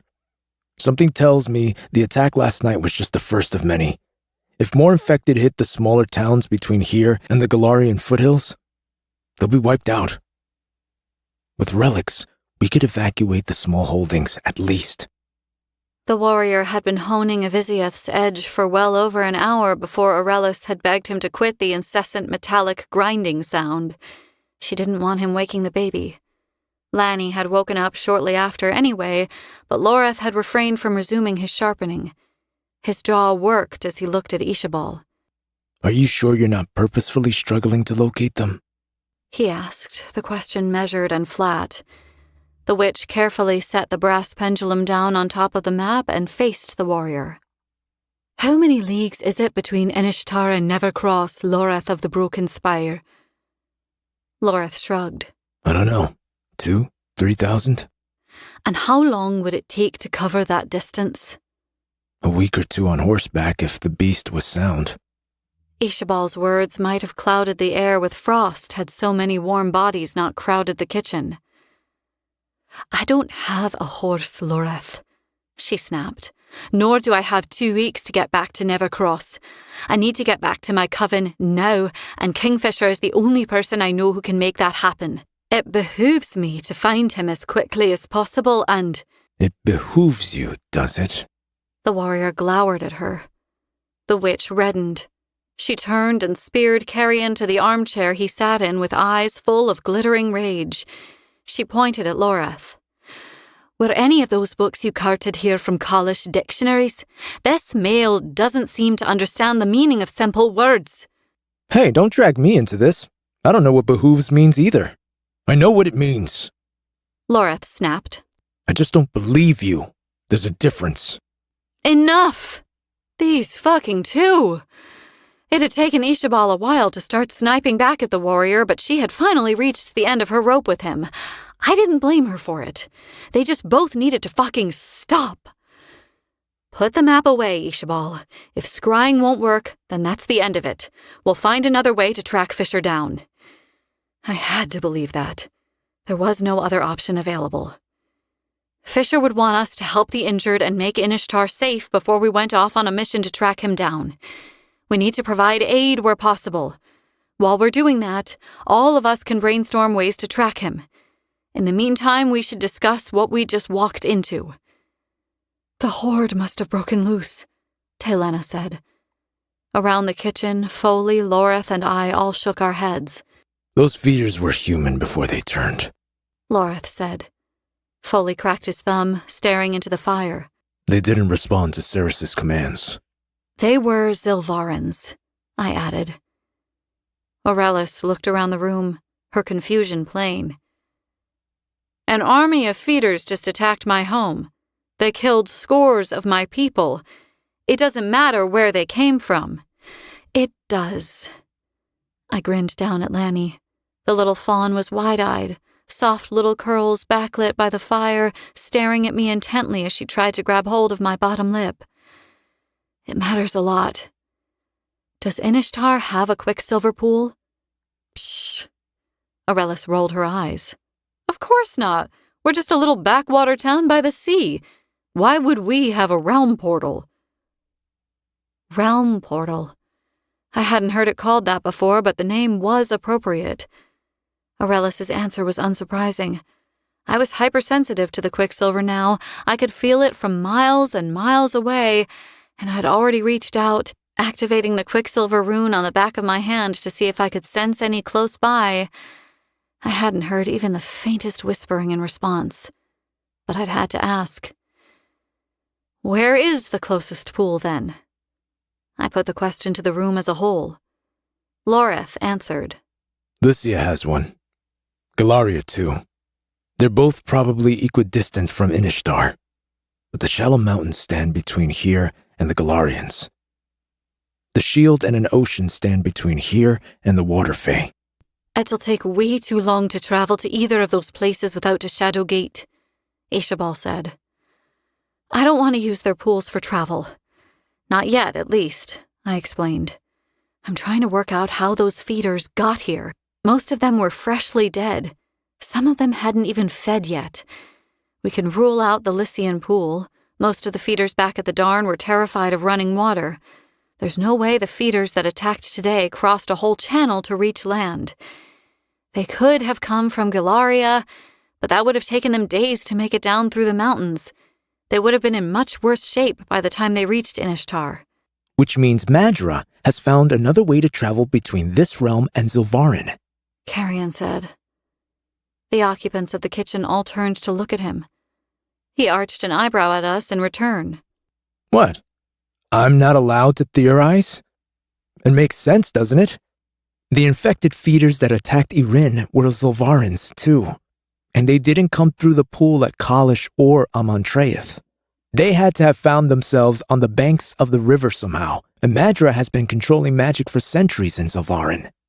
Who's to say she hasn't accumulated enough power to find a way to travel from there to here? It did make sense. It was, in fact, the only likely explanation for what had happened. "Is it possible?" I asked Foley. He'd spent the last 1,000 years reading books and researching in the library at Amentreth. If any of us were going to know the answer to that question, it would be him. The vampire shifted uncomfortably, casting his eyes up at the soot-marked ceiling.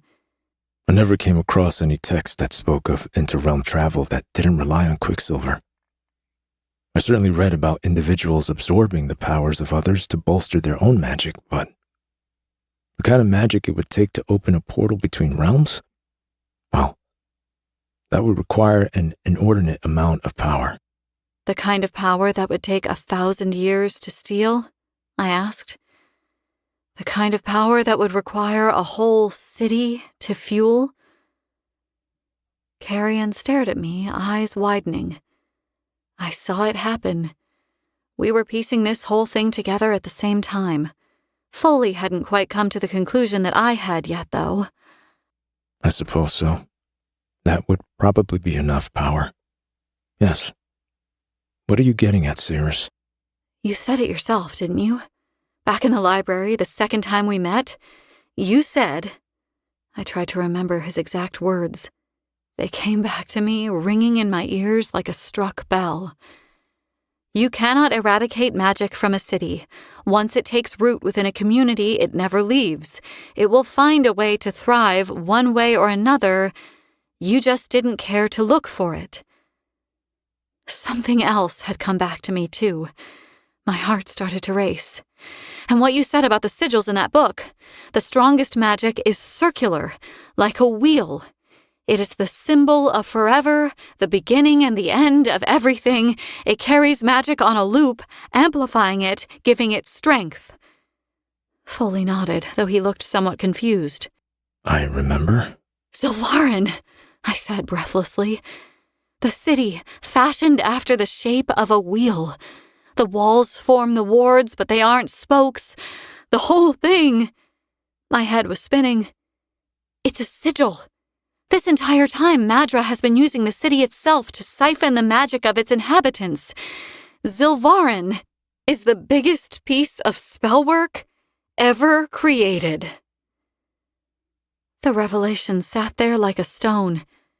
It might never have mattered to the people of Avelia that my home was ruled over by a maniacal despot. They had their own to contend with, after all. But the news that Madra might now be in possession of this kind of power had stunned everyone to silence. If it was true, then nowhere was safe. She could open a portal and deliver more feeders whenever she liked, wherever she liked. And that made her even more dangerous than Belicon to the people of this realm. If we wanted to create a ward against her magic, could it be done? Telena asked at last. Ishabal seemed startled that all eyes had turned to her. No. That kind of magic. She hesitated, then looked anxiously around the kitchen as if she wasn't sure of what to say next. You're talking about warding a realm. That kind of spell work would require fae and witch magic working side by side. You'd need an entire coven of powerful witches and at least 10 strong fae wielders to build something that monumental. You'd also need something that belonged to Madra, and not just something she touched once. You'd need something far more personal if we were going to block her magic. I was already handing Lanny back to Aurelis and getting to my feet. Well, apparently you're a member of one of the most powerful witch clans to ever exist, I said to the witch.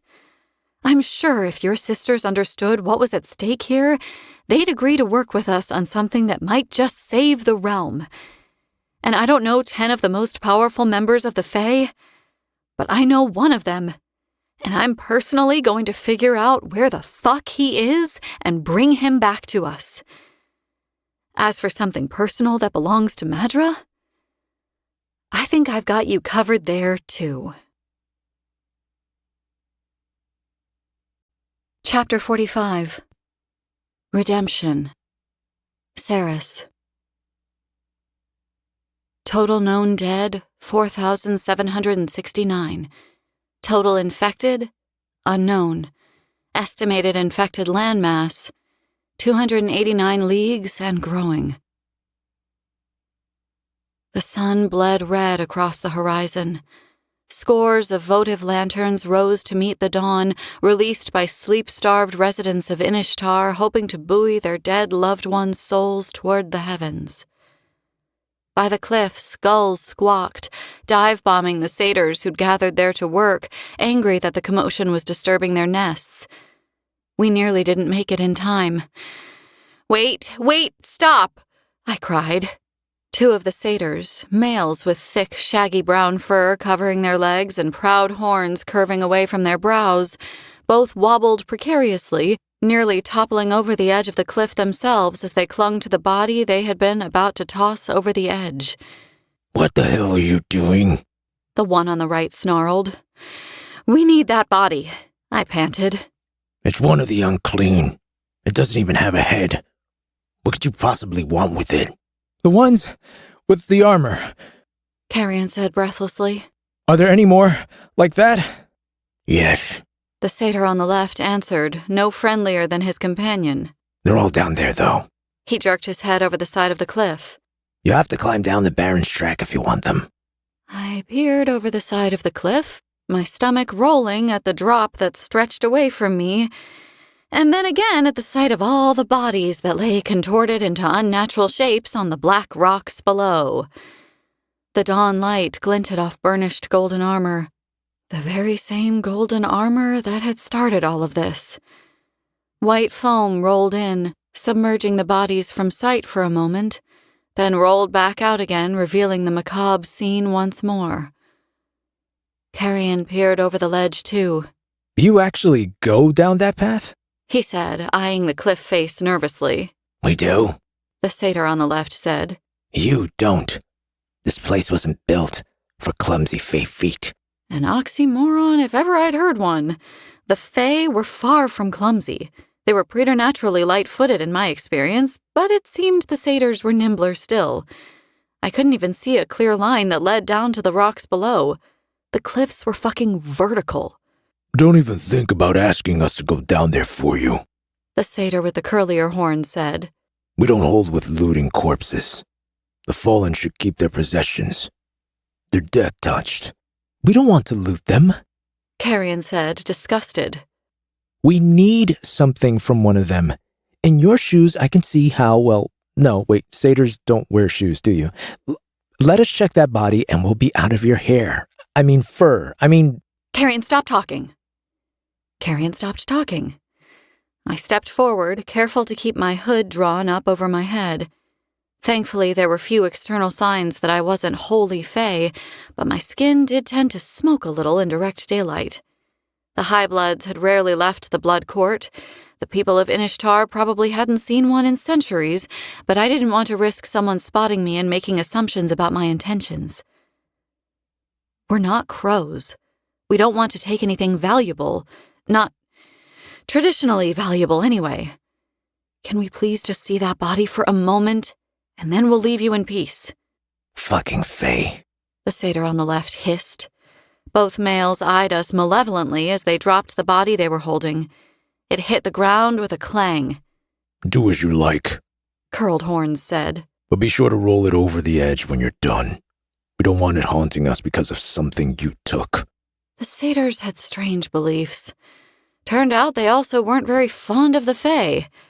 I bowed my head, agreeing to their terms, and the two of them darted away, expertly clambering up the rock face to the left. So mean, Carrion mused. How can you be so angry when you have a view like that to look at all day? He nodded toward the staggering sight of the ocean, but I trained my eyes on the guardian's corpse at my feet, refusing to look at the vista.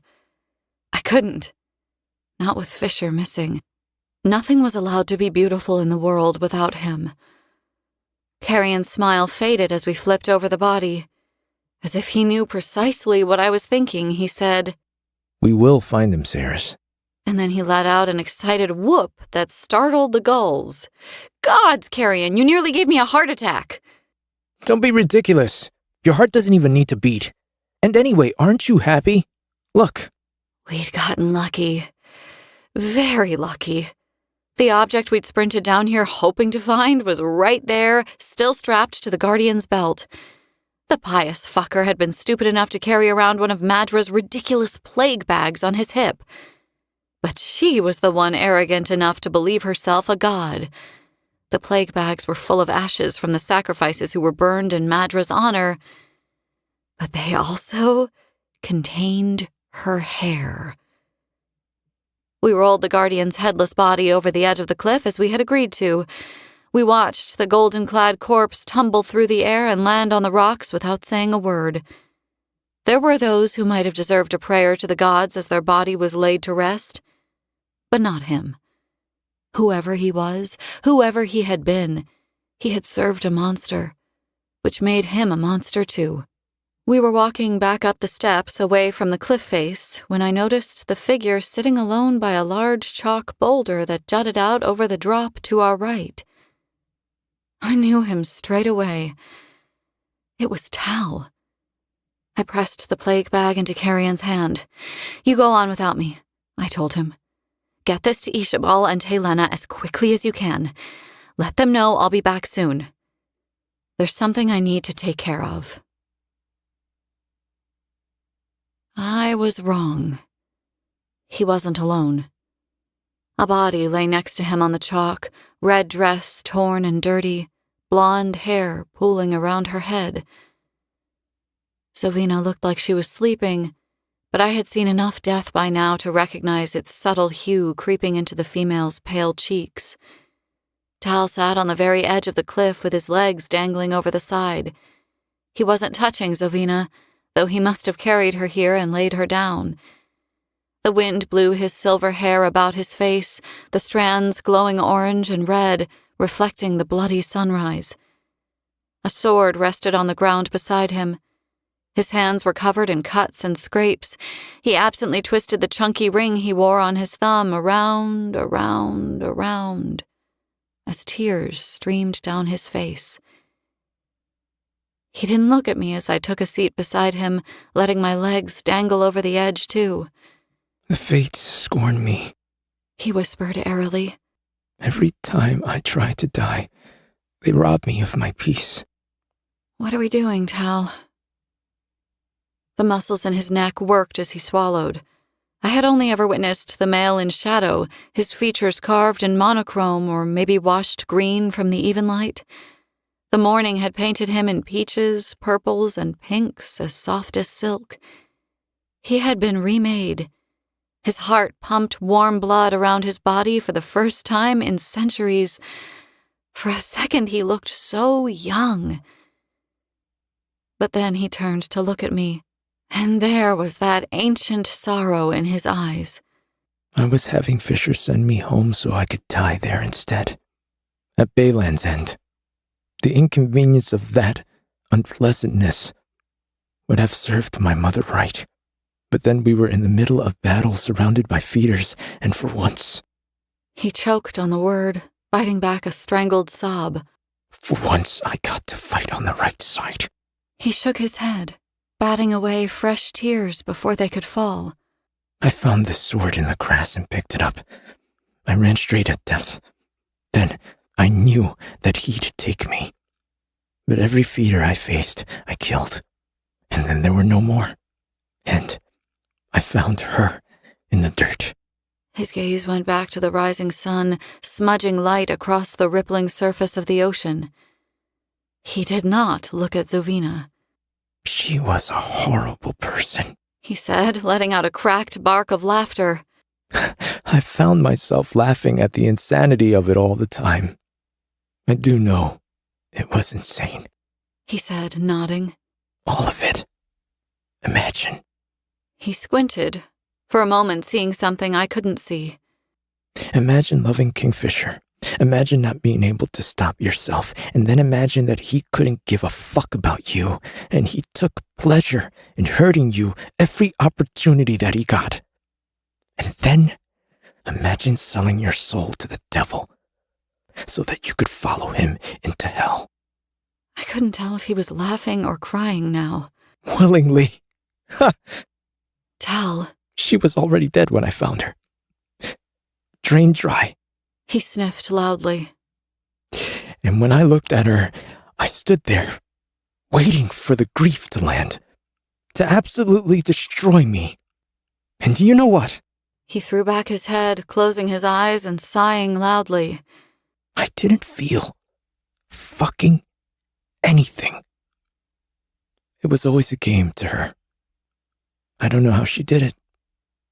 If it was magic, or... He shrugged helplessly. It wasn't real. It was a game. And now I feel as though I've woken up. And all the sacrifices I made were for nothing. How fucking stupid I was. You're not stupid, Tal. 1,000 years. He stared blindly off into the distance, lips parted as if the gravity of it all had struck him dumb. So I came here to give her to the sea. I came here to die. And once again, the fates have snatched back my peace. What do you mean? Taladeus held up a hand, turned palm up, and pointed at the dawn. He closed his eyes again, and the sunlight bathed the angular planes of his face. 1,063 years, 5 months, 3 days. His voice tapered to a whisper. That's how long it's been since I felt the sun on my face, Ceres. If I'd gotten here an hour earlier, I would have done it. I would have jumped. He blinked his eyelids open, a stillness falling over him as he looked out at the water. But now, a crooked, heartbroken smile hovered at the corners of his mouth. how can I consign myself to another endless dark when I've been given back the light? I didn't speak. What was I supposed to say? The only thing I could do was take my friend's hand. We sat in silence for a long time.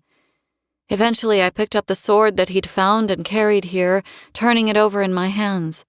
It was a pretty thing, narrow-bladed and elegant as a rapier. Its razor-sharp edge was lethal.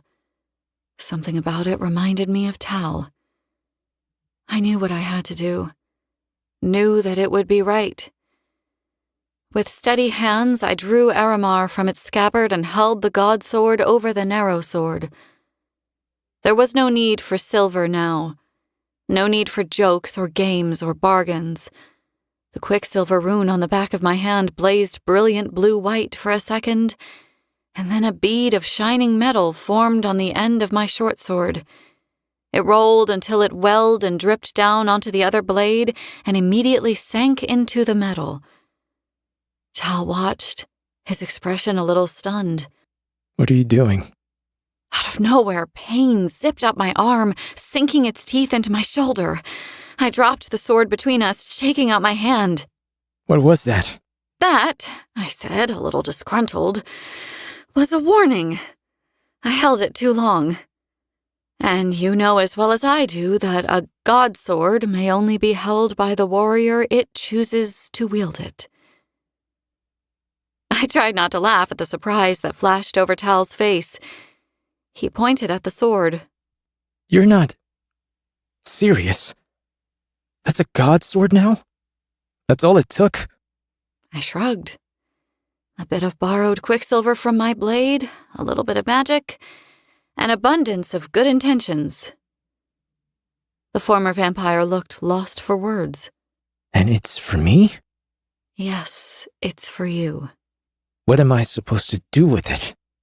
I'd recommend you start by picking it up. But what if it doesn't choose me? What if it doesn't think I'm worthy? You are, Tal. But you are. He stared at me long and hard, the muscles in his jaw twitching. And then he picked up the sword. Breathing fast, he ran his finger along its edge, donating a token amount of his own blood so that the sword might judge him. I saw the moment that the quicksilver began whispering to him. He started a little, his shoulders tensed, and his eyes darted to me as he listened. Whatever it said to him, it wasn't for me to hear. Tal's fingers closed around the sword's hilt, holding it tight. Acclaiming, then. He and the god sword were one. What's its name? I asked. This was becoming something of a ritual, one I enjoyed more than I could explain. Tal let out a long, shaky breath, considering the sword. Tarsaran, He said. it means redemption. I grinned at that. Couldn't help myself, despite everything. Fitting. I like it. Tal then asked the same question Carrion had after he'd bonded with Simon. And will it have magic? Like a Vizioth and your short swords? I bumped him with my shoulder. I can't tell you that, I'm afraid. That is between you and the gods. As for everything else, I'm not arrogant enough to declare that we're fighting on the side of right.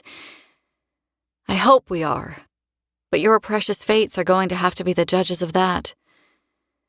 Either way, right or wrong, from now on, Tal, you'll always be fighting with us. The former keeper of secrets to the blood court of Sanna's Wrath smiled. Tell me what you meant.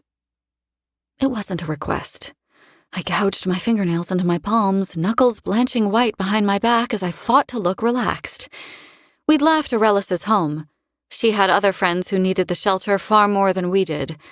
Neighbors who'd lost their homes. Caustic though she was, Danya was an excellent leader. The warriors respected her. She had spearheaded the logistics required to set up camp on the outskirts of Inishtar and had already put everyone to work, finding supplies to help repair or rebuild the damaged township as best they could. Everlane was safe there, bundled up in a tent with Telena watching over her. The rest of us had been about various tasks throughout the town, helping where we could. The explosions that had rocked the hillside during the battle had caused untold damage. Inishtar's healing center and its town hall had been targeted. The cause of the explosions was still a mystery, but the locations where they took place? Well, the reasoning behind why those buildings had been chosen was obvious. Without a town hall, it was harder for Inishtar's people to gather and regroup. Without its healing center, the injured populace had nowhere to go to receive help that might save their lives.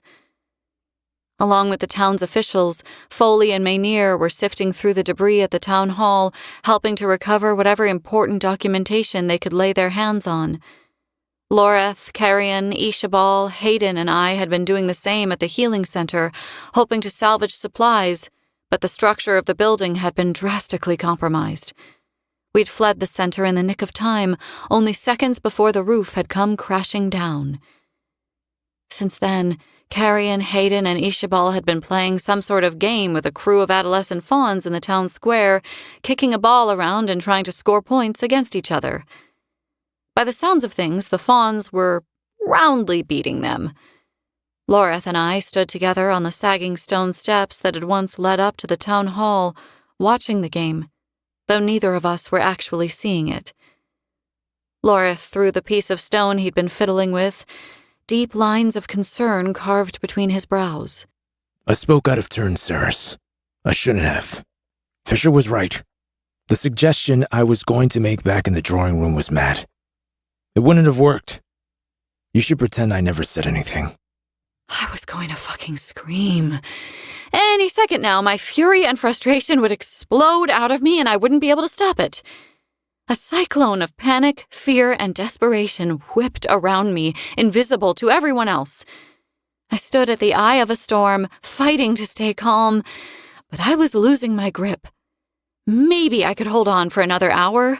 I was damn well going to try, but the way things were going, I only had minutes before my panic knocked my feet out from underneath me, and I became unreasonable. Fisher was going to explain it to me. He promised he would. You heard him make that promise, so now I need you to keep that promise for him, Loreth. He's not gone off on some harebrained suicide mission without you, if that's what you're thinking. That's exactly what I'm thinking. That's what he did at Gilthry. He left me in Ballard and went off alone to save Everlane by himself. Remember that? Loreth's frown deepened. You're making this very difficult, you know? Good. That's what I'm aiming for. The warrior sat down heavily on the steps, collecting another handful of rubble. He began tossing them one at a time down the steps.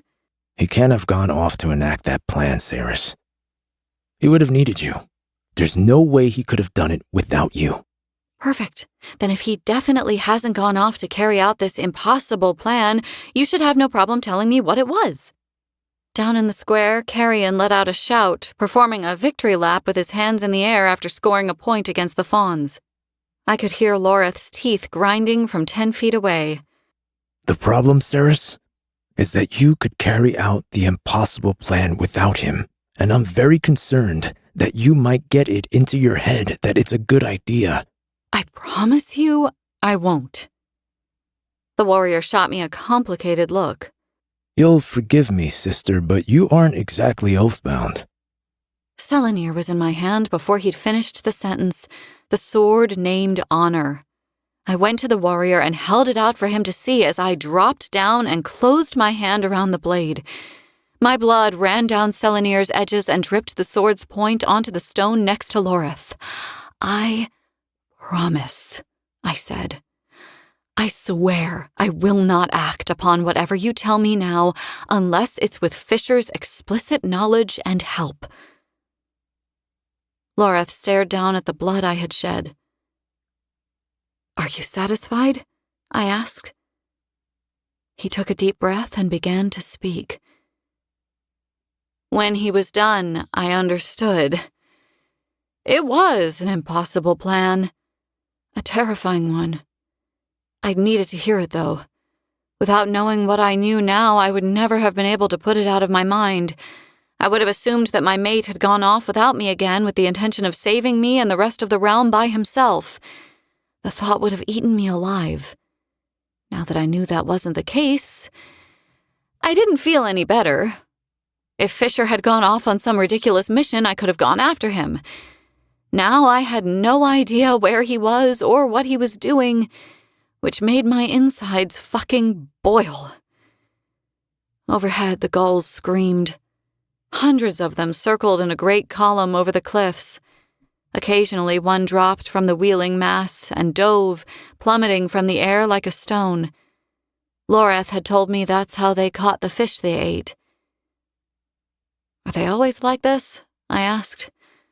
So loud. So many of them? Loreth nodded. Yes, always. Birds don't care about war, Saris. It doesn't matter to them that half of Inishtar was wiped out last night. This is their home. They only care about protecting their nests and their young. I chewed on the inside of my cheek, thinking about that. I couldn't stop staring at all those flapping wings. There were hundreds of them, maybe thousands. The sight of them stirred something inside me, though I couldn't name the sensation. It was like a memory, floating below the surface of a frozen river, trying to find a crack in the thick ice so that it could rise to the surface and find open air. If I pushed a little harder, I might... Loreth cursed, dropping his handful of rocks. Sheaskar, what's this now? He was looking off to the left, to the street fed into the town square, and the droves of satyrs marching down it, brandishing all kinds of weapons in their hands. Swords, daggers, more flails like the one Foley had found in the grass last night. They were even carrying pitchforks and brooms with them. Their voices drowned out the screeching gulls as they poured into the square. The game taking place in the square came to a stop. As more and more satyrs piled into the square instead of passing through and heading on down to the cliffs, it became apparent that they'd come here for us. A stout female with raven black hair, nubby velvet-covered horns, and matching shaggy black fur covering her legs approached the bottom step of the stairs. Her hand rested on the hilt of the sword that hung from a belt at her waist. The blade was so long that its tip almost scraped the ground as she walked. "Where is he?" she demanded. I'm sorry, Galwinian. Kingfisher isn't with us, and even if he were, he's not responsible for any of this. Loreth said, holding up his hands and gesturing to the destruction that surrounded us. "Not Kingfisher," the female said. "The Forgotten King." The forgotten who? My gaze skipped over the crowd, trying to discern their mood. It was difficult to get a proper read on the satyrs. They were proud, serious creatures. Their tempers seemed to skew on the angry side. Loreth swore under his breath again, shifting uncomfortably in his armor as he got to his feet and straightened himself out. Now isn't the time for strife, gal. We have no crowned kings among our party. Ach! Away with your face, sidestepping Loreth of the Broken Spire. I won't be fooled by careful wording. I know you have no crowned kings with you. The lad hasn't been coronated yet. But he is with you, I know. The whole of the Southlands is ringing with the news. Rurik's boy has returned, and he travels with the Bane. Ah, right. Shit. I knew who she meant perfectly well now. On the other side of the square, Carrion stood with his hands resting atop the shoulders of one of the male fawns he'd been playing with, a stricken look on his face. For the first time, I noticed that there were no auburn-haired satyrs. Save for Ishabal, Carrion was the only redhead in the square, and he stuck out like a sore thumb because of it. Even from so far away, I could see his cheeks coloring. He drew his hands from the fawn's shoulders and slowly began backing toward the corner of the square, where a small side street offered the promise of escape. Loreth would have made an excellent poker player. Not once did his gaze flit toward Carrion. I, on the other hand, was openly staring at him. Kicking myself, I looked away, focusing on my boots, but it was too late. The damage was done. Slowly, the crowd started to turn and face the back of the square. Gods and martyrs, I muttered. This was going to be bad. There were hundreds of satyrs in the square now. They were strong, they were angry, and they were armed. If they planned on hurting Carrion, there was literally nothing we could do about it. I moved forward, boot hovering over the stone step in front of me, but Loreth grabbed my wrist and pulled me back, shaking his head. It's done, he rumbled. No taking it back now. Some things he's just going to have to face on his own, Cyrus. Let him work it out for himself. Carrion sent a pleading look at us over the top of the crowd. Horns, twisted, straight, curved, bristled in the air, all pointed and deadly. I knew what he was thinking. He was imagining a set of those horns plunging into his stomach and disemboweling him. It would be a horrific way to die. Bloody, painful, slow. But when the satyrs present lowered their heads, they didn't charge Carrion. They dropped to their knees at the same time and laid their weapons down in offering, bowing to the dianthus air. All was silent save for the scraping of hooves and the clatter of metal against stone. Oh, gods. He's going to be insufferable after this, I groaned. The satyr started to sing. The low ululation was so deep that it made the smaller pieces of rubble at our feet jump and dance. I'd never heard such a resonant sound. As far as I knew, no human or member of the Fae could have replicated the bass in the somber melody. It was so powerful it made the air inside my lungs vibrate. "What is that?" I asked Loreth. "What are they singing?" A welcome dirge, he answered. A traditional song of the satyrs. Nuanced. It's a song you would sing to a family member of a dear friend you've lost. It's like a promise that you will show the love and respect you can no longer give to your friend to the living who still share their blood. It's complicated. The satyrs have a song for everything. They're too dramatic and flowery for my tastes. The satyrs' voices were thunderous, the tones so droning that I couldn't separate one word from another. Despite Loreth's less than favorable critique, the music still made the hair on my arms stand to attention. The song was moving. What should I do? Carrion mouthed over the tops of the satyrs' heads. I performed a one-shoulder shrug, unable to answer that question for him. Carrion scowled and then set out toward us, gingerly picking a path around the kneeling satyrs, who didn't seem to notice he was on the move at first. When they did notice, they hurriedly spun around on their knees so as not to give him their backs. Carrion looked a little unhinged when he pitched up at the top of the steps. I bet you're loving this, Fane. I was actually just thinking how inconvenient this is. Not to mention how disappointed they're all going to be when you tell them you won't be challenging Bellicon for the throne.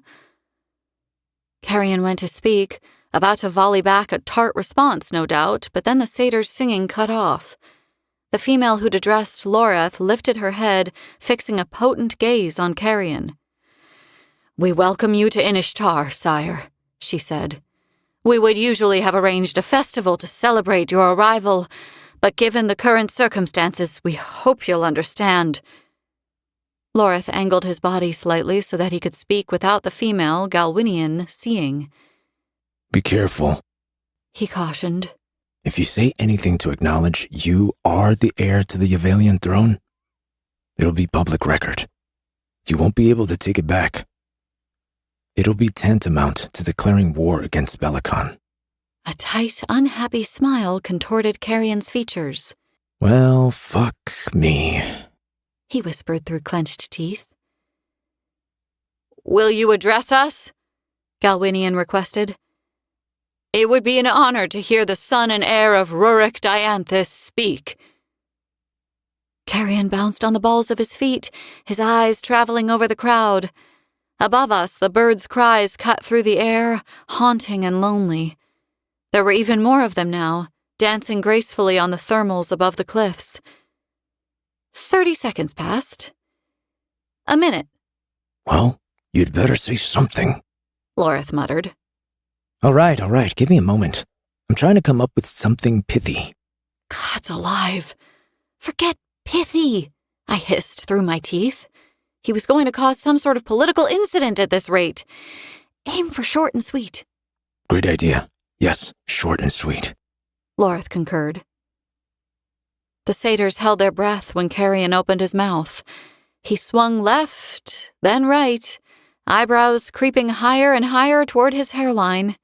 My name is Carrion, he said. Nice to meet you all.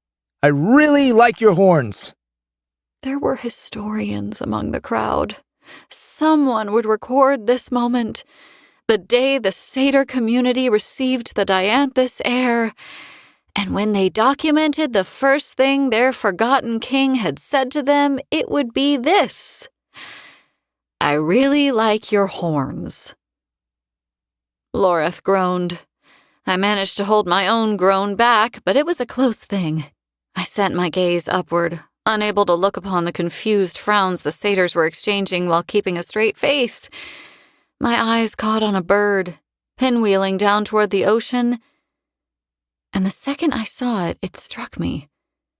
The memory that had eluded me earlier. It had been right there, a millimeter from my fingertips. It was so obvious. Gods and martyrs, how stupid I'd been. I'd missed something. And now I knew what it was. I retreated from Carrion's side, pulse like lightning in my veins. Loreth's head snapped around, his nostrils flaring, his pupils contracting to pinpoints as he sensed the sudden change in me. What is it? What's wrong? It's something. A horrible answer, but I didn't know how or have time to explain what had just occurred to me. I might know how to find Fisher. Wait, let me come with you then. No, I'm sorry, Loreth, I called, running down the steps. Please, I need you to watch Hayden. Where I'm going, you can't follow anyway. I have to go alone. I'll come back and make those relics. I swear. Chapter 46. Break. Ceres. The war camp was bustling. Fey warriors milled around fires, eating from tin pots. They wrestled in the mud. Satyrs wove through the mud-spattered tents, hawking grilled meat on skewers and roasted corn. The smell of the food, and all the blood, was maddening, but I didn't have any time for that. I'd searched half the camp by the time I'd found what or rather who, I was looking for. She stood in the middle of a group of males, poring over a rumpled piece of paper. When she looked up from whatever it was that busied her, she did not look happy. "Saris," she said, folding the piece of paper and handing it off to one of her friends. "To what do we owe the pleasure? I need your help, Danya." The hair she'd lost during the attack on Irin would grow back, but it would take time. The shorn side of her scalp was marked with stubble now, a darker blonde than the rest of her hair. The warrior crooked an eyebrow at me, her surprise at war with her annoyance. "Help? From me?" She snorted. "Impossible. Not our precious alchemist admitting that something's beyond her. My ears must be deceiving me." I did not have time for this. "Danya, ever since I got here, I've done nothing but tell anyone who will listen that I am not equipped to deal with the tasks that have been sent my way. I've never pretended otherwise." She spat on the ground, her face impassive. "I need a word with you." I eyed her friends. "Alone." "If this is about Carrie Swift, you can relax, little Osha. I don't have designs on your friend. Not long-term ones, anyway." She used Fisher's name for me in a cold way, made it sound small and pathetic. Her friends bit their lips, snickering under their breath. So, this was how she wanted to play it? Fine. She was fucking with the wrong person if she thought I wouldn't humiliate her in front of her friends. I drew Aramar and Selenir and spun the blades in my hand, rushing her. She reached for her blade, and she was a seasoned warrior. She'd slain more feeders than I could count. But I wasn't a feeder. I wasn't a fey warrior either. I had been human first, and now there was a good dose of vampire blood in my veins. I was faster than I had any right to be, and I was stronger than Danya to boot. With the edges of my short swords grazing her jaw, Danya had no other option but to surrender. But she was stupid. So fucking arrogant. She raised her hands, but the action was a ruse. She tried to grab my right wrist to punch my own sword back into my face, but trains of thought kindled and died in my head in the time it took her to curl her fingers around my wrist. My right foot slipped behind her left, my leg hooked inside her leg, and I slammed my left palm into her chest right between her breasts. She left the ground and sailed through the air, and a part of me crowed with satisfaction when she landed on her ass in the mud 10 feet away. I kept that part of me hidden. A good leader never demonstrated pleasure at the embarrassment of an ally. Not that I was Danya's leader, and not that I was 100% sure I could call her an ally, but it was still poor form to gloat. Her friends weren't laughing anymore. They averted their eyes, looking anywhere and everywhere but at Danya, as I trudged through the mud and held out my hand to the female. I kept my expression blank and my voice even as I repeated, "I need your help." She glowered at me, all venom and suspicion. "And why would I help you, alchemist? You've been nothing but a thorn in my side since you arrived in this realm." She sneered at my hand as if it were a dune asp, reared back and ready to strike. "You'll help me because we're on the same team," I told her. "Because despite how many fights you pick with him and how angry you are with him, Fisher is still your commander, and you still love him." Her objection was instantaneous. "I don't love him." I cut her off. "Yes, you do. I don't mean romantically, and you know it. You love Fisher because of all that he's done for this realm, because he's always been there for you, until he wasn't," she snapped. I knew the anger that burned in her eyes too well. She was furious with Fisher, but not for the reasons that she pretended. "Yes, until he wasn't," I said, agreeing. "But you're not angry with him for leaving you, are you, Danya? You're angry with yourself for not believing in him enough to start with. You knew he'd never abandon his warriors, and yet you chose to hide behind the lie Belicon told. That was easier than losing your friend, wasn't it? Easier than not knowing where he was and not being able to find him, not being able to help him. He doesn't blame you, Danya. Shut the fuck up, she hissed. He knows you would have come for him if you could have. You don't know what you're fucking talking about. I know Kingfisher, I said slowly. But I haven't known him anywhere near as long as you. He was your brother, your blood, for centuries before I was born, and I know there's no way you fought alongside him all those years without forming an unshakable bond with him. This rage inside of you is a shield. It protects you from the emotions you can't face, from the guilt and the knowledge that you left him in Gilthry. You were with him on the battlements, weren't you? You helped him defend that city. When it fell, you helped him burn it, and then you listened to the vicious lies of a male you knew to be evil, and you left your friend there to suffer in that eternal maze. Stop. Her tone lacked its previous acid. The word was small, a hiccup of a thing jarring the air between us. Danya stared at me, propping herself up on her elbows in the mud, her eyes reflective as drowning pools. She was as stubborn as they came. She wouldn't admit that I was right. But she couldn't deny that I was wrong either. What do you want from me, alchemist? She muttered. Want? Ha! Laughter boiled up the back of my throat. I clamped my lips shut and caught it before it could burst out of my mouth and make me look crazy. Feeling crazy was enough, thank you very much. It's very simple, Danya. You'll probably even enjoy it. I want you to punch me in the face as hard as you can. Danya's eyes widened. What? I need you to knock me out. She recoiled, sinking deeper into the mud. You're insane, she said. Probably, but it'll help save Fisher. Now, do you want to abandon him to his fate for a second time, or do you want to help him, Danya? Because there are at least 3 other people I can ask. I'll do it, she rushed out. I mean, I've been wanting to knock you out cold ever since I met you. I'd be a fool to turn down the opportunity, wouldn't I? That's the spirit. You should hit me right here under the... The female leaped to her feet. She swung, and I saw it coming. I did nothing to stop her. I'd asked for it anyway. What would have been the... Dust motes hung in the frigid air.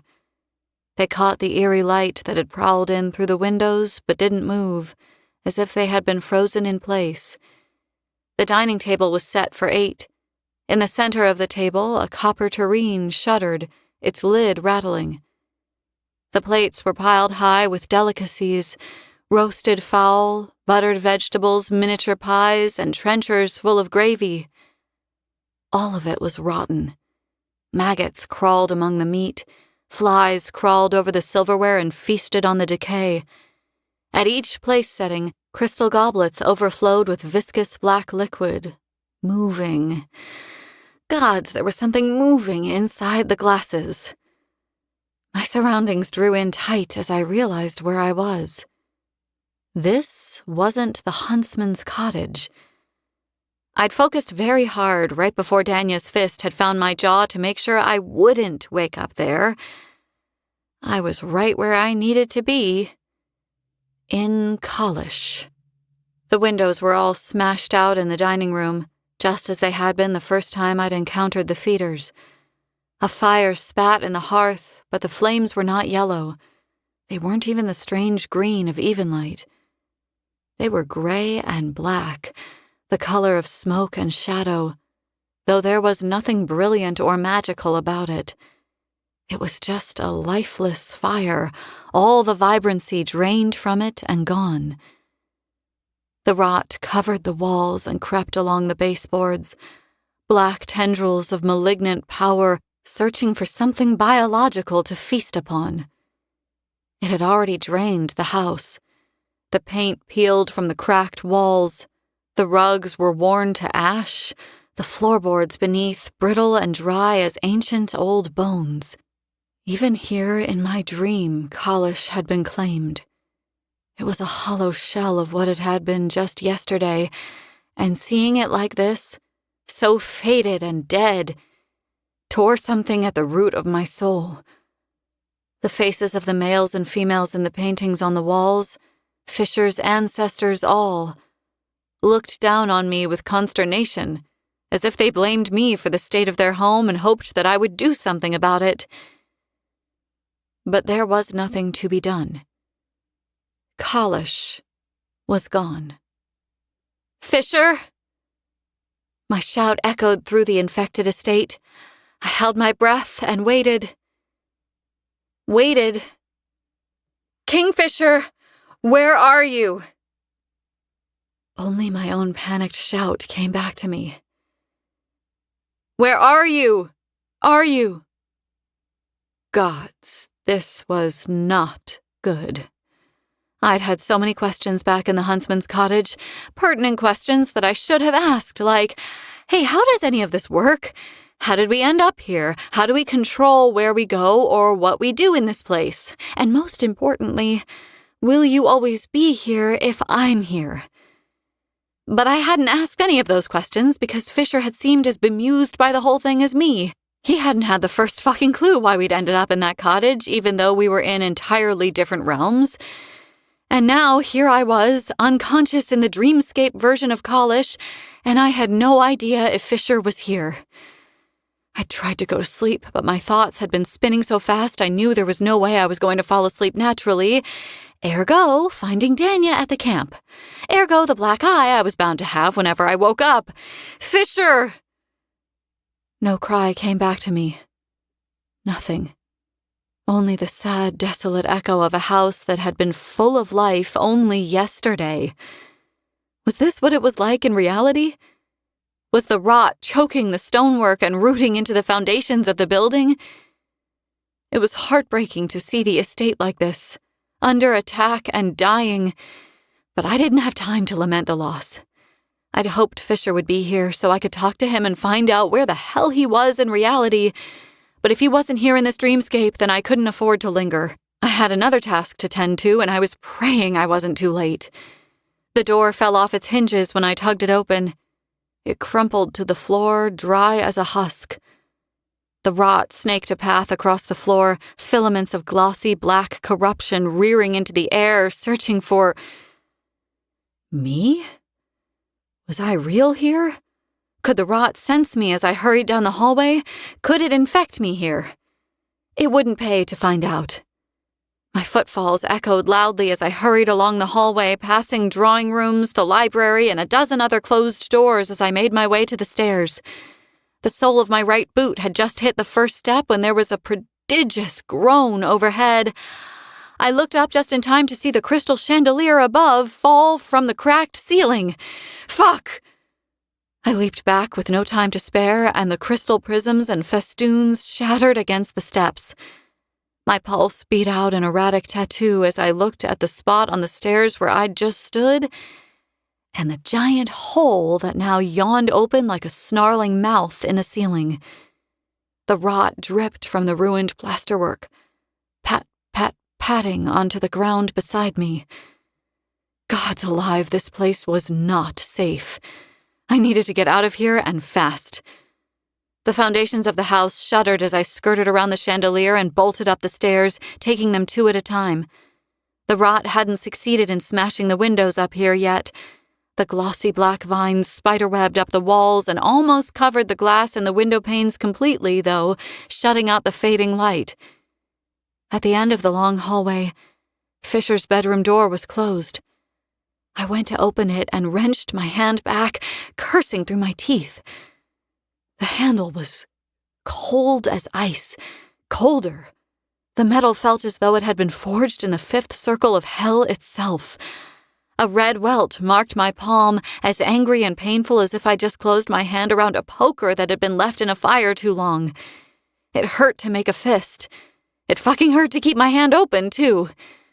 Another fit of cursing under my breath. "You don't want me to go in there, do you?" The accusation was for the rot, for the house itself. Clearly, neither wanted me here. I took a moment to study the door. Why wasn't it splintering and dry like all of the other woodwork in the house, and quickly assessed where best to show it to the sole of my boot? Decision made, I kicked the door right by the handle as hard as I could, and nothing happened.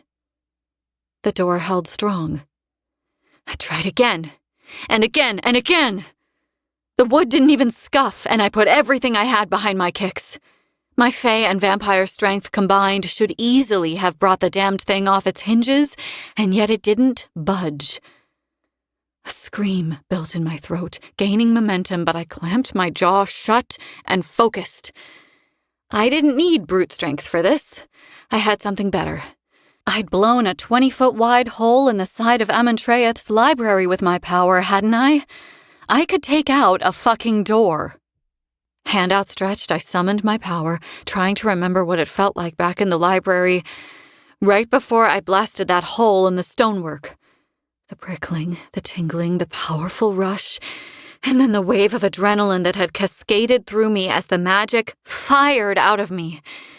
It rose inside me. I closed my mind around the surging sensation, attempting to stem the flow a little, to control how much of it would jettison out of me. And it worked. Kind of. The bolt of white-blue energy that burst from my hand wasn't quite as astronomical as it had been back at the Black Palace, but it was pretty damned close. Surprise rocked me as the magic slammed into the wall. I hadn't even really believed my magic would work. This was a dream, after all. The very instant the magic came into contact with the door, and its frame and 3 feet of wall on either side, I knew I'd made a mistake. The tendrils of rot that covered the wood pulsed, flaring white, then doubled in size right before my eyes. The threads of dark power expanded, working itself into knots, forming a hard shell over the door. Oh, come on! You've got to be fucking kidding me! The rot had absorbed my power. Tiny white-blue orbs glowed inside its vines, traveling through the cross-hatched network of threads that now barred the door. I'd made it worse, infinitely so, and it was my own fucking fault. Fisher and Wren had used their power on the infected feeders, and it had only made them more powerful. I should have known my magic would do the same thing here. Idiot. Okay, so I couldn't use my power. I couldn't force the door open. So what could I do? What was missing? There had to be some way to get inside that bedroom. This was a dream. It shouldn't have been this hard. I stilled, chewing on my bottom lip as I stared at the cursed door. This was my dream. I was here right now because I'd willed it. Back in Zilvarin, I'd made a game out of changing the face of my dreams as a child. I'd willed the sky pink. I'd willed it so that the desert became an ocean. Later, when I was older, I'd willed it so that my mother wasn't dead. I would will this God's cursed door open. I closed my eyes and focused. I pictured the door. I imagined it free of the rot. In my mind, it opened easily, swinging open. I opened my eyes again, and the door was still closed. The gods and all 4 winds take this fucking place! I gnawed on the end of my thumbnail, thinking furiously. How was I going to do it? I could run back down to the forge and get a crowbar? No, that wouldn't work. I'd used enough force to kick the thing down just now, and it hadn't even cracked. A crowbar wouldn't work, and I couldn't risk touching the rot. The door was obviously warded. Magic was keeping me out, which meant that I'd need magic to get in. A different kind of magic, then. Something... I stopped chewing my thumbnail, staring down at the back of my hand. Wow. I wasn't thinking clearly at all. The Quicksilver rune was sealed there in metallic blue-black. The Brimstone rune was outlined, requesting to be sealed. I had work to do before I accomplished that. There was research to be done and challenges to be faced.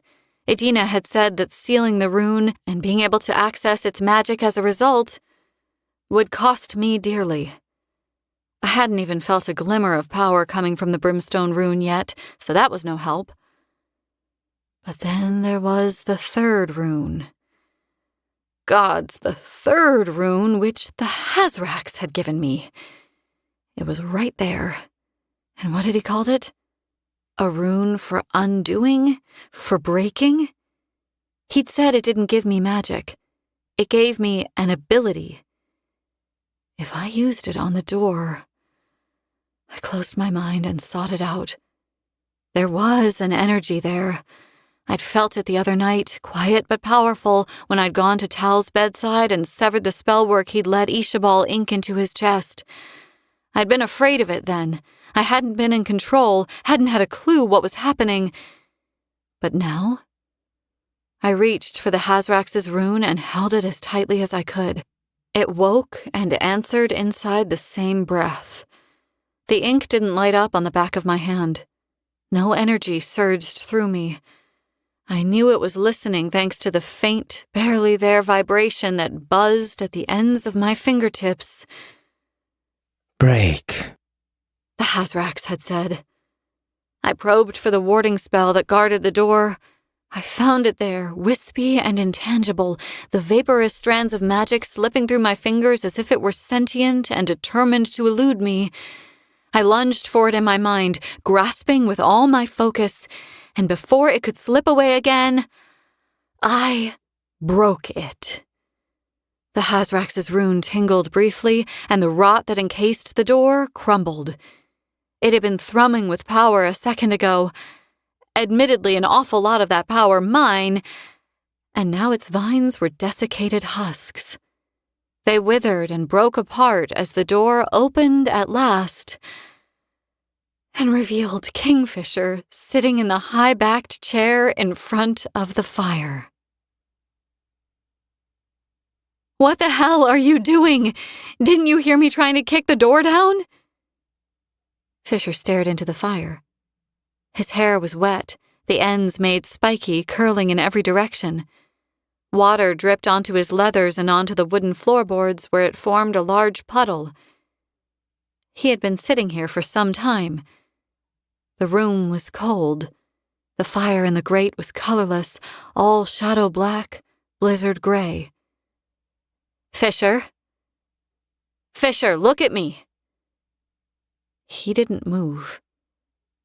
I stepped into the room and something crunched, gritty beneath my feet.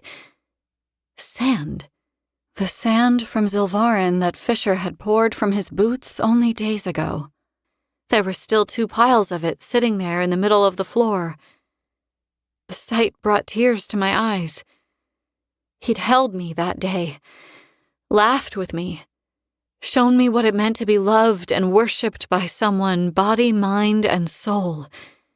He had told me here, in the bed on the other side of the room, that he would sacrifice the sun and surrender the stars if it meant that he could keep me safe. And now he was missing and lost to me, because I could already tell he wasn't here with me now. I didn't want to cross the room and stand in front of his chair. I didn't want to turn around and face him, but I had to. I covered my mouth with my hands, stifling a sob when I saw him. His eyes were clouded over.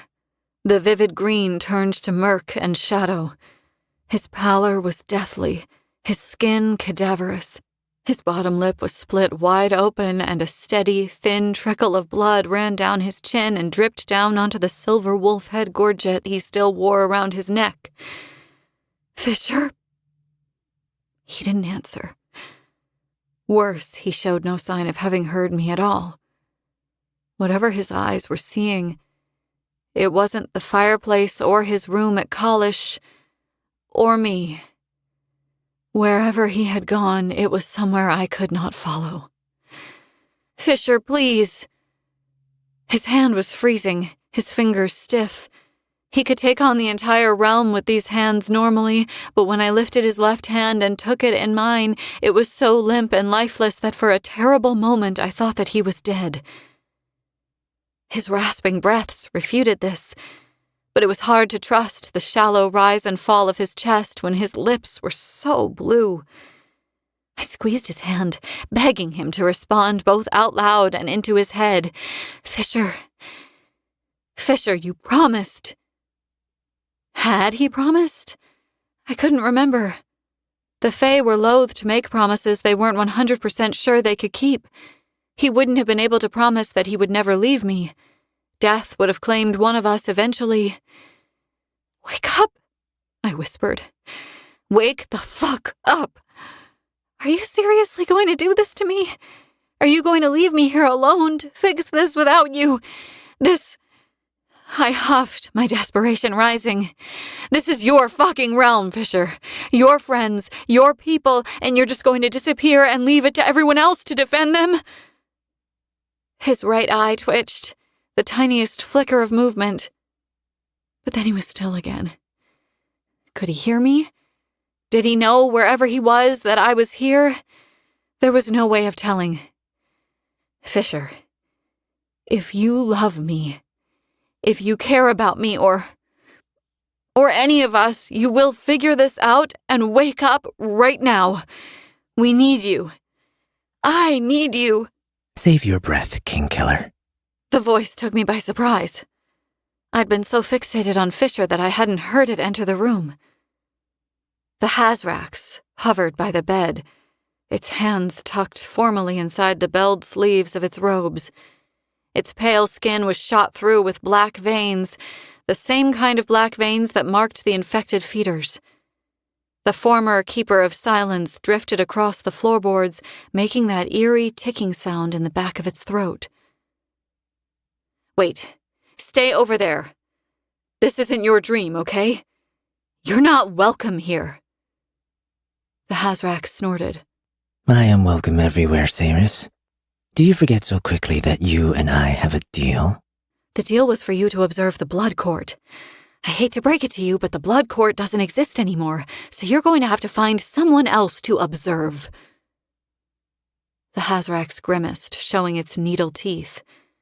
I'd been around it long enough to know that it was smiling. You're really hopeless at this, aren't you, child? I almost feel bad for you. What's that supposed to mean? That means that when you asked me in the forge if I wanted to strike the same bargain with you that I struck with Malcolm, and I said yes, the details of my deal with the old vampire king became the details of our arrangement too. The fine print of the deal I made with Malcolm stated that I could observe him, not his court. Him. It is irrelevant whether the blood court exists, Saris. It is you who I observe. Wherever you go, whatever you do, you have given me permission to follow and witness alongside you. God's fucking damn it! Again! I'd walked into another terrible bargain. Again! If I made it out of this nightmare and life somehow found some level of normalcy, I was going to make sure I had someone on hand at all times to vet the agreements I made. The sneaky, underhanded, vile piece of shit. Why? Why do you care about what I'm doing? This has nothing to do with you. The Hazrax's slitted nostrils flared. Naive child, He said in a piteous tone. Of course it does. I have a hand in everything, but you will learn that soon enough, I suspect. Wait, the favor. You said I could call it in at any time. The Hazrax made a hiccuping sound, but it nodded. Yes, that is true. Then I want to use my favor now. Can you bring Fisher back to me? The Hazrax shook its head. That is not within my power, I'm afraid. There are accords that prevent it. Then tell me where he is. I'm sorry, I cannot do that either. The Hazrax didn't sound apologetic. It sounded amused by the situation I found myself in and pleased that it couldn't help. I'd had enough of it. Fine, I snarled. I'll use my favor for this, then.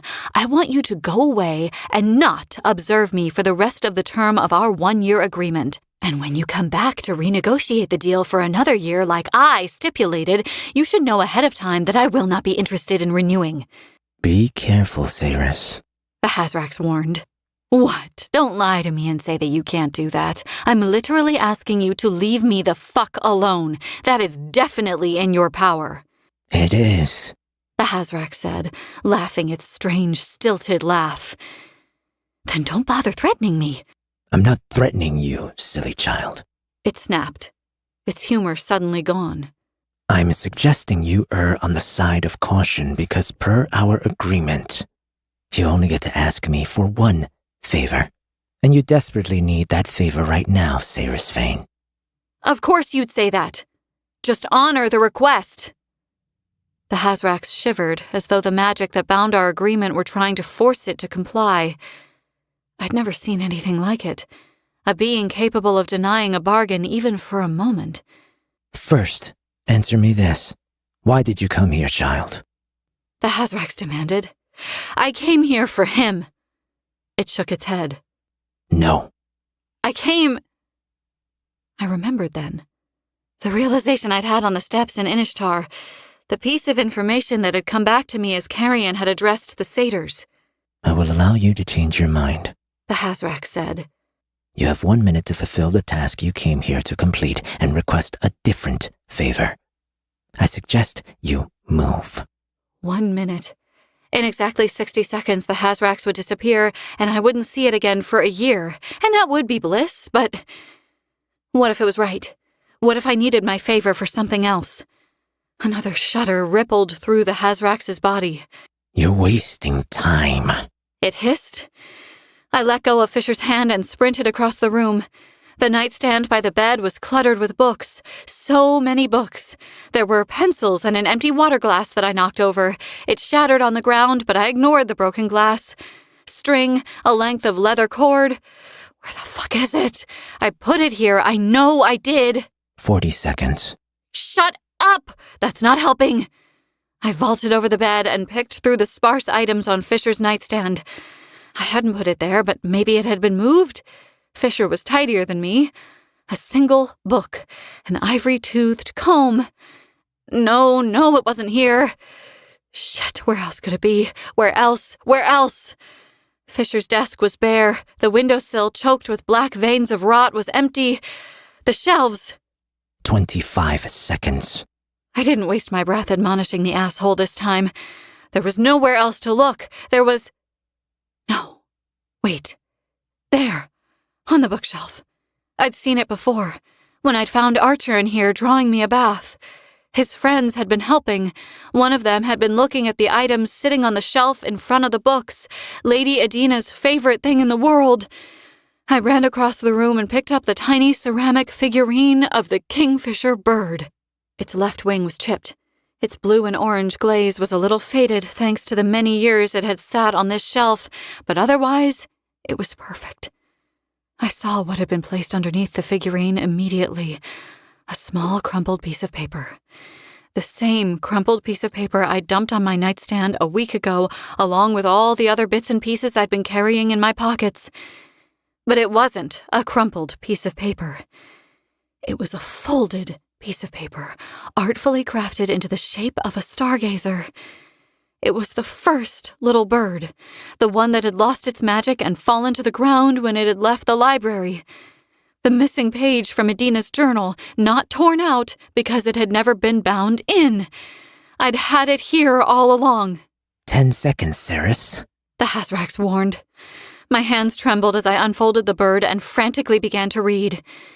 The words ran together, Adina's neat handwriting swimming on the paper as I tried to process the information she had written there. 5 seconds. There was genuine concern in the Hazrax's voice. I looked up from the paper, suddenly covered in a nervous sweat, and spoke as quickly as I could. I've changed my mind, Watcher. I beg you for my favor. I need you to transport me to the Wicker Wood. Chapter 47. Unless. Saris. I didn't have a choice. Adina's message had told me exactly where I could find my mate and had given me the tools to save him, too. What it hadn't given me was the means to reach him in time. That part, she had said, was up to me. So I'd done what I'd had to. A full year with the Hazrax looking over my shoulder in exchange for a one-way ticket to the Wicker Wood. I'd held the page bearing Adina's instructions as tightly as I could in my hands when the Hazrax had told me to brace myself, But 3 seconds later, when I awoke on my back in the snow, it was no longer there. It didn't matter. The information I needed was seared into my memory now. The chances of forgetting what I'd read were absolute 0. Fog billowed on my breath. Overhead, the bare branches of the trees scraped at the night sky like twisted fingers. The sky was clear for once, and the stars stippled the heavens in a breathtaking display. The Hazrax's robed form appeared suddenly in my field of vision, making me jump. Its eyes shone reflectively in the dark, as if they were brushed with silver. I waited for it to make some kind of cryptic remark, or at least tell me to hurry, but it said nothing. I got to my feet. "Well, since you seem to know so much about all of this, which way do I need to go?" The Hazrax didn't make a peep. I shivered against the cold as I got to my feet and brushed myself off. "Seriously? Now, after all the interfering, you're going back to watching?" The creature just looked at me. I took its silence as a very annoying yes. "All right, fine. I don't need you anyway." I didn't. I could feel Fisher now, in a roundabout way. What I could actually feel was the tiny thread of quicksilver that was still trapped in his eye. It was a negligible amount, barely enough to be worth mentioning. Before I'd sealed my quicksilver rune, I probably wouldn't have been able to sense it. Now that tiny sliver of metal stood out like a flickering flame in a sea of darkness.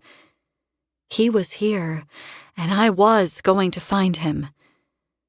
The Hazrax floated an inch above the ground, gliding along behind me as I set off into the woods. It cut a ghostly figure as we hurried through the trees, but no more ghostly than the shades themselves. Fisher had told me about them the last time I'd found myself in this wretched wood. The souls of the damned, condemned to haunt these woods, constantly reliving their gruesome deaths as punishment for their crimes. Fisher had offered to give me the sight so I could see the shades for myself. I had none so politely declined. But I was Fae now. I had the sight, whether I wanted it or not, and the visions that stalked me as I ran through the trees were downright horrific. A female in a tattered gown, dragging a dead infant behind her through the snow. A mutilated male, screaming and on fire as he sprinted across the pathway up ahead. Another male with chains wrapped around his body and attached to a large, transparent boulder who thrashed and writhed, head tipped back as he seemingly drowned and drowned and drowned. Everywhere I looked, the souls of the dead endured their torment on a loop. They howled and cried, the sound sending convulsions of dread up and down my spine. Fisher was here. From his appearance back in the dreamscape of Kalish, he was suffering along with the dead. Alive for now, at least. But why? And how? I'd only been running through the forest for 5 minutes before I stumbled into a campsite. No fire, no smoke.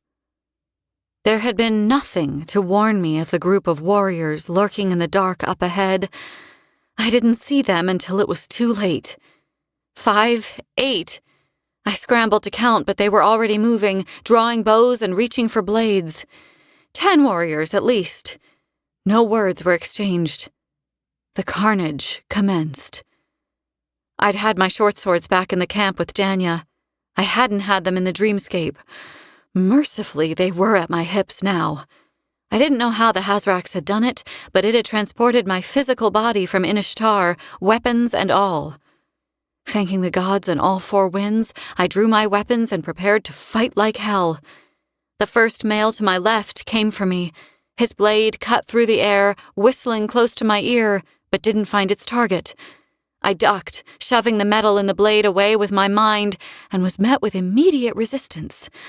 Fucking null blade. They all had them. The unnatural weapons felt like blind spots in my vision, black holes sucking at my energy and the magic of the woods itself.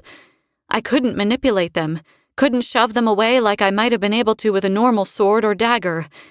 Just as I had back in Amentreth's sepulchre, I was going to have to fight these fuckers the normal way, without using my magic to disarm them. But I was ready for it. These motherfuckers had taken my mate. They had him trapped here, I knew it. They had officially fucked up, and boy, were they about to pay. One of the warriors with a bow loosed an arrow. They'd learned from their mistakes back in the tomb. The tips of their arrows weren't made of iron this time. They were crafted from the same material as the null blades. The arrow maintained its course, coming straight for me. I ducked, seizing the opportunity to bat aside another attacker's null blade as he came in to slash at my side. Parrying the attack, I flicked Aramar around, ripping the null blade from the guard's hand. The null blade sailed off into the dark. I flipped Aramar over in my hand and plunged the god sword in between the fucker's ribs, lighting him up from the inside. Holy fire blazed out of the male's eyes and mouth as he died. The arrow had thudded into a tree now on my right. I ripped it from the trunk and ran at another guard, plunging the appropriated weapon into his neck. As I spun away, I caught another warrior across the back of her legs with Selenir, and the female went down with a blunted cry. She'd be back up on her feet in a second, but I only needed a second to step over her and inside the guard of yet another attacker. This one was huge. A mean scar twisted his skin from his temple, down his left cheek, through both lips, and down under his chin. He snarled, baring his teeth as he grabbed me by the throat and squeezed. Fuck. Oh, fuck. Oh, fuck. My vision danced. Loreth's voice screamed at me from the past, urging me into action. Move, Ceres! Fucking move! Do you want to die? I wasn't dying here. Not tonight. No fucking way. None of these assholes was going to stop me from finding my mate. The male jerked, his eyes going wide. Disbelief rendered his features slack as he looked down and saw the two glowing short swords sticking out of his chest. As he dropped me, I pulled back Aramar and Selenir, then drove them into his massive torso again. For the love of the gods, contain her! A rumbling bellow demanded. She's one single female. Take her to the ground! That voice haunted my nightmares. In Gilthry, the owner of that voice had mocked my mate. He had crowed with satisfaction as he'd encouraged Fisher to explain the bargain he'd used to trick him into 110 years of misery. I couldn't see him, but he was here. Balakon Dabara, king of a stolen throne, oppressor of an entire court. A hail of arrows streamed through the air. I dropped to the ground and rolled, gritting my teeth against the pain that exploded in my mouth. I'd bitten my tongue. Fuck, that hurt. I pushed the throb of it away, freeing myself from it. Now! She's done the hard work for you! Pin her! Balakon raged. One of the archers threw himself on top of me, obeying his king's command. I drove Aramar up into his armpit, and the point of the burning white god sword burst out of the side of his neck. Smoke puffed out of the guard's mouth, and then he was dead. Another came, and then another and another. I let them pile on top of me. A nauseating jolt of pain fired up my leg, impossible to push away this time, but I forced myself to bear it, waiting for the right moment. A fourth set of hands tried to grab me, fingers digging into my throat again, and I let go. My quicksilver rune wasn't just useful for manipulating metals and making relics.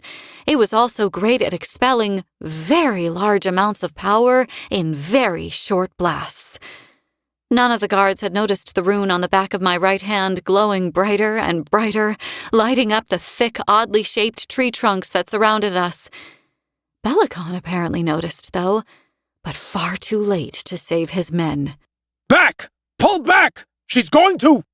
My shield blazed to life, and the interlocking Alchemaran runes projected in the air shone like a falling star.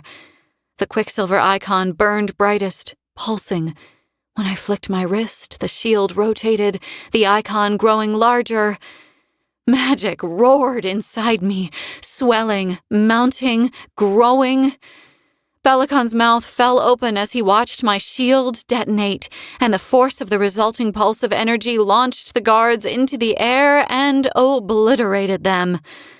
A fine mist of blood and pulverized meat rained down, speckling the snow red. 6 of them were dead now? 7? I'd lost count. I got up again, ready for the next attack. But no one came. Belacon Dabara stared in wonder at the shield still hovering in the air in a way that made panic chase along my nerves. Spectacular, he breathed. Never before have I seen such layered power. It cannot be allowed to exist in this world unless it is bound to me. Well, I guess you should have thought about that before you killed all of the other alchemists, then, shouldn't you? I slammed my hands closed and the shield snapped out of existence. I shouldn't have let him see it. The madness in his eyes declared that he'd never stop until he'd found a way to chain me to him now, and that prospect was terrifying. Is that what they told you? That I killed off your kind? You should do more research before. I don't want to hear it. Before you start spinning lies. Insolent female! You are too fond of interrupting your betters. Hold your tongue. You won't make it out of this wood without my say-so. He barked. Chest heaving, I lowered Aramar and Selenir to my sides and spat on the ground, running him through with the most contemptuous look I could muster. Won't I? No, you won't. And you know why you won't, too. You will stand right there, and you will behave yourself because you want your mate to live. Orias, why don't you show the little alchemist where her precious dog has been spending his time the past few days? Orias, that sniveling, greasy piece of shit. He was here too? Yes. The rail-thin male stepped out from behind a tree, chin held high as he met my gaze. I warned you, girl. You had your chance. This could have all been much easier, much less painful for you. Fuck you, Orias. Tell me where Fisher is. Off to Orias's left, the Hazraks hovered in the dark, eerily luminescent in the moonlight, watching. Oh, but he's right in front of you, girl. Orias purred. Don't you see? Belacon's seneschal casually stepped to one side, moving out of the way. And suddenly I did see. The woods pitched, the trees seesawing, and a brutal cry cut through the night air. At first I thought the blood-curdling scream had come from one of the Wicker Wood's tortured shades. But then I tasted blood, and I realized it had come from me. I'd screamed so loud that I'd torn my fucking throat open. A monstrous tree stood before me, 50 feet tall, its bark black as sin. A huge rent ran down the center of its trunk, a split in its wood so rotten and foul that it actually looked like a wound. That's where Fisher was, at the center of that wound. The lower part of the tree looked like it had healed around his body. All the way up to his shoulders, in fact, the wood had grown around my mate, caging his body inside it. It had almost swallowed him whole. Fisher's eyes were closed, his eyelashes a stark black ink against his cheeks. His hair was plastered to his head. He looked far worse than back in the dream, seconds away from death. At the base of the tree, Nimmerel rested on top of a flat piece of stone, spewing clouds of thick shadow from her blade. Fisher's godsword was not happy in the slightest. "What are you doing to him?" I whispered. Belacon grinned a wolfish grin, then turned his back on me, confident now that he had my attention.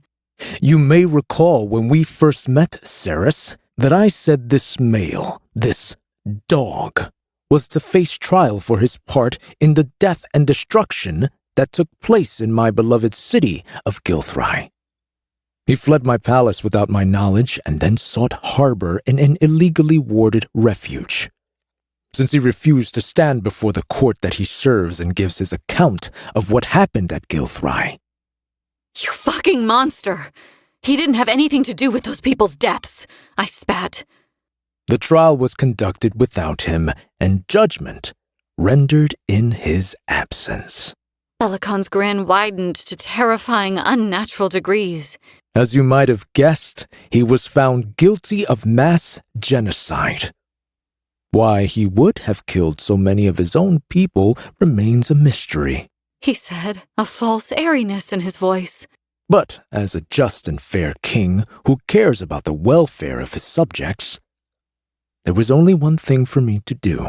He fixed me in his gaze then, his expression going blank, and I saw the cold, evil thing inside him, peering out from behind his rheumy eyes. I sentenced him to life imprisonment, of course, here, in an oubliette.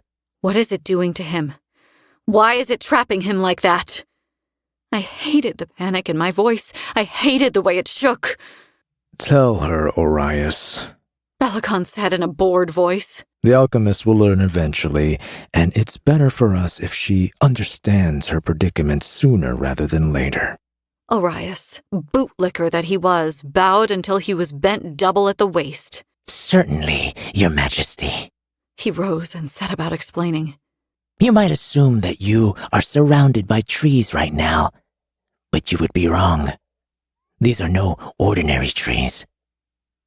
They were once a clan of dryads, self-righteous and arrogant as they were.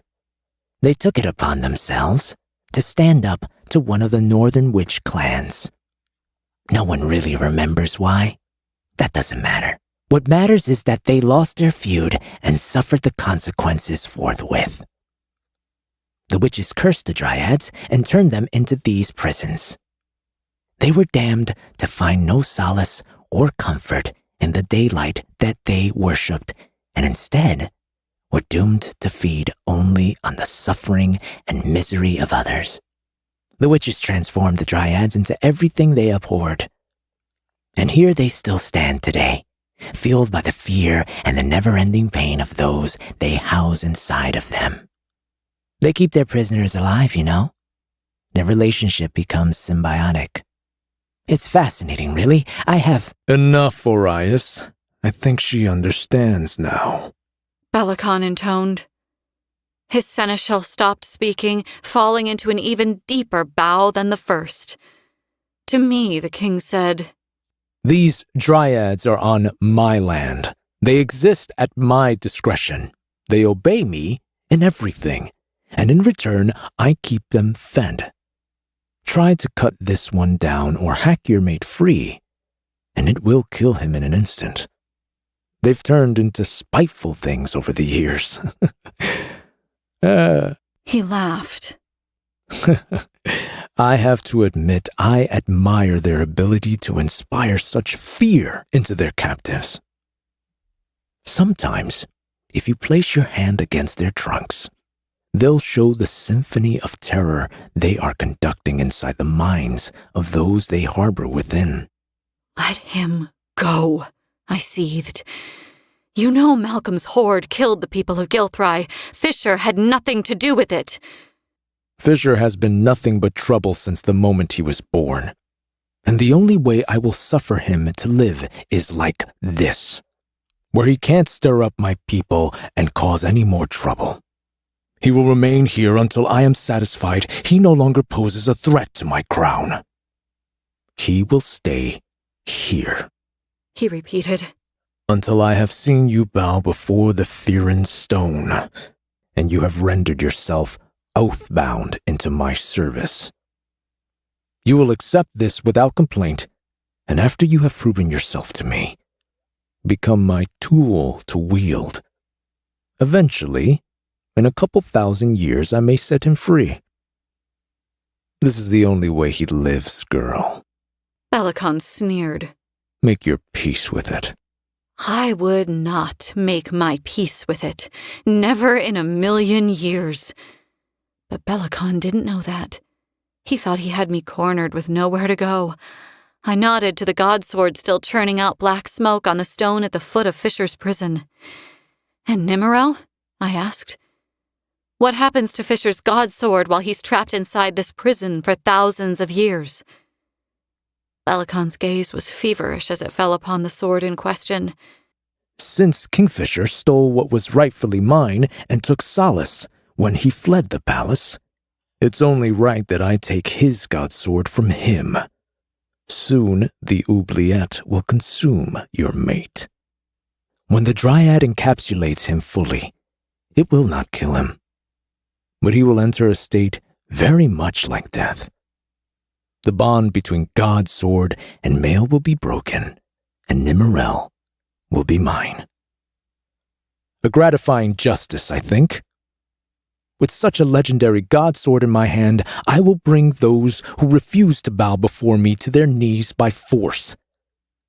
For the good of Ivelia. His words died on his lips. Wait, what are you doing? I had used the time while he was speaking to press Aramar and Selenir together. The short swords had become one again, reforming Solace. The singular sword was far bigger than was comfortable for me, but I could wield it just fine. And I was going to need 2 hands for what was coming next. He isn't staying in that thing. It was a statement, a simple fact. Arias barked out harsh laughter, though he shuffled his feet. Stubborn until the end, Your Majesty. What did I tell you? She can't be reasoned with. But Belicon wasn't listening to his seneschal. He was staring, eyes narrowed into slits, at me. What are you hiding, girl? What do you know? I took a step forward. I know the history of that godsword over there. Do you? The bastard's frown deepened. He drew his cloak about him, arranging the fabric so that it hung correctly at his feet. It's a sword. Half-breed. Swing and it cuts. What else do I need to know? It was given to Fisher by the gods themselves. Did you know that it's made of iron? The king laughed dismissively. Don't be stupid. No member of the Fae can wield iron. 1 second holding that in his bare hands, and the dog would have been dead. He's carried it since Agen. Since Agen. Yes. Agen. Where he closed the iron gate that protects the city, again with his bare hands. He knew that would kill him, and it should have. But Baal and Mithin chose to take pity on their favorite, didn't they? They saved him. They gave him a sword of iron because he had shown strength enough to wield it. And there on the killing fields, his friend was slain by the dragon they fought, the very same whose skull you display behind your throne as if it were you who slayed him. You chastise me for claiming what's rightfully mine. The spoils of war always belong to the crown, you fool. Another step. I was nearly close enough. Almost. Now, her name was Mirelle, twin sister to Renfus, the male who later became general of your army. Wrinkling his nose, Belicon shook his head. Am I supposed to feel something? How am I supposed to remember everyone who falls in service of their king? I didn't even know the male had a sister. I swallowed down the bile that rose up the back of my throat. She died screaming. Fisher and the other members of the Lupo Prolia brought down that hateful beast, and Fisher found himself trapped inside its jaws. Morel came to him there. Her spirit, that is. She bound her soul to that blade so she would always be with her friends. That's why he named the sword that. Ni Mirel. For Mirel, in Old Fae. Arias sneered, his top lip curling in disdain. Do not lecture us on the etymology of words formed in a language you do not speak.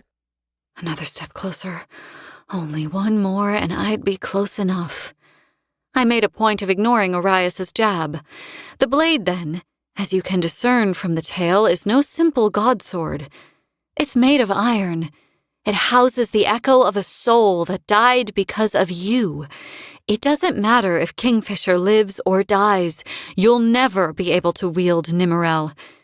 If the metal doesn't kill you, then the warrior who lives inside it will. He clearly hadn't known about the iron. Godswords always made the people they weren't bonded to uncomfortable. That was just the way of them. He'd put his unease around the sword down to that. He hadn't touched the sword without gloves yet.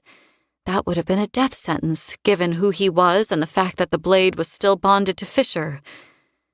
The realization came crashing down on the king now, a hole in his plan.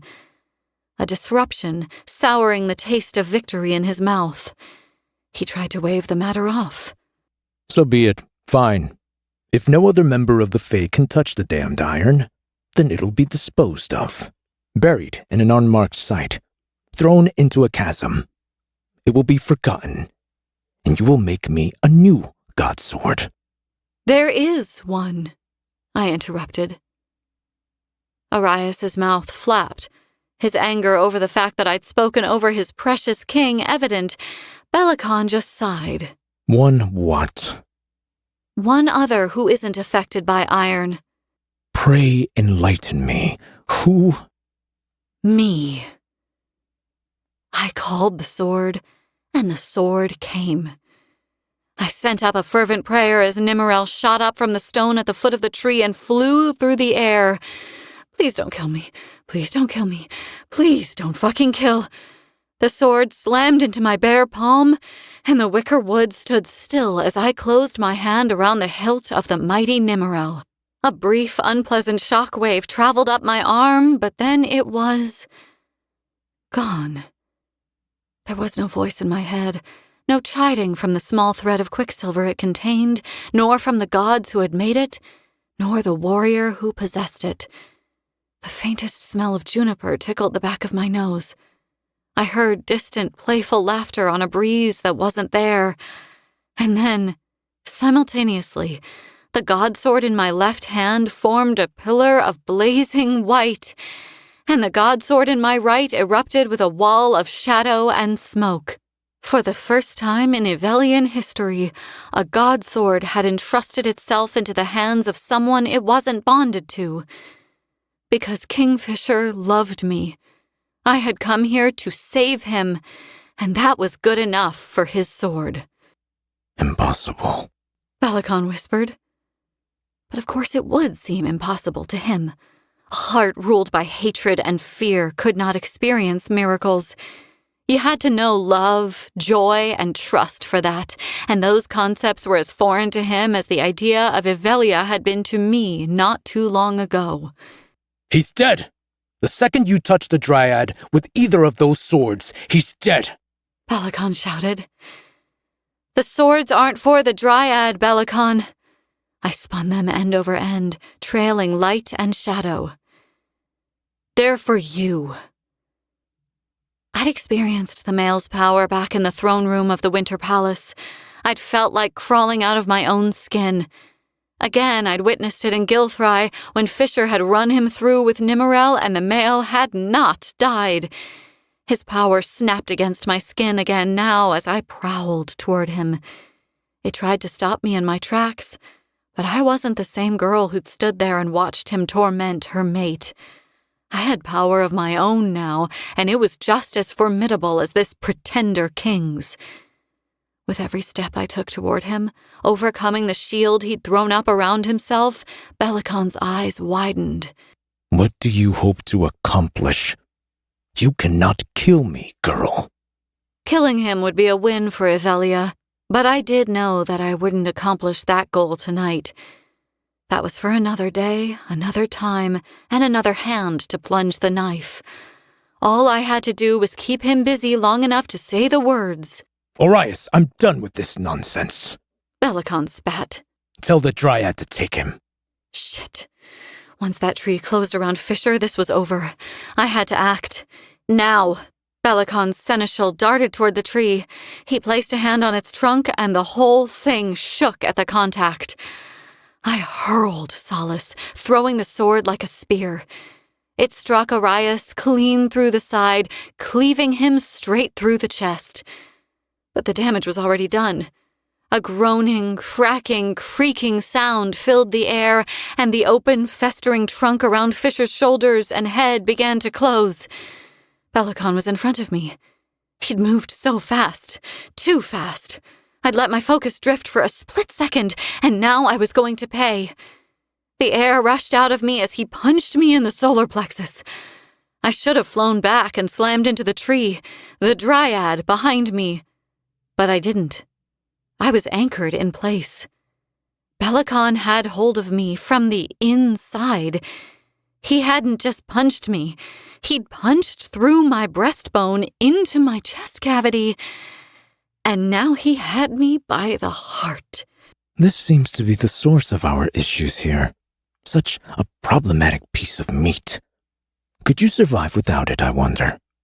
Halfling that you are, I still think you need your heart, Ceres. Are you going to make me rip it out? Or will you start behaving so that I'll let you keep it? I couldn't answer. I could stop my heart from beating, but I definitely still needed it to stay inside my chest. Panic cinched tight around my chest, taking hold. Bend the knee, Ceres. Bellicon rumbled. His breath fanned over my face, foul and reeking of death. Monster. Murderer. Villain. I would rather die than chain myself to a demon like him. Blood spewed up and out of my mouth. It ran down my chin in a river and coated my tongue in metal. I have a message for you, I wheezed. From your dead wife. It happened so quickly that anyone could have missed it, but not me. I saw the bastard flinch. I choked on another mouthful of blood. She told me to tell you. Never. Quick as lightning, I called Solace back.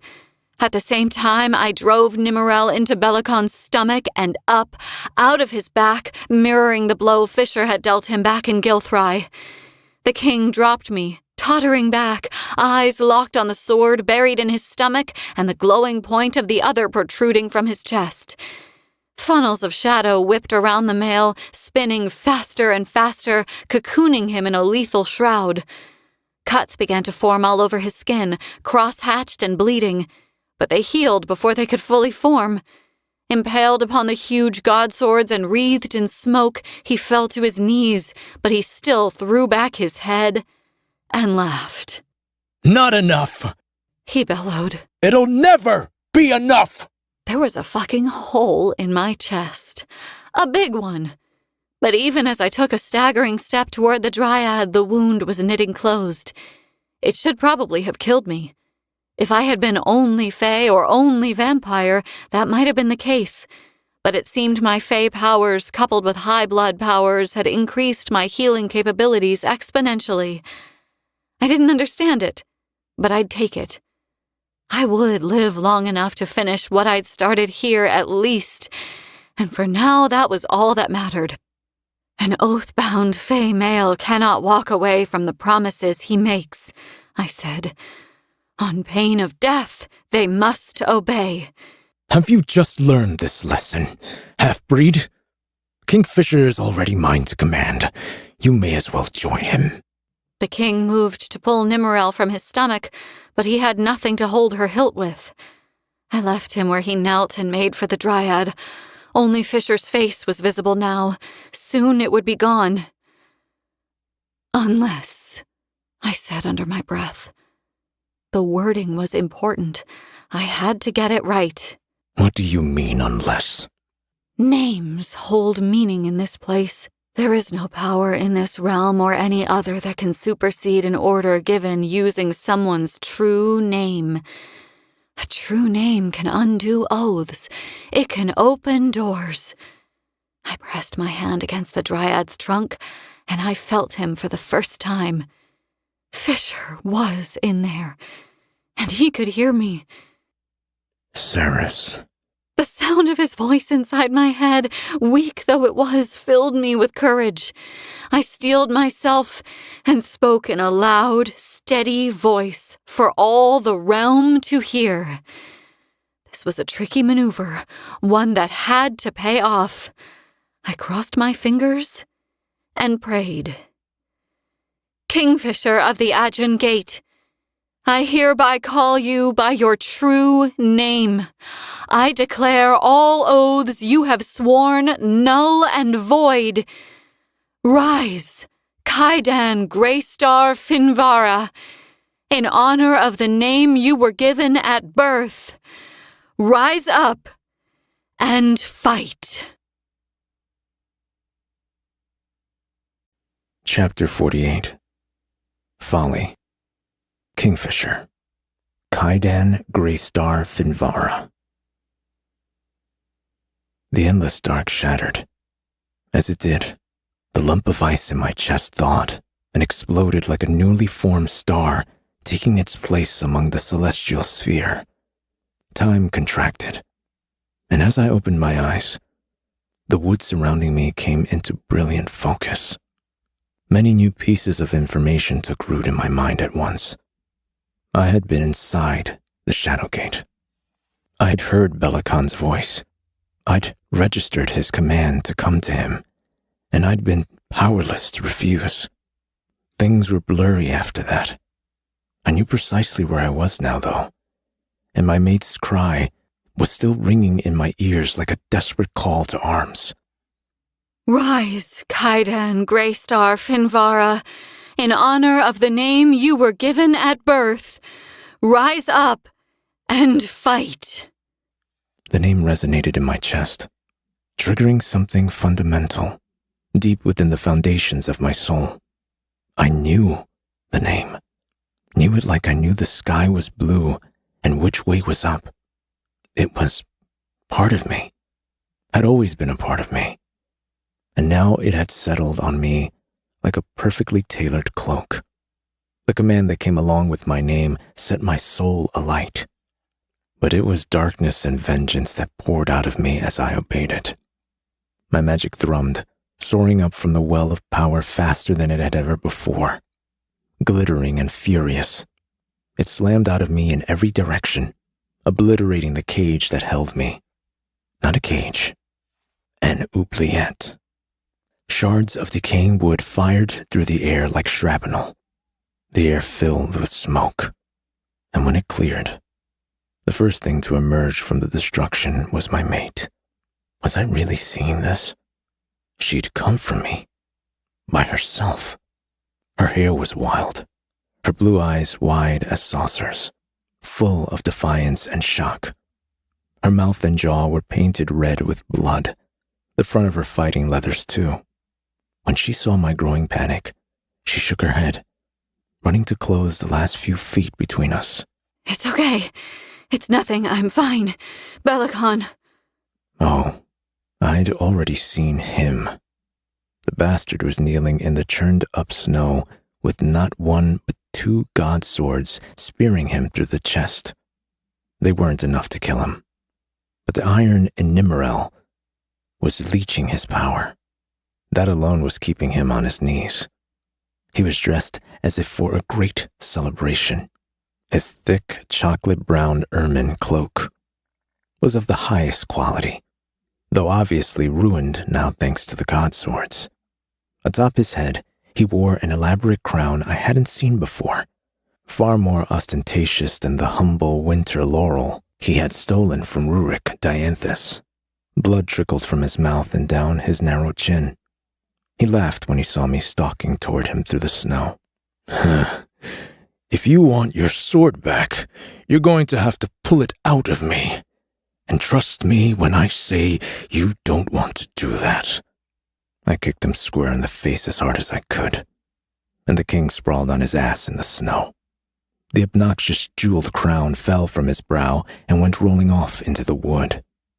I've been waiting a long time to do that. My voice was raw. I had screamed plenty in the hellish landscape the Dryad had created for me. and it felt like I'd done all that screaming out loud. The king lay on his side, unable to roll onto his back thanks to the swords impaling him.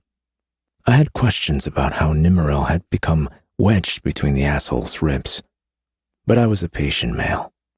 They could wait. My guards are posted throughout this wood. You'll never get past them all, Bellicon said. I cocked my head, considering him. Won't we? Another burst of laughter sputtered out of the king. He sighed, lying back in the snow. You know, he said, squinting up at the sky, you have done your mate a woeful disservice. She knows nothing of how this realm works, nothing of our ways, nothing of the rules that govern our existence here. I prowled toward him, wondering where I should hurt him first. Is that so? A deep, rattling cough seized the king. For a moment, he couldn't breathe. When he recovered again, he spoke. She came here and used your true name to free you, and it worked. But it's a hollow victory, he said, emphasizing the words as if I were stupid. She used your true name in front of me.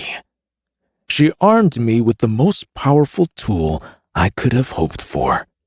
You're fucked, Kingfisher. Or should I say, Kaidan? Let us see if I recall it correctly, shall I? Kaidan Greystar Finvara. I command you to draw this sword from my chest and use it to kill your pretty little mate. The air around me shivered. His will crashed down on me, bringing me forward, urging my hand to reach for Nimmerel. I grabbed the blade. I drew it out of him. I carried it over to where Ceres stood, bloodied and swaying on her feet, and I lifted it, aiming the point of the smoking black blade at my mate's throat. Now that he was free of Nimmerel, Bellicon was slowly getting back to his feet. Do it! I've had enough of this charade! He barked. Looking at my mate, I fixed her with a sorrowful smile.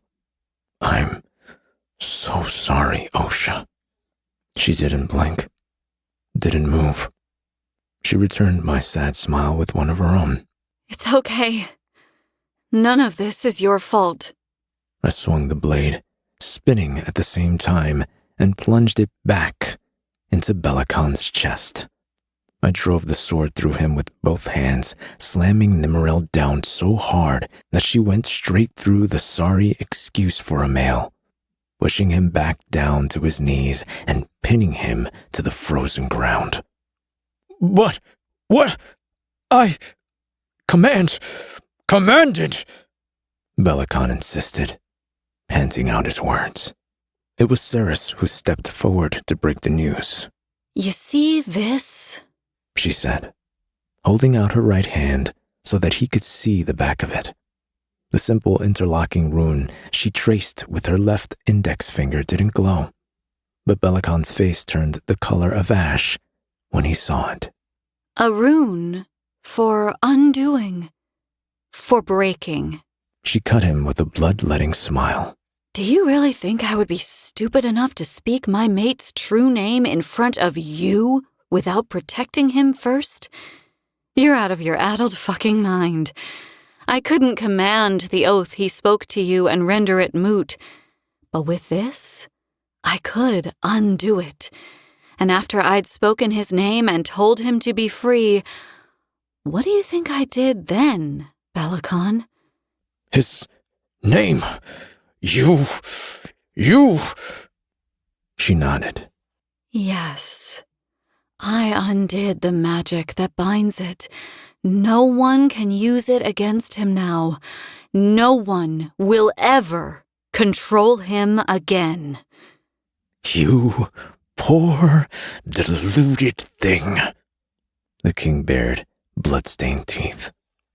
You are simple if you believe that. So long as you or your friends exist, there will always be leverage to control him. Pay him no heed, Osha. He'll say whatever he can to get under your skin. Let's get out of here before those other guards show up. I knew better than to hang around. We'd gotten lucky. I hadn't been permanently trapped inside the Dryad, and that was something to be seriously grateful for. Once you went in, you normally didn't come out again. Ceres flared her nostrils, her hatred pouring out of every pore as she slowly shoved away from the prone king. She grabbed Solace's hilt and began to draw her sword from the king's back. And a flurry of motion to our right came out of nowhere. Black swirling robes, a rough-edged dagger slicing downward towards Ceres's neck, and then white fur and snarling teeth and eyes the color of polished jet. Orias had been a second away from slitting Ceres's throat. But then there was Onyx. The little fox raced out of the shadows and launched himself at the seneschal's face. He snarled and scratched, sinking his teeth into the thin male's jaw and cheek. "Demon dog!" the seneschal growled. He clawed at Onyx's fur, trying to get a hold of it. "I thought you were dead!" Onyx, no! Ceres was gone before I could stop her. She left Solace buried in Belicon's chest. She had the dagger I'd given her weeks ago. It was in her hand by the time she reached the male, who was cursing fitfully as he tried to shake off the fox.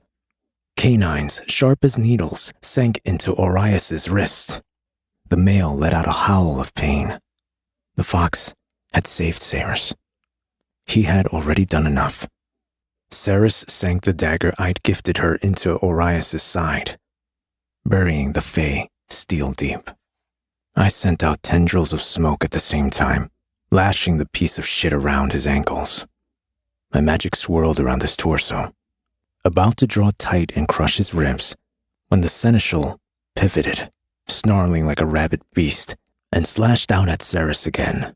The weapon, a null blade, carved an arc through the air, its wicked edge seeking flesh, and it found it. It just didn't belong to Ceres. Onyx let out an agonized yelp, dropping to the ground, and Orias let out a victorious whoop.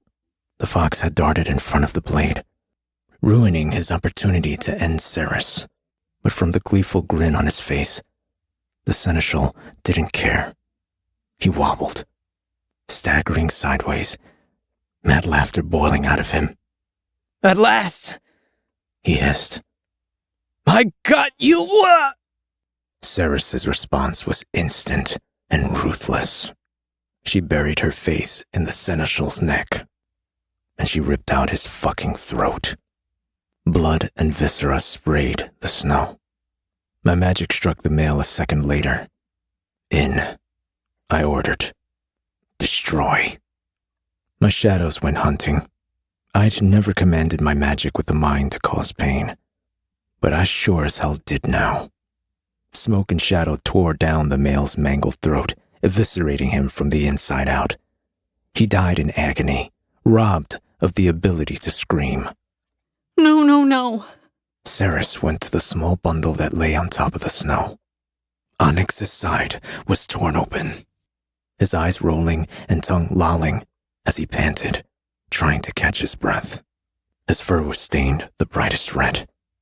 My mate turned and grabbed me by the arm, dragging me to the fox's side. Help him! She was sobbing. Like you did back at Amontreath. Do the thing where you held him, you touched him, and you healed him. Please. Please. I gently took her hand from my arm. She was digging her fingers desperately into my bracer, and forced her to release her grip, pulling her into my chest. "I can't, Osha. I'm sorry," I whispered. But you must have some healing magic left. Your small magic, just a little bit. He's small. You said so yourself. Just try. I stroked her hair, holding her tight to me as I slowly shook my head. "I'm sorry," My voice broke. I would try. I promise I would. But it's too late, Osha. He's already gone. Onyx had taken one last stuttering breath while she'd been crying. He'd shivered and let out a trembling sigh, and then he'd gone. Ceres shoved me in the chest hard, pushing away from me. She shook her head as if denying the truth made it false. No, he's not gone. He's not. But then she saw him, saw how still he was and how peaceful he looked. And the truth closed around her like a vice. She dropped to her knees and sobbed. I wasn't holding him. He went and I wasn't. Gods, I needed to comfort her, but what comfort could I be with my own tears streaming down my face? I went to her anyway, crouching down behind her and folding her into my arms. Cold laughter echoed through the wicker woods as we grieved. That cursed fox! It plagued us day and night while we waited for you, alchemist. Bellicon croaked. We thought it nothing more than a feral beast trying to steal food. It bit 3 of my men. It took Orias's finger last night. It harried the camp at all hours, yelping and scratching at the tree. The tree. The dryad that had imprisoned me. I'd been carrying Onyx in my arms when I'd entered the Shadow Gate to leave Kalish. I had inadvertently brought him here with me, and he'd never left me. Ceres lifted Onyx into her arms, cradling him gently. Velvet ears tipped with black, tiny white eyelashes, toe pads cracked and bleeding again. He looked so small, curled in on himself like that. But he was not small. In all my years alive and traveling this realm, I had never encountered anything so mighty and brave as this little fox with the heart of a wolf. My mate was breaking right now, but she couldn't break here. The sun would be coming up soon and the woods weren't safe. Osha, we have to go. I spoke for Ceres, and Ceres alone. The bastard pinned to the ground back there didn't deserve to hear another word out of either of us. Bring him. We will honor him. There's always a price for this kind of folly, Bellicon called. Allow weakness into your heart, and it will break you. My anger crystallized at those words. I needed to keep myself together for Ceres, but gods alive, was this bastard making it hard. I took my mate's hand and got her to her feet. I would carry her if she couldn't walk. But first, I stood before the male who caused my father's death, who had tormented me even from my youth, who had murdered my mother, who had stolen an entire court and sacrificed its people for sport. A male I was no longer oath-bound to. He regarded me with impassive eyes, as if bored by my presence now. You know the moment you pull out this iron, you're doomed, don't you? Once I have access to my magic again, I'll call my guards. You can only get so far. I will follow you wherever you go, and I will end you both. I guess I better do something to improve our chances of escape then, hadn't I? I called on a shadow gate, forming it behind me without looking. The portal pulsed as it snapped open, and my shadows began to spin. Come on, Osha. Take solace. I should have worded it differently. There would be no solace for her, given what she carried in her arms. But she needed her godsword. She wept as she pulled it from the king, not even bothering to look at him as he grinned at her loss. I hope you're ready, Bellicon snarled. Are you? I've been afraid of him as a failing. I had hidden from him in the palace whenever I could. But over the years, especially after I came out of the quicksilver with silver-rimmed eyes. I began to understand the truth, that even though I was just a child, and he was a male who had claimed an entire kingdom, Belicon was actually afraid of me, and I was about to prove to him that he should be. There was still one place that he couldn't follow me, and it just so happened that we had to go there anyway. It was the only way if we were going to stop this rot. I'd refused the plan out of hand at first, but we didn't have that luxury anymore. I took hold of Nimmerel and counted down from 3, 2, 1. The blade's edge jutted along bone as I wrenched it free. Belicon moved, instantly free of the iron that deadened his magic. But I hadn't stopped moving either. I brought Nimmerel up, sweeping the sword around my head, and then flattened the blade, swinging it around with all my might. She cut clean through Belicon Debarra's neck and severed his head from his body in one fell swoop. The sheer force of the blow sent his head spinning off into the trees, where it hit the ground and bounced away into the dark. He wasn't dead. Whatever dark magic ran through his veins would save him from the scent. I knew that. But being beheaded would sure as hell make it harder for him to call on his men and come chasing after us. Chapter 49. When We Need Them Most. Ceres. One shadow gate turned into another, and then another and another. My head swam as we leaped between them, barely taking 3 steps after exiting one swirling portal before Fisher called another into existence and pulled me through it. 500 leagues. That's how far we could travel without Belicon sensing Fisher's magic and following us. But by the 12th shadow gate, I'd had enough. I needed a moment. I needed to breathe. I needed to sit down and fucking cry. When my feet found solid ground, the soles of my boots sinking into powdery white snow, I tugged against Fisher's hand and shook my head. Enough, I pleaded. Please. He drew me to him and hugged me fiercely, his heart thundering behind his chest plate. It's okay, Osha. We're here, he said. I didn't give a fuck where here was. I sank down into the snow, and I ran my fingers through Onyx's thick fur, hating the way that he was growing cold. I should have listened to you, I whispered, back at the Winter Palace when you said he'd make a terrible pet. He wasn't supposed to be around any of this. He was supposed to be free. I sniffed, wiping my nose with the back of my hand. Fisher sat down heavily in the snow beside me. Gently, he put his hand on Onyx's head and left it there. We believe, he started. But then he stopped. He looked up at the stars.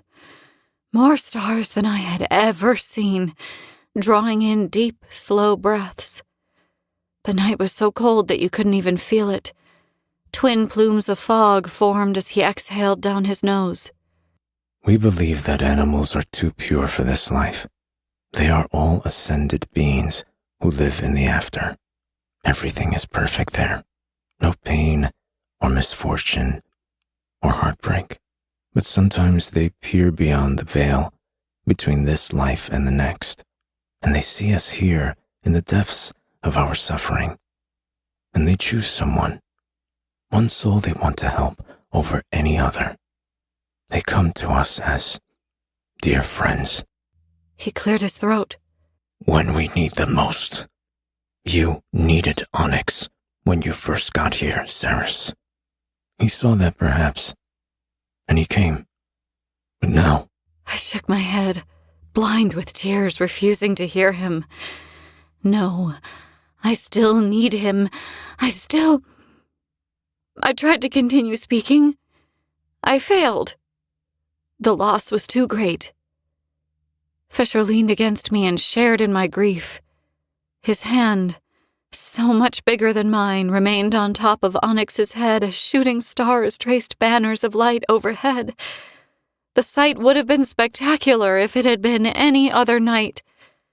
But it was this night, and all was terrible in the world. I held Onyx's paw until ice crept along my bones and hoarfrost formed in my blood-drenched hair. I thought he was in Ballard, I whispered. I hoped. I'm so sorry, Ceres. I brushed away his apology, fighting to swallow the lump in my throat so I could talk again. It wasn't your fault. It was him. Bellicon, it was bad luck. A cruel twist of fate, horrible timing. None of it made me feel any better.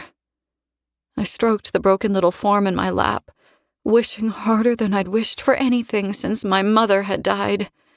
I was sinking deeper into the depths of despair, hoping I would reach the bottom soon, when I stilled, staring down at the hand that I had buried in Onyx's fur. One of the runes on the back of my hand was shimmering. It hadn't flared before. Not when I'd used it on Taladeus, not when I'd used it to undo the magic that gave Fisher's name power either, but was I imagining it?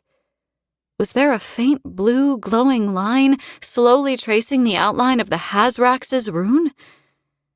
I held my hand up, heart stalling behind my ribs. You see that? I gasped. See what? Of course the light would fucking go out when I tried to show it to Fisher. I bit on my bottom lip, staring at my hand, willing it to reappear. Nothing happened. I knew what I'd seen, though. It had been there. My mind wouldn't play tricks on me just because I wanted something badly. It just wouldn't. Here, take him a moment. I handed Onyx over to Fisher as carefully as I could, trying to calm my breathing as I got to my feet and spun around. Oh. Fuck. We were on the side of a mountain. A steep one at that.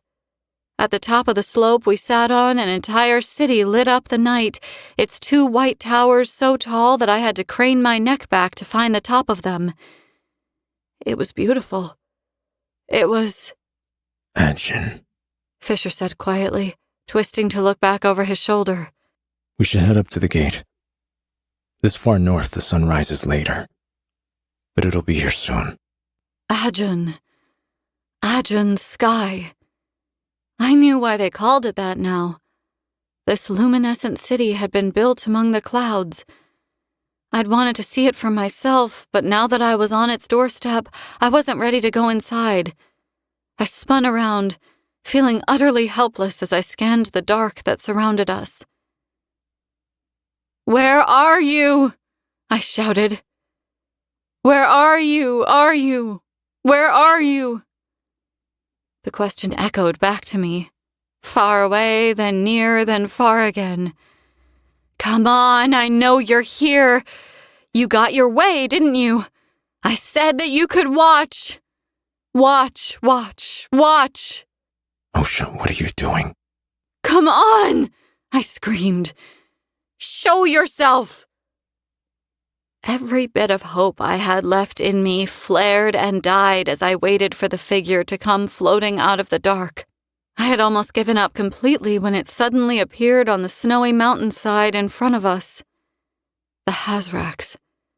Fisher reached for Nimmerel, but I stepped in front of him, shaking my head. "No, don't, it's okay." What is it doing here? He hissed. I hadn't kept the deal I'd made with the Hazrax a secret from him on purpose. Fisher was gone when it visited me in the forge, and there hadn't been time to explain what had just happened with it in the dreamscape I conjured in college. "I'll explain everything, I promise," I said into his mind. To the Hazrax, I said, "I need to ask you a question." The creature looked even more sickly and unnatural under the canopy of stars. As always, its coal-black eyes were bottomless voids. With its slitted nose, the gills at its neck, and its hairless waxen skin, it looked like the kind of creature that lived in deep, inky waters at the bottom of an ocean. I had seen something very similar to it in one of Foley's books. It was impossible to read its mood normally, but right now I could feel the anger radiating from it like heat. Our agreement gives me leave to watch you at my leisure, Ceres Vane. It does not give you leave to summon me and ask questions. Then why are you here? I demanded. Why did you even come? I will not come again. I am here now to make this very clear to you. I am not your subject. You do not command me. Please, just one question.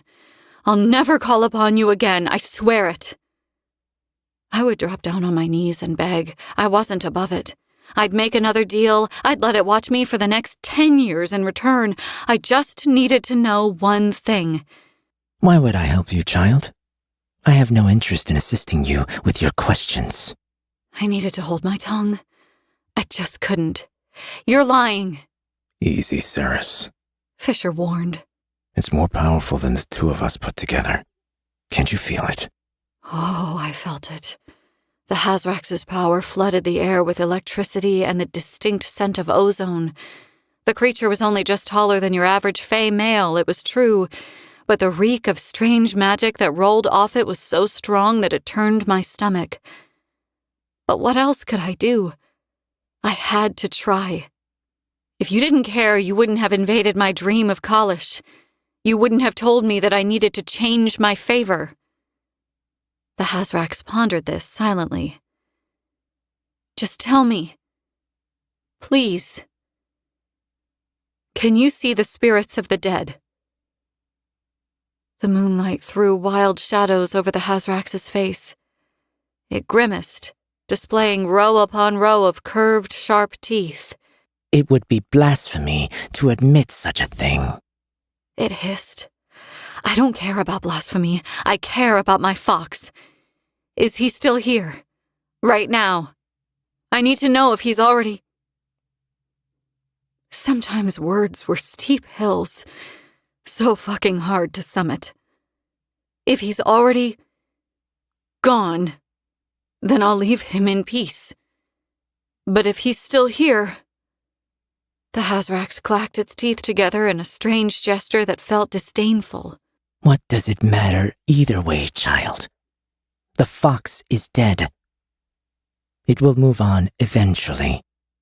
The tenuous hope I had lost soared from the ashes of my grief and rekindled at once. So you can see him then. He is still here? I will not speak on it. Please. The request was quiet. It hadn't come from me. Fisher was up on his feet now and still holding Onyx's lifeless form in his arms. He took a step forward, tucking his chin to his chest and bowing respectfully as he approached the Hazrax. You do not know me, he said. You owe me nothing. I won't make you promises or strike bargains with you. But if it's within your power to give my mate the information she seeks, I would be forever grateful. I'm sure that means little to you, but... Fine. The former Lord of Midnight didn't look at Fisher. It continued staring at me. If it means so much to you, then I will answer your question. But in return for a question of my own. Anything. Ask.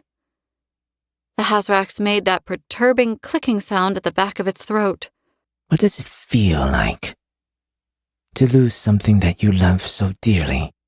The strangest question. Had it never known loss before? Had it been so sheltered its entire existence that it had never lost anyone that it cared about? The odds seemed impossible, especially when you considered how old the creature was. I was well equipped to answer it, though. I'd experienced more than my fair share of loss in my lifetime. My mother, my father, the few friends I'd been stupid enough to make when I was younger back in the Third. There were bodies piled high in the mausoleum of my memory. It feels like trying to make sand flow backward in an hourglass. It feels like being surrounded by people and being the only one who can't find the air in the room. It's drowning on dry land. It's the hollow ache of something that you know, From that moment on, we'll always be missing. It is a pain so acute and incurable that poets, pirates, and politicians alike die from it. And it never ends. The Hazrax's robes blew about it on the gentle, icy breeze. It was silent. For a long time it remained that way. And then...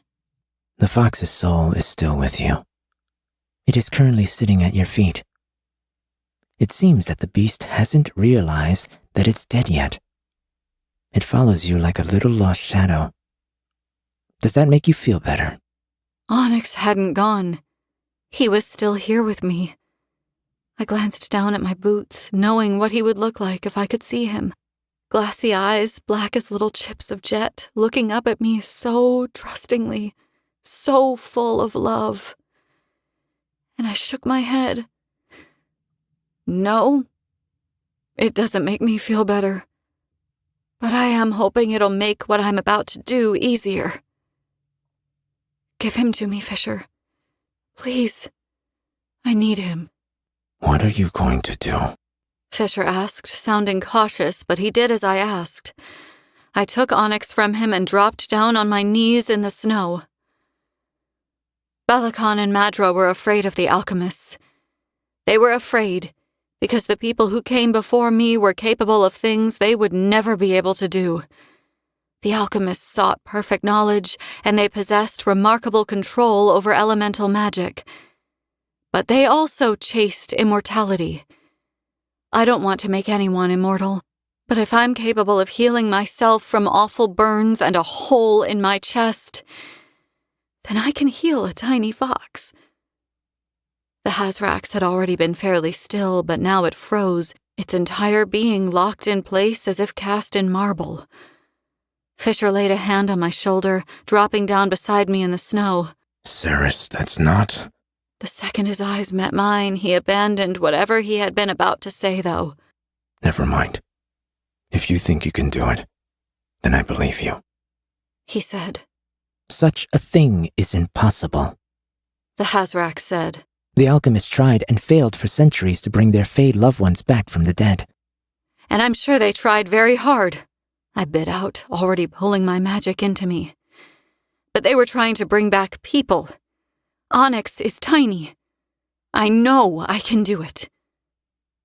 The reserve of energy inside me flooded and brimmed over. I kept on drawing my magic to me regardless, the words Taladeus had spoken to me once in his office at the Fool's Paradise playing on a loop inside my head. The fact that your hands are healed now, after the damage I just witnessed, implies that you also have regenerative magic, physical magic, power over the body. At some point you might be able to heal others with your abilities. No amount of magic can cheat death, the Hazrax said in a pitying tone. That's true. I held up my hand for the Hazrax to see, the faint glimmers of light that had returned and were trailing around the outline of the rune it had given to me. But with the gift you gave to me, I'm betting I can undo it for a moment. You want to undo death? It said disbelievingly. I do. My magic was making me dizzy now.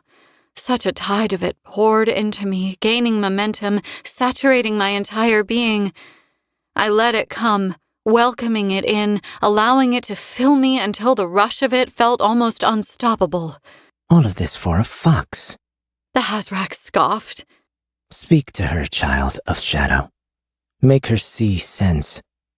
She'll kill herself before she revives the animal. I wanted to tell Fisher not to stop me, but the power relaying around my body was too great now. I couldn't find the clarity to speak, not even into his mind. Fisher's hand pressed into the small of my back, strong, warm, comforting. I waited for the words of common sense to come. Fisher spoke with resolve. He isn't just a fox. He's family. And if Ceres says she's going to save him, then she's going to. Such blind faith. In her? Yes. Fisher answered. And if she dies while trying to accomplish this fool's errand? I felt my mate's shrug. It's her life to spend. Her decision. I will respect it. The sheer volume of power was starting to hurt now. It clawed at my insides as if my body were a cage and it wanted to get out. I wouldn't be able to hold it for much longer. I concentrated on splitting it down the middle.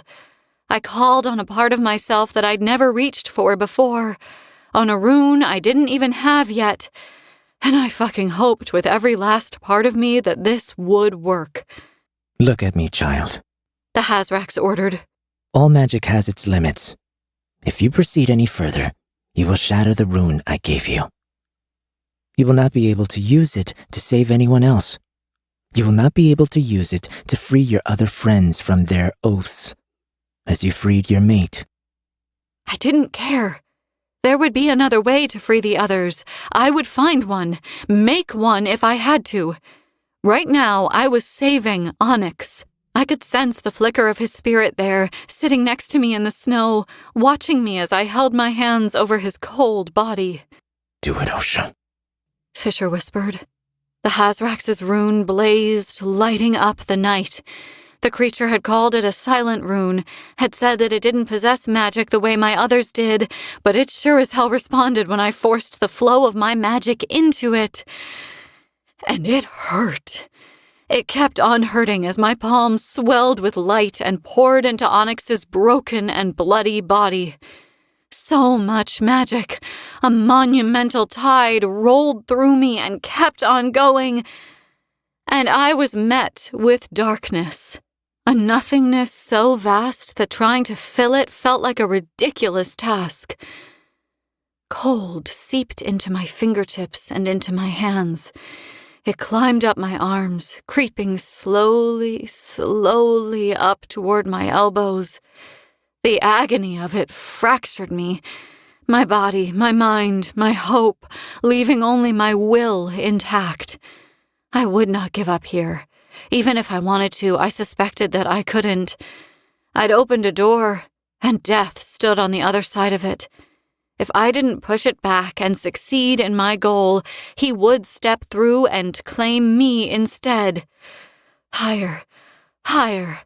The cold of the eternal dark crawled up to my armpits. Come on, Osha. You can do this.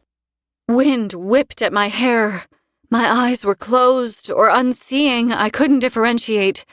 I was locked in a tug of war, funneling my magic into a bottomless vessel that did not want to be filled. Keep going. Fisher urged inside my head. The cold clamped around my throat, closing off my airways. It beckoned to me, promising such restful sleep. I pushed harder, hurling my magic into the Hazrax's rune. Blisters ballooned on the backs of both of my hands, filling and bursting in seconds, the flesh beneath raw and singed. Yes, that's it, Ceres. Go! Go! One last push, one huge shove, and the door between this life and the next slammed closed. The cold in my chest disappeared. Onyx's eyes were closed. He was so still. He moved. His paw, there! I saw it! It moved! But his body was still broken. His side was torn wide open and bleeding afresh. He didn't have long. I'd brought him back into his body and it could not sustain him. He had a minute, maybe, seconds. I reached for the magic I had bet everything on and found nothing. I'd used it all. There was nothing left. I'd drawn so much power to me and it was all gone. I reached for it again, found nothing. I was falling through the air, stomach churning, weightless, trying to find a handhold, something to stop the fall, but there was nothing. Panic! No. There was no time for that. I reached beyond my magic, beyond my runes, beyond the bond there connecting me to my mate. I reached, fighting millimeter by millimeter until I finally found what I was looking for. I didn't know the words. Was I even supposed to say anything? Was there some kind of covenant or... fuck it, my intentions would have to be good enough. Death rattled the door handle. I could feel it. He was coming for Onyx a second time. I acted quickly, plucking up a small kernel of the energy I had discovered, and I pushed it up, past my bond with Fisher, past the empty reserve where my magic should have been, into my body, into the raw Alchemaran shield that was smoking on the back of my hand, and then into the little white fox. The world trembled in response, a shockwave rocking the snowy slope. And out of nowhere, a grim white dawn broke over the saw-toothed mountain range of Ajan, casting back the dark.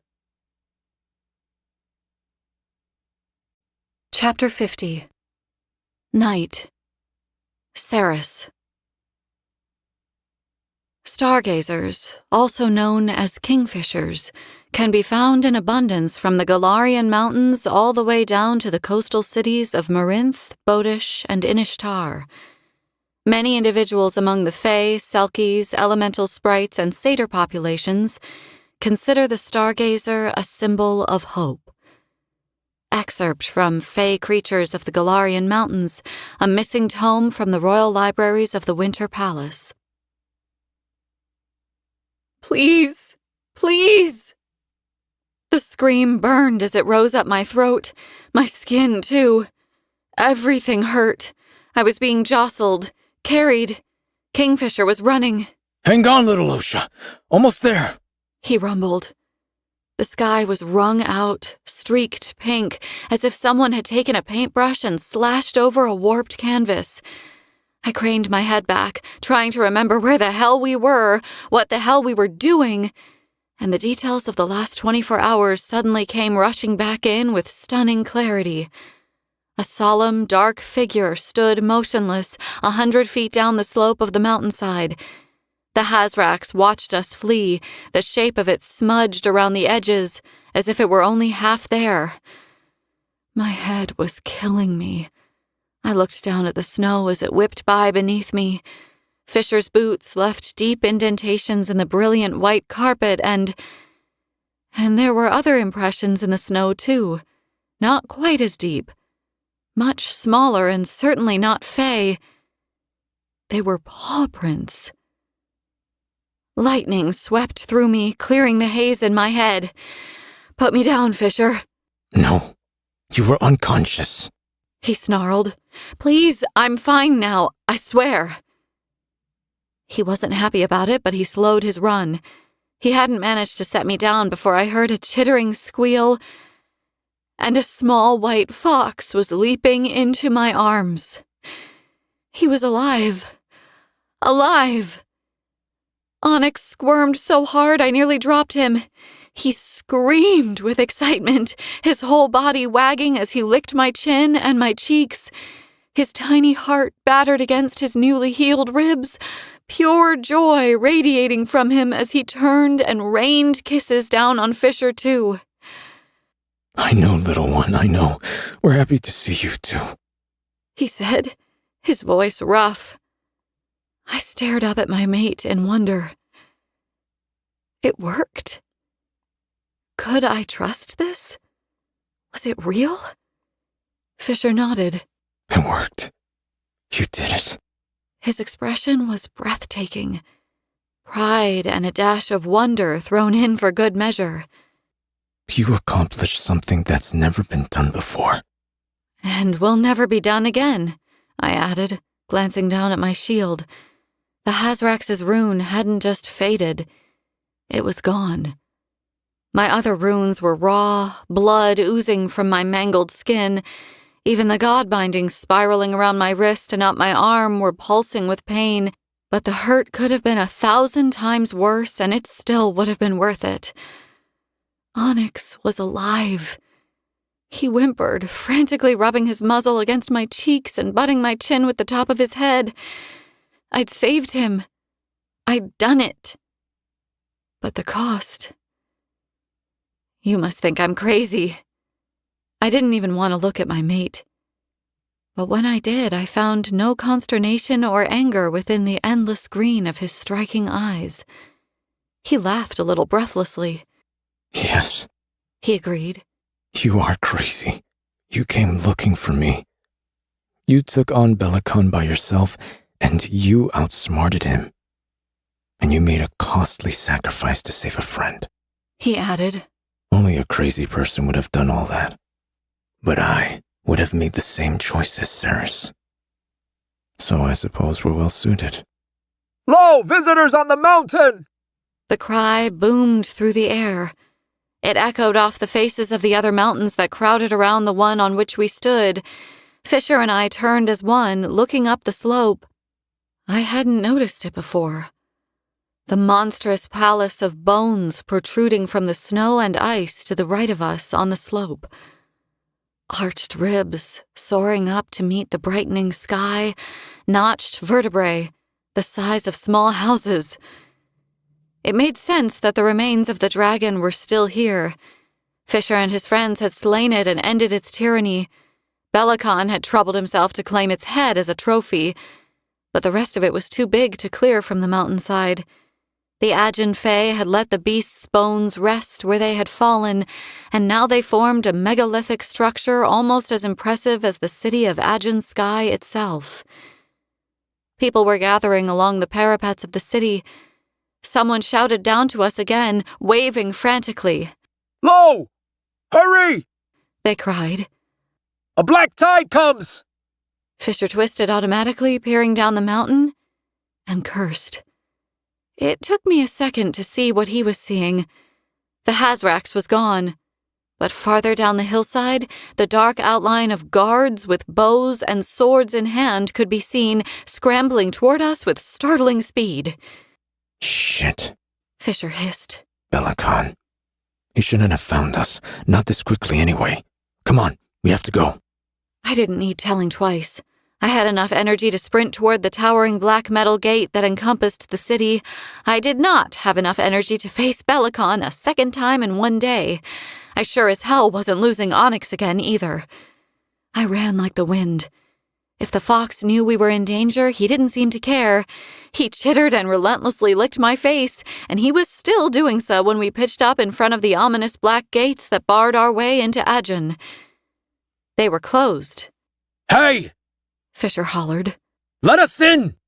His shout rebounded around the abandoned courtyard on the other side of the high metal bars. Bellicon's guards were gaining ground, still more than 200 feet below, but they were coming.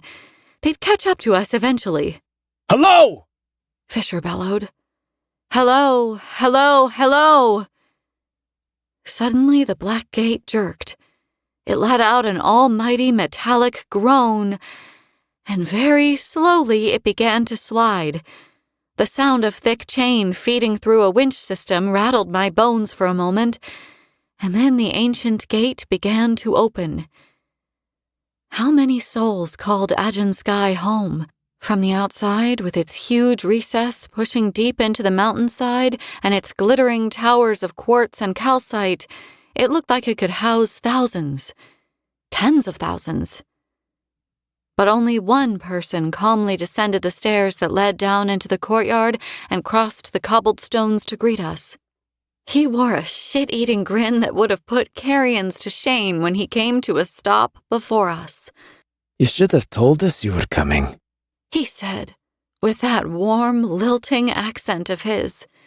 It's a point of pride for the people of Aegean that these gates should always open to you, brother. Renfis. By the time Bellicon's soldiers reached Aegean, we were already moving. Furious shouts boomed beyond the walls, bouncing off stone. The sound traveled strangely through the bitter air. Salvos of magic, blue and green, burst harmlessly against invisible wards that protected the city from attack. Even the arrows and hurled spears crashed into the boundary magic and were deflected, shooting off in other directions or splintering to shards upon impact. The mountains shook as they attacked the battlements. The tall struts of iron remained unmolested, though. Bellicon's guards were still Fae, after all. They wouldn't touch the gate. How sure are we that they won't get through? The wind caught my words and carried them away. I wasn't even sure my mate had heard me until he replied. Very sure, He answered. The city has never been breached, and there are only 1,000 or so guards out there. Far greater forces have tried and failed to bully their way into Adrun's sky. There's only one way in or out, and Belicon has no friends here.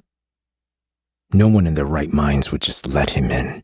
Nevertheless, we should hurry, Renfis said. Time is of the essence. Loreth had explained more of what had happened at Adrun, particularly with Morel, Ren's twin sister. But there had still been more. The city of Adrun was made of stone. Its foundations were robust and deep. The tall, terraced houses that lined its streets were pretty, their ice-adorned fascias glowing a soft pink in the early morning light. Ren hurried ahead of us, though still took time to tousle the hair of Phalings with rosy cheeks who ran up to him and tugged playfully at the pristine white cloak draped around his shoulders, marking him as a knight of the Erythian. I'd heard him referred to by that name plenty of times, Renfis of the Erythian. Foolishly, I'd never questioned what the title meant. Now, as he guided us through the mountainous keep, he explained everything that had happened to him after he'd left Kalish, and it all began to make sense. The Galarians listened, thank the gods. They were already making preparations when I left them. I was almost at the border of the forest. I would have reached Ballard inside a day at the rate I was traveling.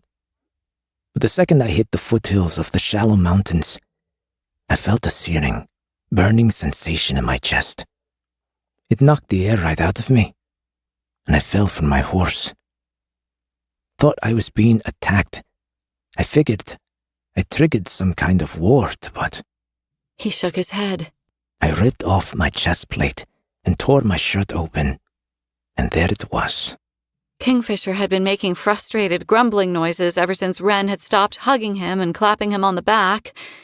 There had been a lot of hugging and back-clapping once we were inside the walls of the city and the gate had closed behind us. Now my mate was audibly berating himself for not solving the mystery of the general's disappearance sooner. Your oath mark. He sighed, shaking his head.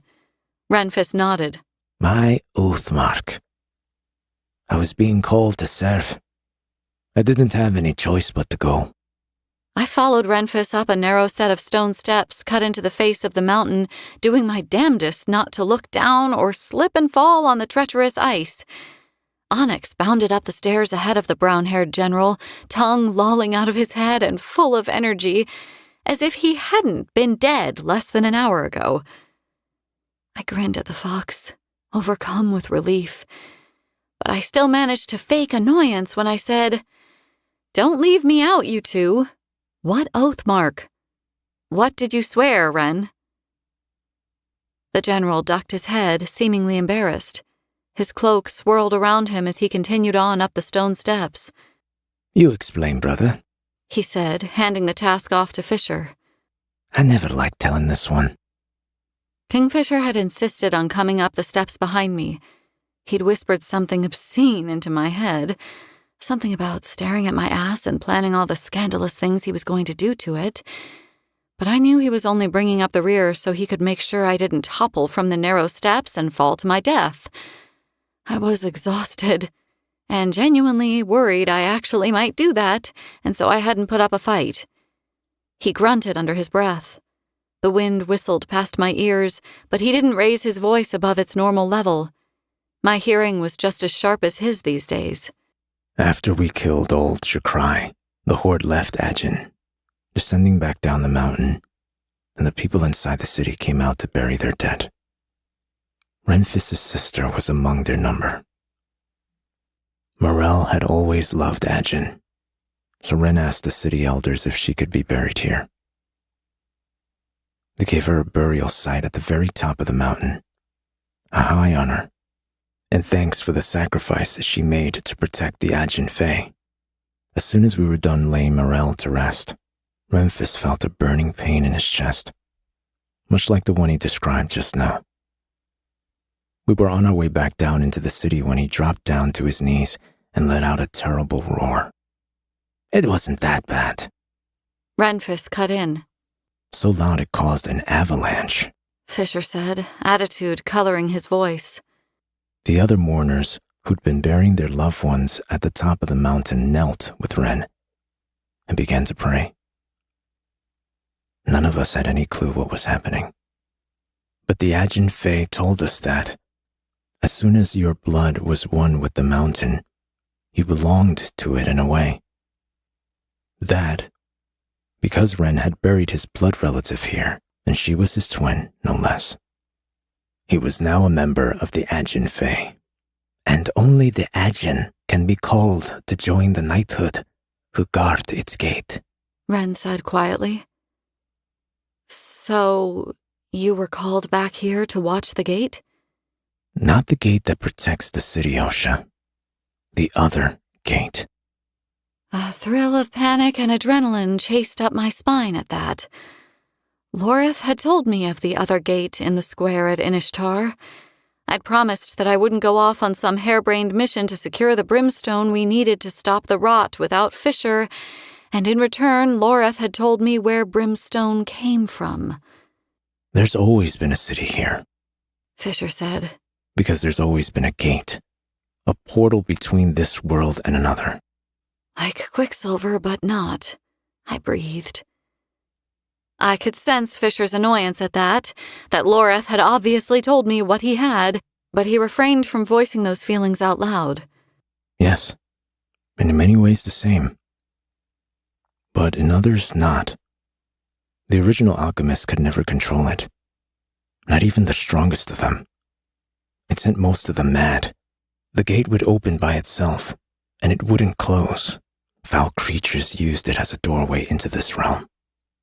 They caused chaos and terror throughout Yuvalia. Since no one could close the portal, the Knights of Orithian were created. They were imbued with an old line of magic. Powerful. 6 of them stand watch over the gate at all times, channeling their magic into wards that prevent all manner of evil from spilling into this world. They take it in shifts to protect not just Ajin, but all of Yuvalia.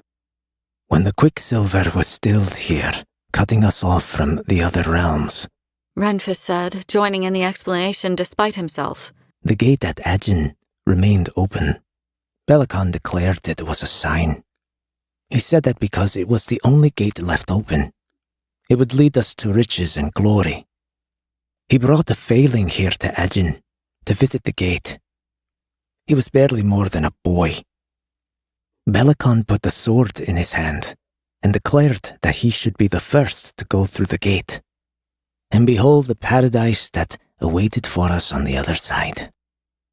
Since this pool was different from all the other pools, he said I wouldn't need the relic my mother gave me. Fisher whispered.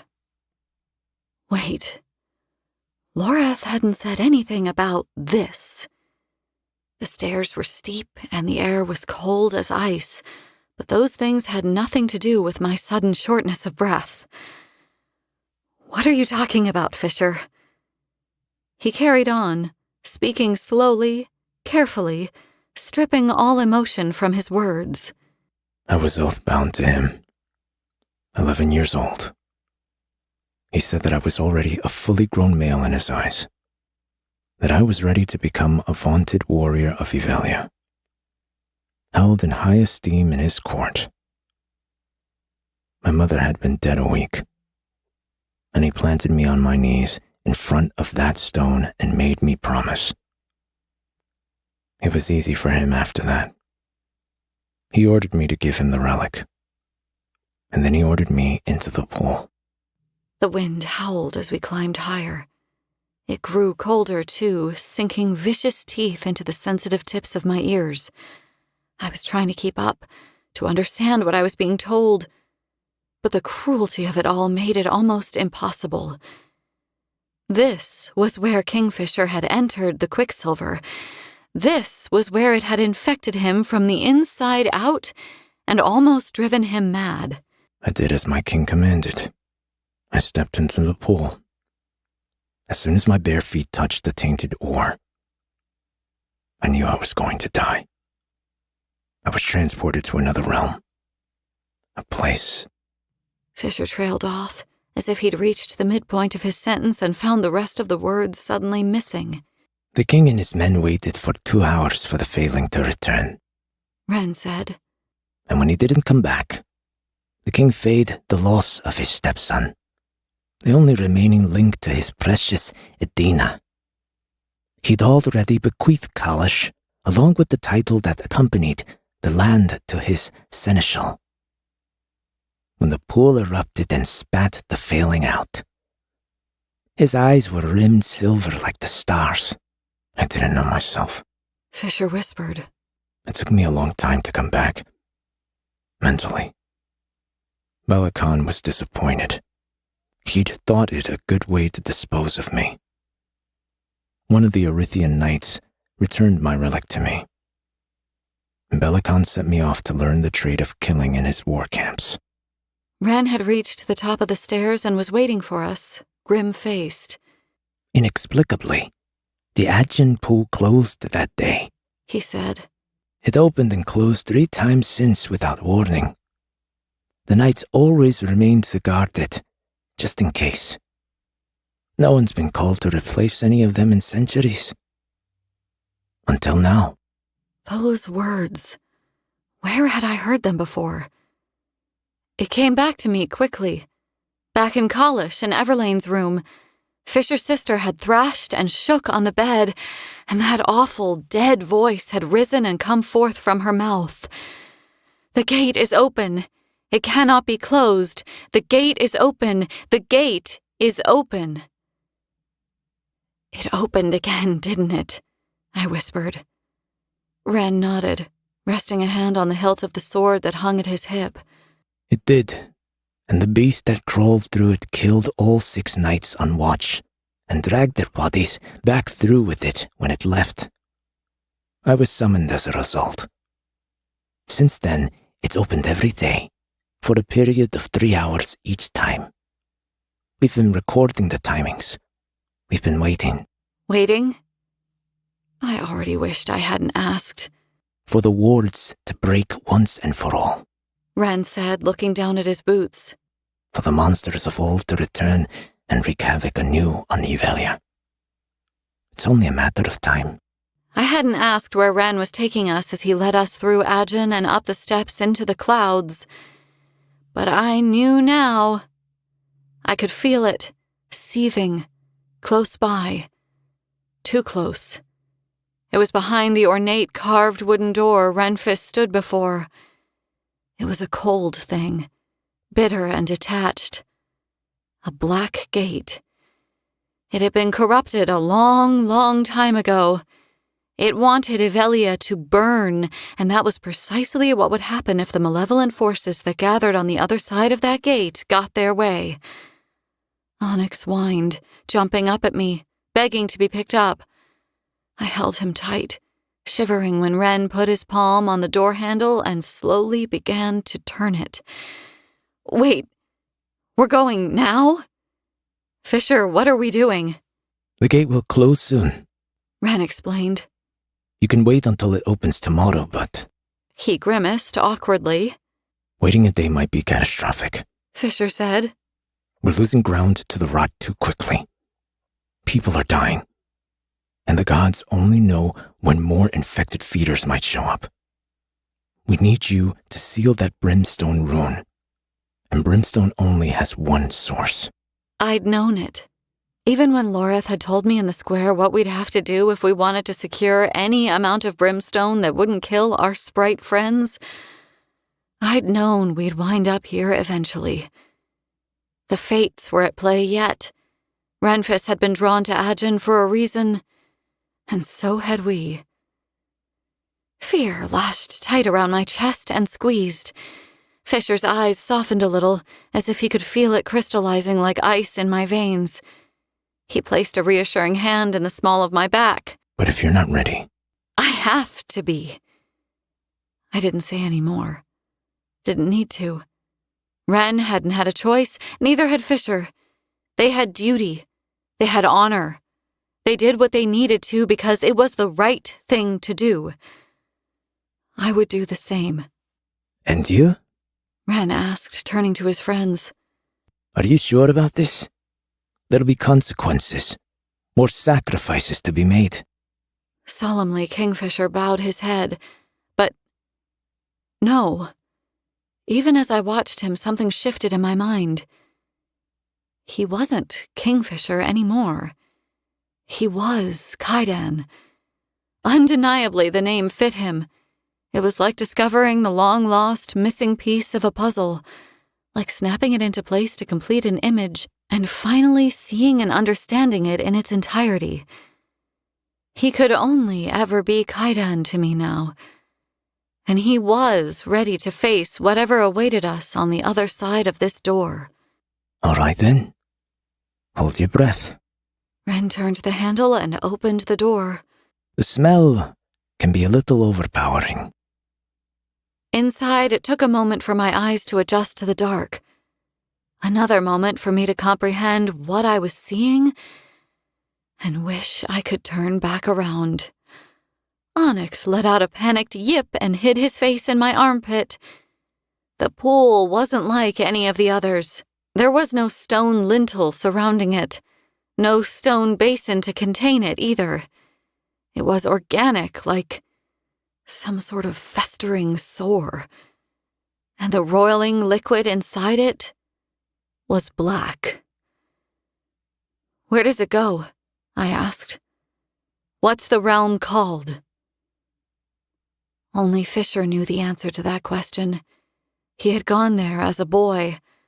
The troubled look on my mate's face didn't inspire confidence, as he admitted, It's never been given an official name here. The pantheon of undergods and the dragons they breed there call it Diaxis. But personally, I've always called it Hell. Chapter 51. The Obvious. Kaidan Greystar Finvara. I fucking hate dragons. Chapter 52. Promises and Hope. Ceres. Thick, cloying, putrid. Usually the quicksilver rolled away, beading from clothes, hair, and skin alike whenever we exited one of its pools. Not so this time. Whatever the foul substance was that filled the pool at Ajan, it was nothing like quicksilver. It probed up my nose and coated my tongue, filling my mouth with the taste of rot. Passing through it felt like drowning. Unbridled panic ratcheted in my chest as my lungs pulled, desperate for air, urging me to breathe, breathe, breathe. My head breached the pool, and I immediately sucked down a lungful of pain. I'd inhaled razor blades. I couldn't. Easy, Osha. Don't panic.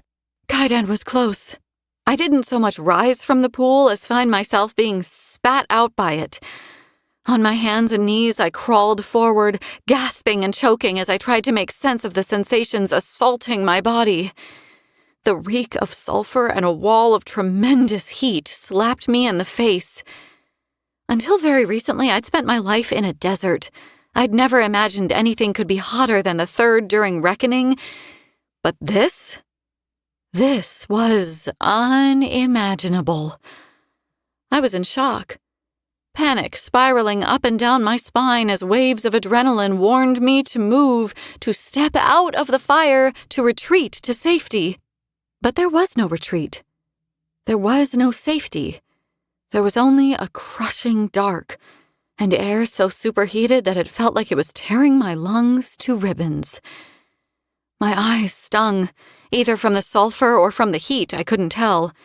It seemed as though they should be watering. Perhaps they were, and the moisture wicking from the surface of my eyes was the source of the unbearable stinging. Osha, can you stand? Kaidan's voice was low and quiet, but the worry in his words made them loud as a shout. I felt his hand on my back, then on my arm. He helped me to my feet as I tried to hack the tar-like, disgusting filth up and out of my throat. That's it. Spit it out. Whatever you do, don't swallow it. Oh, gods. What is it? I rasped. Kai took longer than I would have liked to answer. It's probably best if you don't ask, he said. His voice was too quiet, as if it were being carried away by an invisible wind. Are you okay? His hand found mine in the dark again. The squeeze he gave me calmed my nerves enough that my voice only shook a little when I spoke. I'm fine. At least I think I am. I can't see anything, and I feel like I'm being cooked. Pale green light flared next to me, almost white but not quite. Kaiden held a thin tube in his other hand, the top half of which glowed with even light. He held it out to me. Once I'd accepted it, he produced another of the strange tubes from his pocket and shook it hard, activating it so that he held one too. My mate's eyes were dark as drowning pools, the brilliant green muted almost to black. His hair dripped with foul liquid that still churned in the pool behind us. It mottled his skin, viscous and thick, his fighting leathers sticky with it. My own hair was plastered to my skull, the liquid soaking all the way through my leathers. I would have taken that fall into the lake outside Gilthry all over again, broken ribs and everything, if it meant that I could wash this filth from my body. It wasn't right. Shooting me a lopsided smile that was probably supposed to be reassuring, Kaiden said, 2 hours. That's all the time we can spend here. Otherwise, you will wind up cooked. Your body wasn't made for this place. Then we'd better get moving. But where do we need to go? Had I really been so foolish? You'll need to pass through the gate at Adjin, Loreth had said. You'll need to bargain with the creatures there for access to their brimstone. I had accepted that doing so would be gravely dangerous, but I hadn't thought to ask how to find these creatures. Didn't know where they would be, or where we would be when we stepped out of the pool, for that matter. Our even-light torches were far from enough to fully illuminate our surroundings. A 6-foot-wide sphere of light embraced us, but on the other side of it waited the unwavering darkness. Roiling beyond the bounds of even light, it felt sentient, cold and cruel. Kaiden swept a hand over his face, smearing the black muck in a futile attempt to wipe it away. His eyes roved, sharp, staring out into the dark. The moment he opened his mouth to speak again, a thunderous rumble split the fetid air, and 2 glowing orange-red points blazed to life in the near distance, piercing the veil of dark. They were balls of living flame, those twin points of orange and red. Only they weren't, because they were eyes, and they burned with hate. The ground shook beneath our feet as a booming voice spoke. Bold. The darkness retreated, unveiling a cavernous stone hall draped in shadows and littered with bones. When the beast ahead opened its maw, its giant jaws parting to reveal the glowing glands at the back of its raw, bleeding throat, the air buzzed with sulfur so badly that the stench nearly upended my stomach. I knew what it was. The name of the monster bounced around inside my head. I didn't dare speak it out loud. It was 70 feet tall from its huge, taloned feet to its withers. Its long, articulate neck was stooped thanks to the rough rock ceiling. The gods only knew, possibly feared how tall it might have been if it was able to rise to its full height. My breath stoppered in my lungs as I took it in. Flashing scales of gold? No. Black. It was hard to tell given that the beast itself was the only source of light. A horned ridge protruded from its wide, bony head like a crown. Enormous, bulky wings were tucked tightly into its sides, and its teeth. They were 3 feet long and jagged, like the edge of one of Elroy's saws. I had been filled with awe at the sight of the massive skull that had loomed behind Belicon's throne at the Winter Palace, but it hadn't translated. Not truly. Just how big the rest of the creature would have to be to warrant a head that monstrous? I understood now, and I was afraid. The temperature climbed, fresh waves of sweat breaking across my brow and evaporating as the dragon slowly propped itself up on taloned elbows and then pushed itself up from the ground. "Bold indeed," it rumbled. Don't run. Kaidan's warning was fortuitously timed. I'd been considering it. The noxious pool was right behind us, still open. How many seconds would it take to turn and dive back below the choppy surface? 2, 3 at most? From the edge in my mate's voice, any amount of time wouldn't be long enough. Out of the corner of my eye, I watched as Kai slowly reached over his shoulder and drew his blade. "Should I?" He gave a single, firm shake of his head. Don't touch your swords. If it takes umbrage with anyone, let it be me. Don't move, Osha. Just stay exactly where you are. Smoke rolled off Nimmerel, thick and angry. If the dragon cared, it was impossible to tell. Like a dog waking from a long nap, it shook its giant head, sparks flying from its flared nostrils. The horns atop its head smashed awkwardly into the rough-hewn rock, and a large section of the ceiling sloughed away and came crashing down around the beast, rock turning to shrapnel where it struck the ground. "Run," my heart urged. "What in all 5 hells are you doing, Fane? Fucking run!" I stood my ground, boots firmly planted, heeding Kaidan's command. 2,000 years have I lived. Never has a meal walked straight into my mouth. The dragon snarled. Its mouth didn't move. The words were spoken out loud. The walls wouldn't have quaked so terribly otherwise, but it must have formed its words differently to Fae and humankind.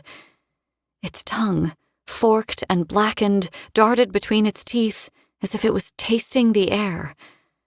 I'd seen plenty of dune asps do this back in Zulvarin. I'd never seen a snake lick a mouthful of yard-long yellowed teeth, though. "You are not of this place." We are not. The hall rang with Kaidan's voice. Clear and steady, he didn't sound afraid. I sensed his fear, though. He didn't try to shield me from it. Where from? "I know the name of your home." The dragon interrupted. "Do not speak it out loud." It seemed to gather, pulling back, its neck arching and tucking into its broad, gleaming chest. The temperature in the ancient hall rose a degree or 2. "Why have you come?" it demanded. We. "The other must speak." Me. I was the other. For some reason it wanted me to answer. But I wasn't as practiced an actor as my mate. Kaidan's hand tightened around Nimmerel's hilt. The blade was kicking out so much smoke that it almost drowned out the light cast by our torches. Was it Kaidan's worry bleeding into his godsword? Or was it the spark of Ren's sister that still resided in the blade concerned for me? Don't give it much. Kaidan warned. Tell it we need to speak to. "I hear you, boy," the dragon snarled. "There is no dark corner where you may hide your whisperings from me." Boy? How old was this thing that it would consider Kaidan a boy? And disturbingly, it could hear us speaking directly into each other's minds? Could it hear our thoughts, too? "I hear the grindings of the gears that drive the universe toward destruction. I hear all. I know." Its tongue probed between shattered teeth, flickering back and forth in the air. "All." The stone floor was formed of hexagonal tiles covered in husks and dried leaves and all kinds of debris. When the dragon spoke, the ground rocked so hard that the tile in front of me cracked into 3 pieces. The beast breathed rancid smoke as it slowly advanced. "You know nothing, name-breaker. Your mind is too young to even know itself." "You're right." I felt my pulse everywhere. In my fingertips, the roof of my mouth, at my temples. I was going to throw up, for fuck's sake. My very first confrontation with a mythical beast, and I was going to lose the contents of my stomach like a fucking coward. I would not piss myself. Just no. I am young, but at least I'm not hiding in the dark, waiting to do my master's bidding. Ceres. This time the warning was immediate. Out loud. Kaidan's tone suggested he thought I had lost my fucking mind, and maybe I had. Maybe a little madness was what it would take to make it through this situation alive. Who knew? But trying to approach this from a sane person's perspective was beyond me. A sane person would never have stepped into that pool. "What master do you claim rules me, girl child?" The dragon hissed. Loreth hadn't told me who ruled Diaxis when we had spoken of this place. Ren hadn't either, as he'd led us up the winding stairs toward our death. Maybe they didn't know the name of the god who ruled these dark, dead halls, or maybe they didn't speak his name because, as I knew all too well, to speak a name gave it power. But Kaidan spoke it now, his voice flat and cold. Styx, Lord of the Charred Eyrie, King of Dragons. He is your master. He is the one you must obey. The dragon had been creeping forward, lithe and sinuous. It was too big to conceal its approach, though. It stopped dead now, snarling at Kaidan's declaration. "Who are you to speak his name?" I am King Kaidan stopped himself. Old habits died hard. It was true.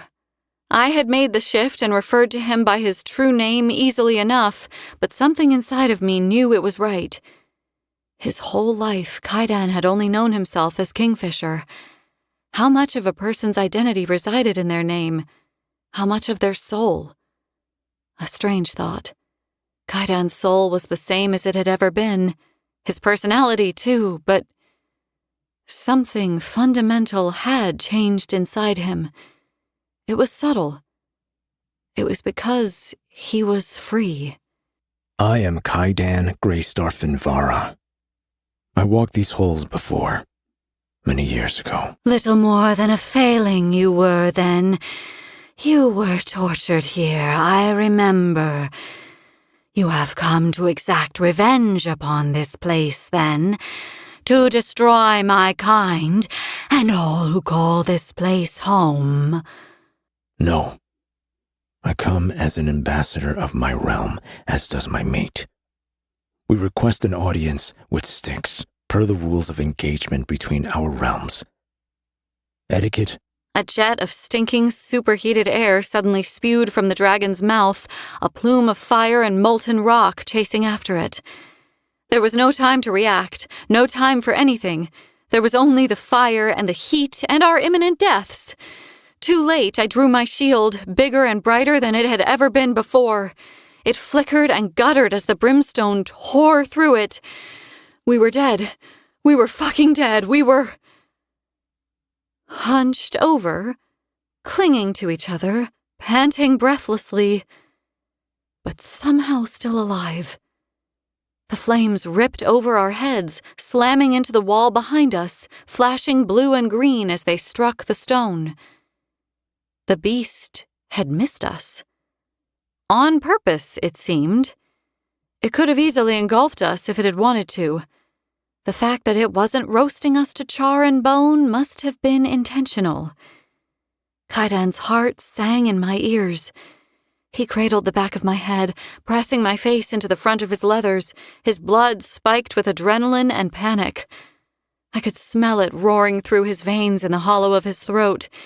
Even now, with death sharing the same air as us, the scent of his blood was enough to drive me toward insanity. I should have drunk from him.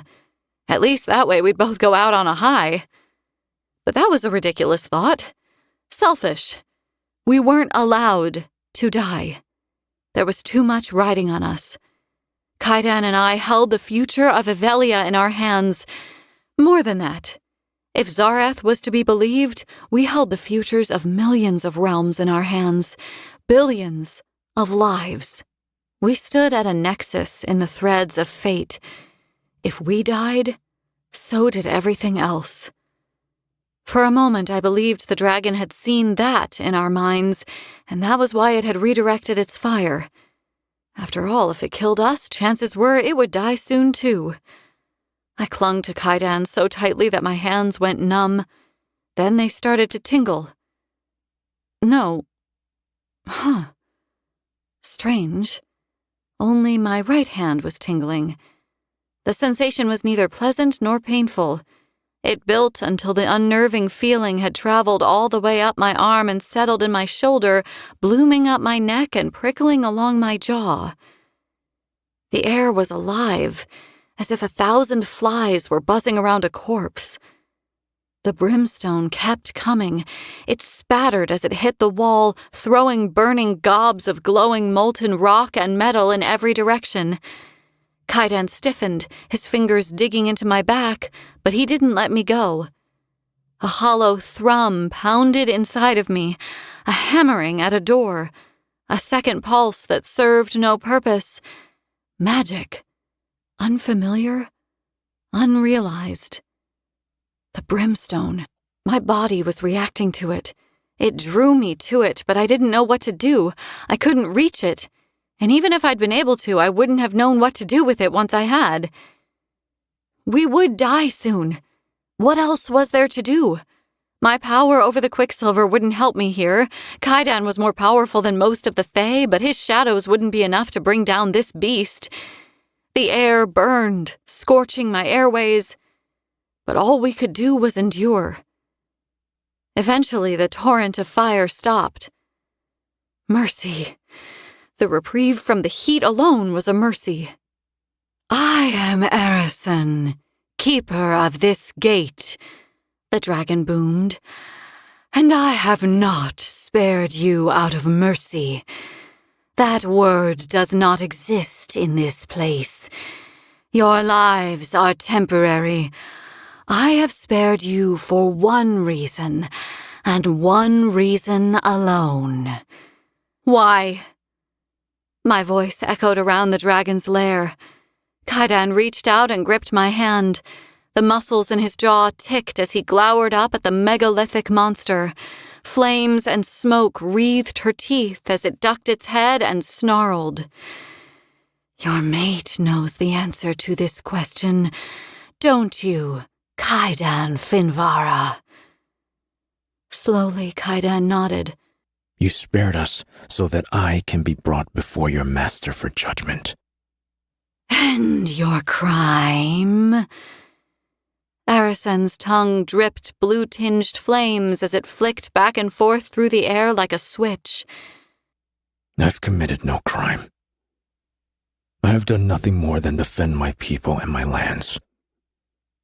But you've seen my thoughts and my past. You have seen me on the mountainside at Agen. The undergods of Diaxis will charge me with murder. The murder of my offspring! The dragon roared. There was fury in the deafening sound, but also anguish. A pillar of flame erupted from Arison's throat again, though totally different from the thick, molten brimstone it had spewed at us just now. This was white-hot hellfire. It bloomed against the ceiling of the cavern and fanned outward, rolling over the soot-stained rock as if defying gravity. The heat swelled beyond imagining. Too much, too hot. I was physically far stronger than I had ever been, but there were still limits to what my new body could endure. As my vision tunneled, Kaidan's voice echoed inside my head. Don't speak. When you wake, for the love of all the gods, do not say a single word. Metal.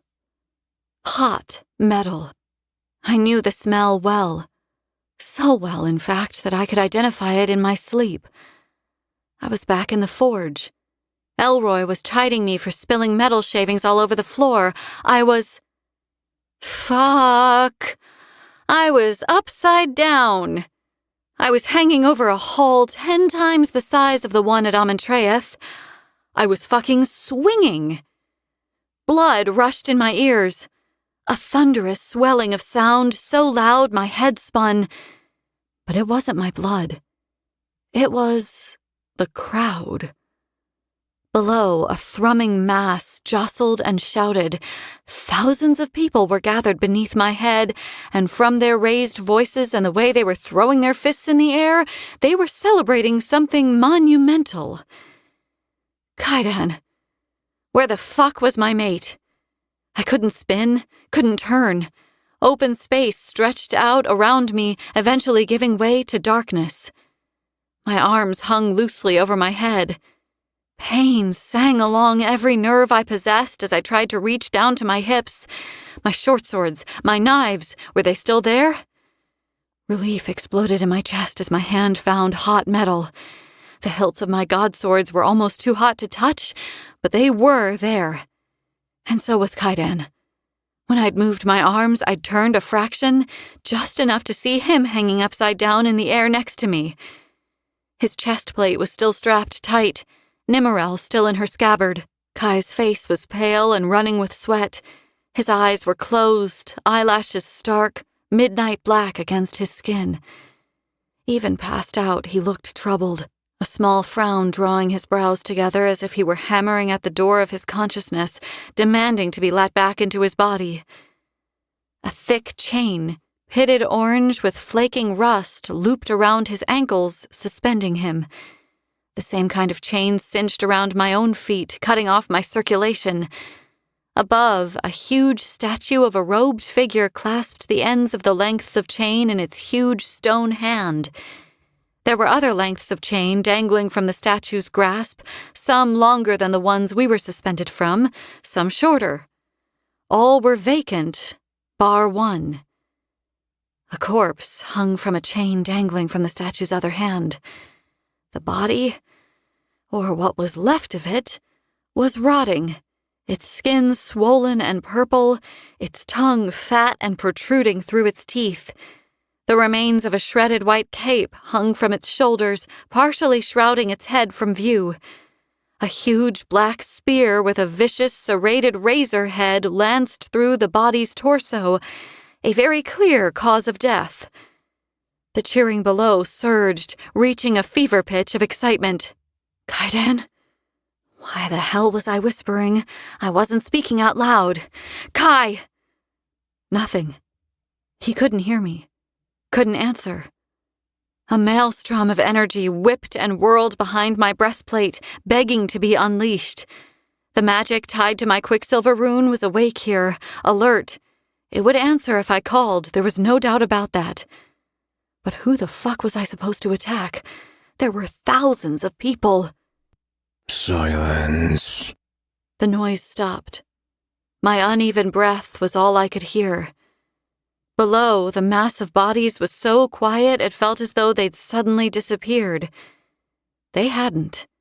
They stood stock still, their arms by their sides, staring straight ahead, none of them looking up at their new captives. The voice that had ordered silence spoke again, the sound reverberating and inhumane. No creature, human, fey, or otherwise, had a voice that low. Bring them down, It intoned. No one on the hall floor stirred. There must have been others lurking in the shadows, because a moment passed and then the thick chains clanked, jerked, and dropped us. We only fell a foot before the tension returned to the chain, but terror still turned my blood to ice. I didn't scream. It was damned near impossible to trap the cry behind my teeth, but somehow I managed it. With more clanking and jerking, the chains slowly began to descend toward the hall floor. Cursed fey eyesight! I'd already been able to see what was going on below perfectly, but with every inch we lowered, more details came into view. The sickly pale cast of the people's faces, their cold, oddly flashing eyes, their threadbare clothes and worn leathers, and the weapons strapped to their chests, hips, and backs. The crowd was an even split of males and females from what I could tell. Some had pointed ears, some rounded, both human and fey. "Kaidan," I spoke loud now. "Kai!" Speaking into his mind hadn't worked. Maybe the sound of my voice would help wake him. "Shit's getting weird out here. I could really use you right now." He didn't stir. Damp waves of hair hung in his face. He might have been unconscious, but the ink on the backs of his hands was not. It swirled wildly, forming shapes and geometric patterns that I didn't recognize. We were almost 2/3 of the way to the ground now. "Kaidan!" I let my fear slip in this time. I could not navigate whatever was about to happen alone. I needed him. "Please, Kai, wake up!" In an instant, eyes the color of the tall grasses that grew around Ballard met mine. Silver rimmed the pupil of his right eye, constricting the pool of black with a band of solid quicksilver. It didn't move, didn't shift. I could feel it bristling, attention sharp, reading the situation. "Cirrus," Kai whispered. We were hanging upside down in a strange new place. Danger waited for us below, but my mate's gaze didn't waver from mine. "Breathe," he said. "It's gonna be okay. I won't let anything happen to you." Only once he'd said this did he glance away to assess our surroundings. His mouth flattened into a taut line as he took it all in. There was no dais here. A circle had formed in the middle of the crowd, at the center of which stood 2 figures.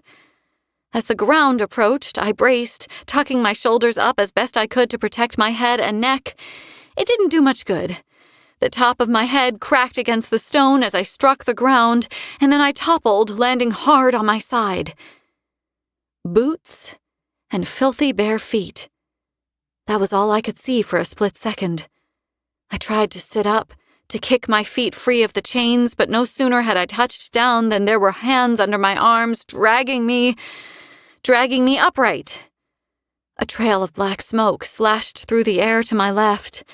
A male had been standing there. Now he was 3 wet pieces of meat, smoking on the floor. The female standing on my right stepped forward, gritting her teeth, her hand still gripping my shoulder, but a second later her whole arm was thumping to the floor. Kaidan swept Nimmerel through the air, both mail and sword flowing like liquid smoke. He moved too fast to see, but I knew what was coming next. The female who had lost her arm was about to find herself headless, but— "Enough." A different voice this time. Slightly higher in pitch, but no less commanding. My knees buckled. I dropped, agony exploding in my kneecaps as they struck stone. Kaidan hissed as he, too, fell to his knees next to me. I couldn't move. Invisible pressure encapsulated my body, rendering me immobile. My hands wouldn't respond. My arms hung pinned to my sides. My chest was so tight I could only expand my ribs an inch, barely allowing me to breathe. I didn't need to move to speak to Kai. What the fuck is going on? "It's okay. Don't panic. Just try to stay calm." Are you calm? You just killed someone and disarmed someone else. Despite everything, Kaidan's mouth twitched. "Disarmed? You've been spending too much time with Swift, Osha. You're cracking jokes now?" I'm being serious. You just attacked 2 people. Slowly, his hint of a smile faded, leaving behind cold, hard fury as he scowled up at the strangers who surrounded us. "Well, they shouldn't have touched you if they'd wanted to live, should they?" The male hadn't made a peep when he'd died. The female, who was still on her feet next to me, hadn't made a sound when Kaidan had taken her arm either.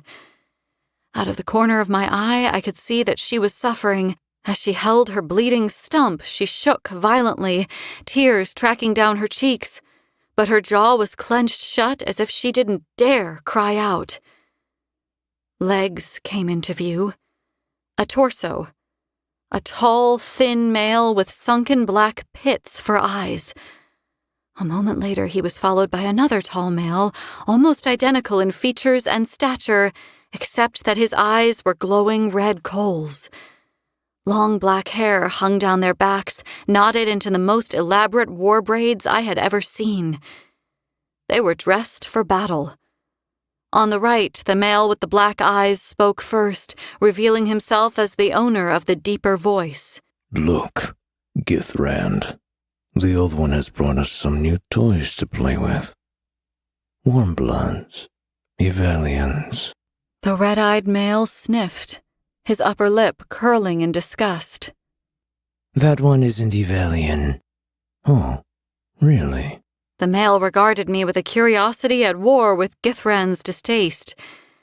Gods, but their features were strikingly similar. Surely they had to be brothers. And what might she be, then? He pondered. I know not, Crave, but there's a scent on her that I dislike. It's called soap. Maybe you ought to try it. Kaidan had warned me not to say anything, and then he came out with that? He wasn't that stupid. This was something else. A tactic designed to... what? The males didn't look at either of us. Didn't even acknowledge that Kaidan had spoken, but the look they shared implied that he had just made our situation significantly worse. A laughable thought, really, considering how bad our situation already was. Next to me, Kaidan tensed, his back stiffening as he straightened. Nimmerel was still in his hand, the end of the blade resting on the ground. The god sword rattled, as if the piece of Morel's soul that lived inside it was doing her best to shatter the magic holding us in place and get back to the business of killing. Red, burning eyes drifted slowly down to look at the sword. Where did you get that, pet? Crave might have asked in a disinterested way, but damn was he interested. He cocked his head to one side, narrowing his gaze as he studied the sword, even going so far as to take a step toward the god sword.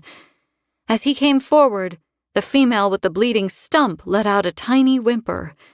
She took a step back, away from Crave, and scores of eyes widened as the crowd realized what she'd done. Some of the strangers gathered around us even looked down at the ground as if they didn't have the stomach to watch what would happen next. Crave just smirked coldly at the female, then ever so slowly crouched down and turned his head so that he was eye to eye with Kaidan. I repeat, He said icily. Where did you get the sword, pet? Anger roiled in my mate's eyes, plain as day. A muscle ticked in his jaw as he spoke through gritted teeth. It was a gift from the gods. He still couldn't lie, even here. He had no choice but to tell the truth. Crave arched an eyebrow down at Nimmerel, for a second revealing the hunger that he was trying so carefully to hide. You see this, brother? He spoke loudly for show so all could hear. A weapon from one of the dead houses, older than the halls of this kingdom and theirs combined, and he expects us to believe that the traitor gods gave it to him. It's just a sword. Kaidan growled. Crave huffed down his nose, looking at Kaidan, a sour smile twisting his mouth. That sword could end worlds in the right hands. If it's what I think it is one of the forgotten blades of our ancestors, and you do not have the right to wield it. Is that so? Kaidan answered Crave's smirk with one of his own. You should probably go ahead and take it then. Yes. Crave nodded enthusiastically. You'd like that, wouldn't you? I really would. Crave made a sucking sound, rocketing to his feet. There were golden clasps on the straps of his leathers. They gleamed like someone had spent hours polishing them. Crave let out a bark of laughter, drawing his own sword that hung at his waist. It looked very similar to Nimmerel from where I was kneeling. A little smaller, perhaps, less beautifully made. In short, the sword in Crave's hand was a very poor imitation of Nimmerel. The male held the weapon aloft and pointed it at Kaidan's godsword. I can sense the magic on that thing, he said. It smells like death. You afraid to take it from me then? Kai suggested. As soon as he'd uttered the accusation, Githrand launched into action. He let out a raw shout, tearing around his brother to get at Kaidan, but Crave calmly grabbed Githrand by the arm and held him tight. It's all right. He does not know how he insults me. He does not know his place. Not yet. Oh, I know my place here. Kaidan said. And I know what's about to happen. Githrand let out a stiff, disbelieving laugh. I doubt you can imagine the kind of torment you're about to suffer. If you wanted to survive this place, you should have guarded your mind a little better. Arisen saw what you did to her child. Chakrai was her only surviving offspring. You desecrated his body and let your king carry off his head. For that alone, your penance will be death. But you killed our father's emissary too. You severed his only thread of power in Evalia. You weakened him. What emissary? What was he talking about? Kaidan didn't kill an emissary, he... Oh no. He couldn't mean... Ereth was a traitor to his people. Kai said. His own actions against Evalia signed his death warrant. But he tried to attack my mate. Of course I killed him. No one will ever harm her while I still draw breath. Ereth. The Lord of Midnight who had attacked me at the coronation. He'd been a religious leader of sorts. He had told Kaidan that he worshipped different gods. Undergods. Petulant fool. Githrand scolded. You spill blood in the defense of your precious mate, but then you bring her here? You've condemned her to hell, Kaidan Finvara. You will be dismembered piece by piece. She will watch, and when we're done with you, we will make her one of our concubines. We will breed from her until it kills her, or we grow tired of her. She will know nothing but humiliation and shame in this place. She will never see the sky again. Shadows and smoke tore out of Kaidan, a blast of magic so powerful that, for a moment, glittering darkness stole the light from the flickering torches. It happened fast. When the shadows drew back, a tall, semi-translucent wall stood between us and the crowd of Diaxians who had gathered to watch. Even if Githrand or Crave commanded them to attack, they wouldn't be able to, at least for a short while. Kaidan rolled his shoulders and shook his arms out, casually shrugging off the magic that still pinned me to the floor. How? How was he doing that? Sorry, Osha. Arisen has always guarded Diaxis. I've spent centuries practicing at hiding information behind locked doors in my head. She saw what I wanted her to see. But you? I knew she'd look into your mind. You wouldn't have been able to hide it from her. There just wasn't time to prepare you. Kaidan's words were laced with regret. My heart had already been laboring, but now I couldn't hear myself think over the sound of my blood thrumming in my ears. I stopped it from beating altogether, then said, "Prepare me for what?" Kaidan's jaw worked. I'll tell you everything, I promise. As soon as we're safe, I'll explain. He wasn't looking at me. He was focused on Githrand and Crave. Impossible. Crave whispered. You can't. You aren't. The male shook his head, clearly struggling to understand what he was seeing. Shadow magic doesn't belong in your realm. Where did you get this power? The same place I got the sword. Kaidan snarled. Tendrils of shadow whipped from his hands. At the same time, shadows spilled from Crave and Githrand, but their magic was nothing compared to Kaidan's. Paler, weaker somehow, less corporeal. Kaidan's shadows cut through the magic they hurled at him like a blade slicing through water. The two males flew back through the air and landed on the ground with a bone-shattering thud. Still holding Nimmerel loosely at his side, Kaidan stalked forward toward the males. He held the point of the sword over Githrand's throat. Release her, He commanded. now. The pressure pinning me to the floor vanished in an instant. I toppled forward but caught myself, preventing myself from falling onto my face. Kaidan was there immediately, helping me to my feet. His hands were in my hair then, cradling my face, his beautiful eyes full of concern, skipping over my features and searching for injury. "I'm okay," I said. "Don't worry about me. Just tell me what's happening." My heart squeezed as he took my right hand in his and pressed my palm against the center of his chest, holding it there for a second. Do you trust me? He asked. "Yes. Always. Yes." And for a split second, he smiled the most heartbreakingly beautiful smile. I love you, Sarah's Fane. He kissed me hard, and so many unspoken things passed between us as he did. Promises and hope, oaths and regrets. He tore away from me and was gone. In 4 long strides, he was towering over the one called Crave, grabbing him by the front of his armor and pulling him up from the ground. Who are you? Crave choked. Only half-gods may wield shadows. Kaidan drew in a deep breath, ignoring the male's question.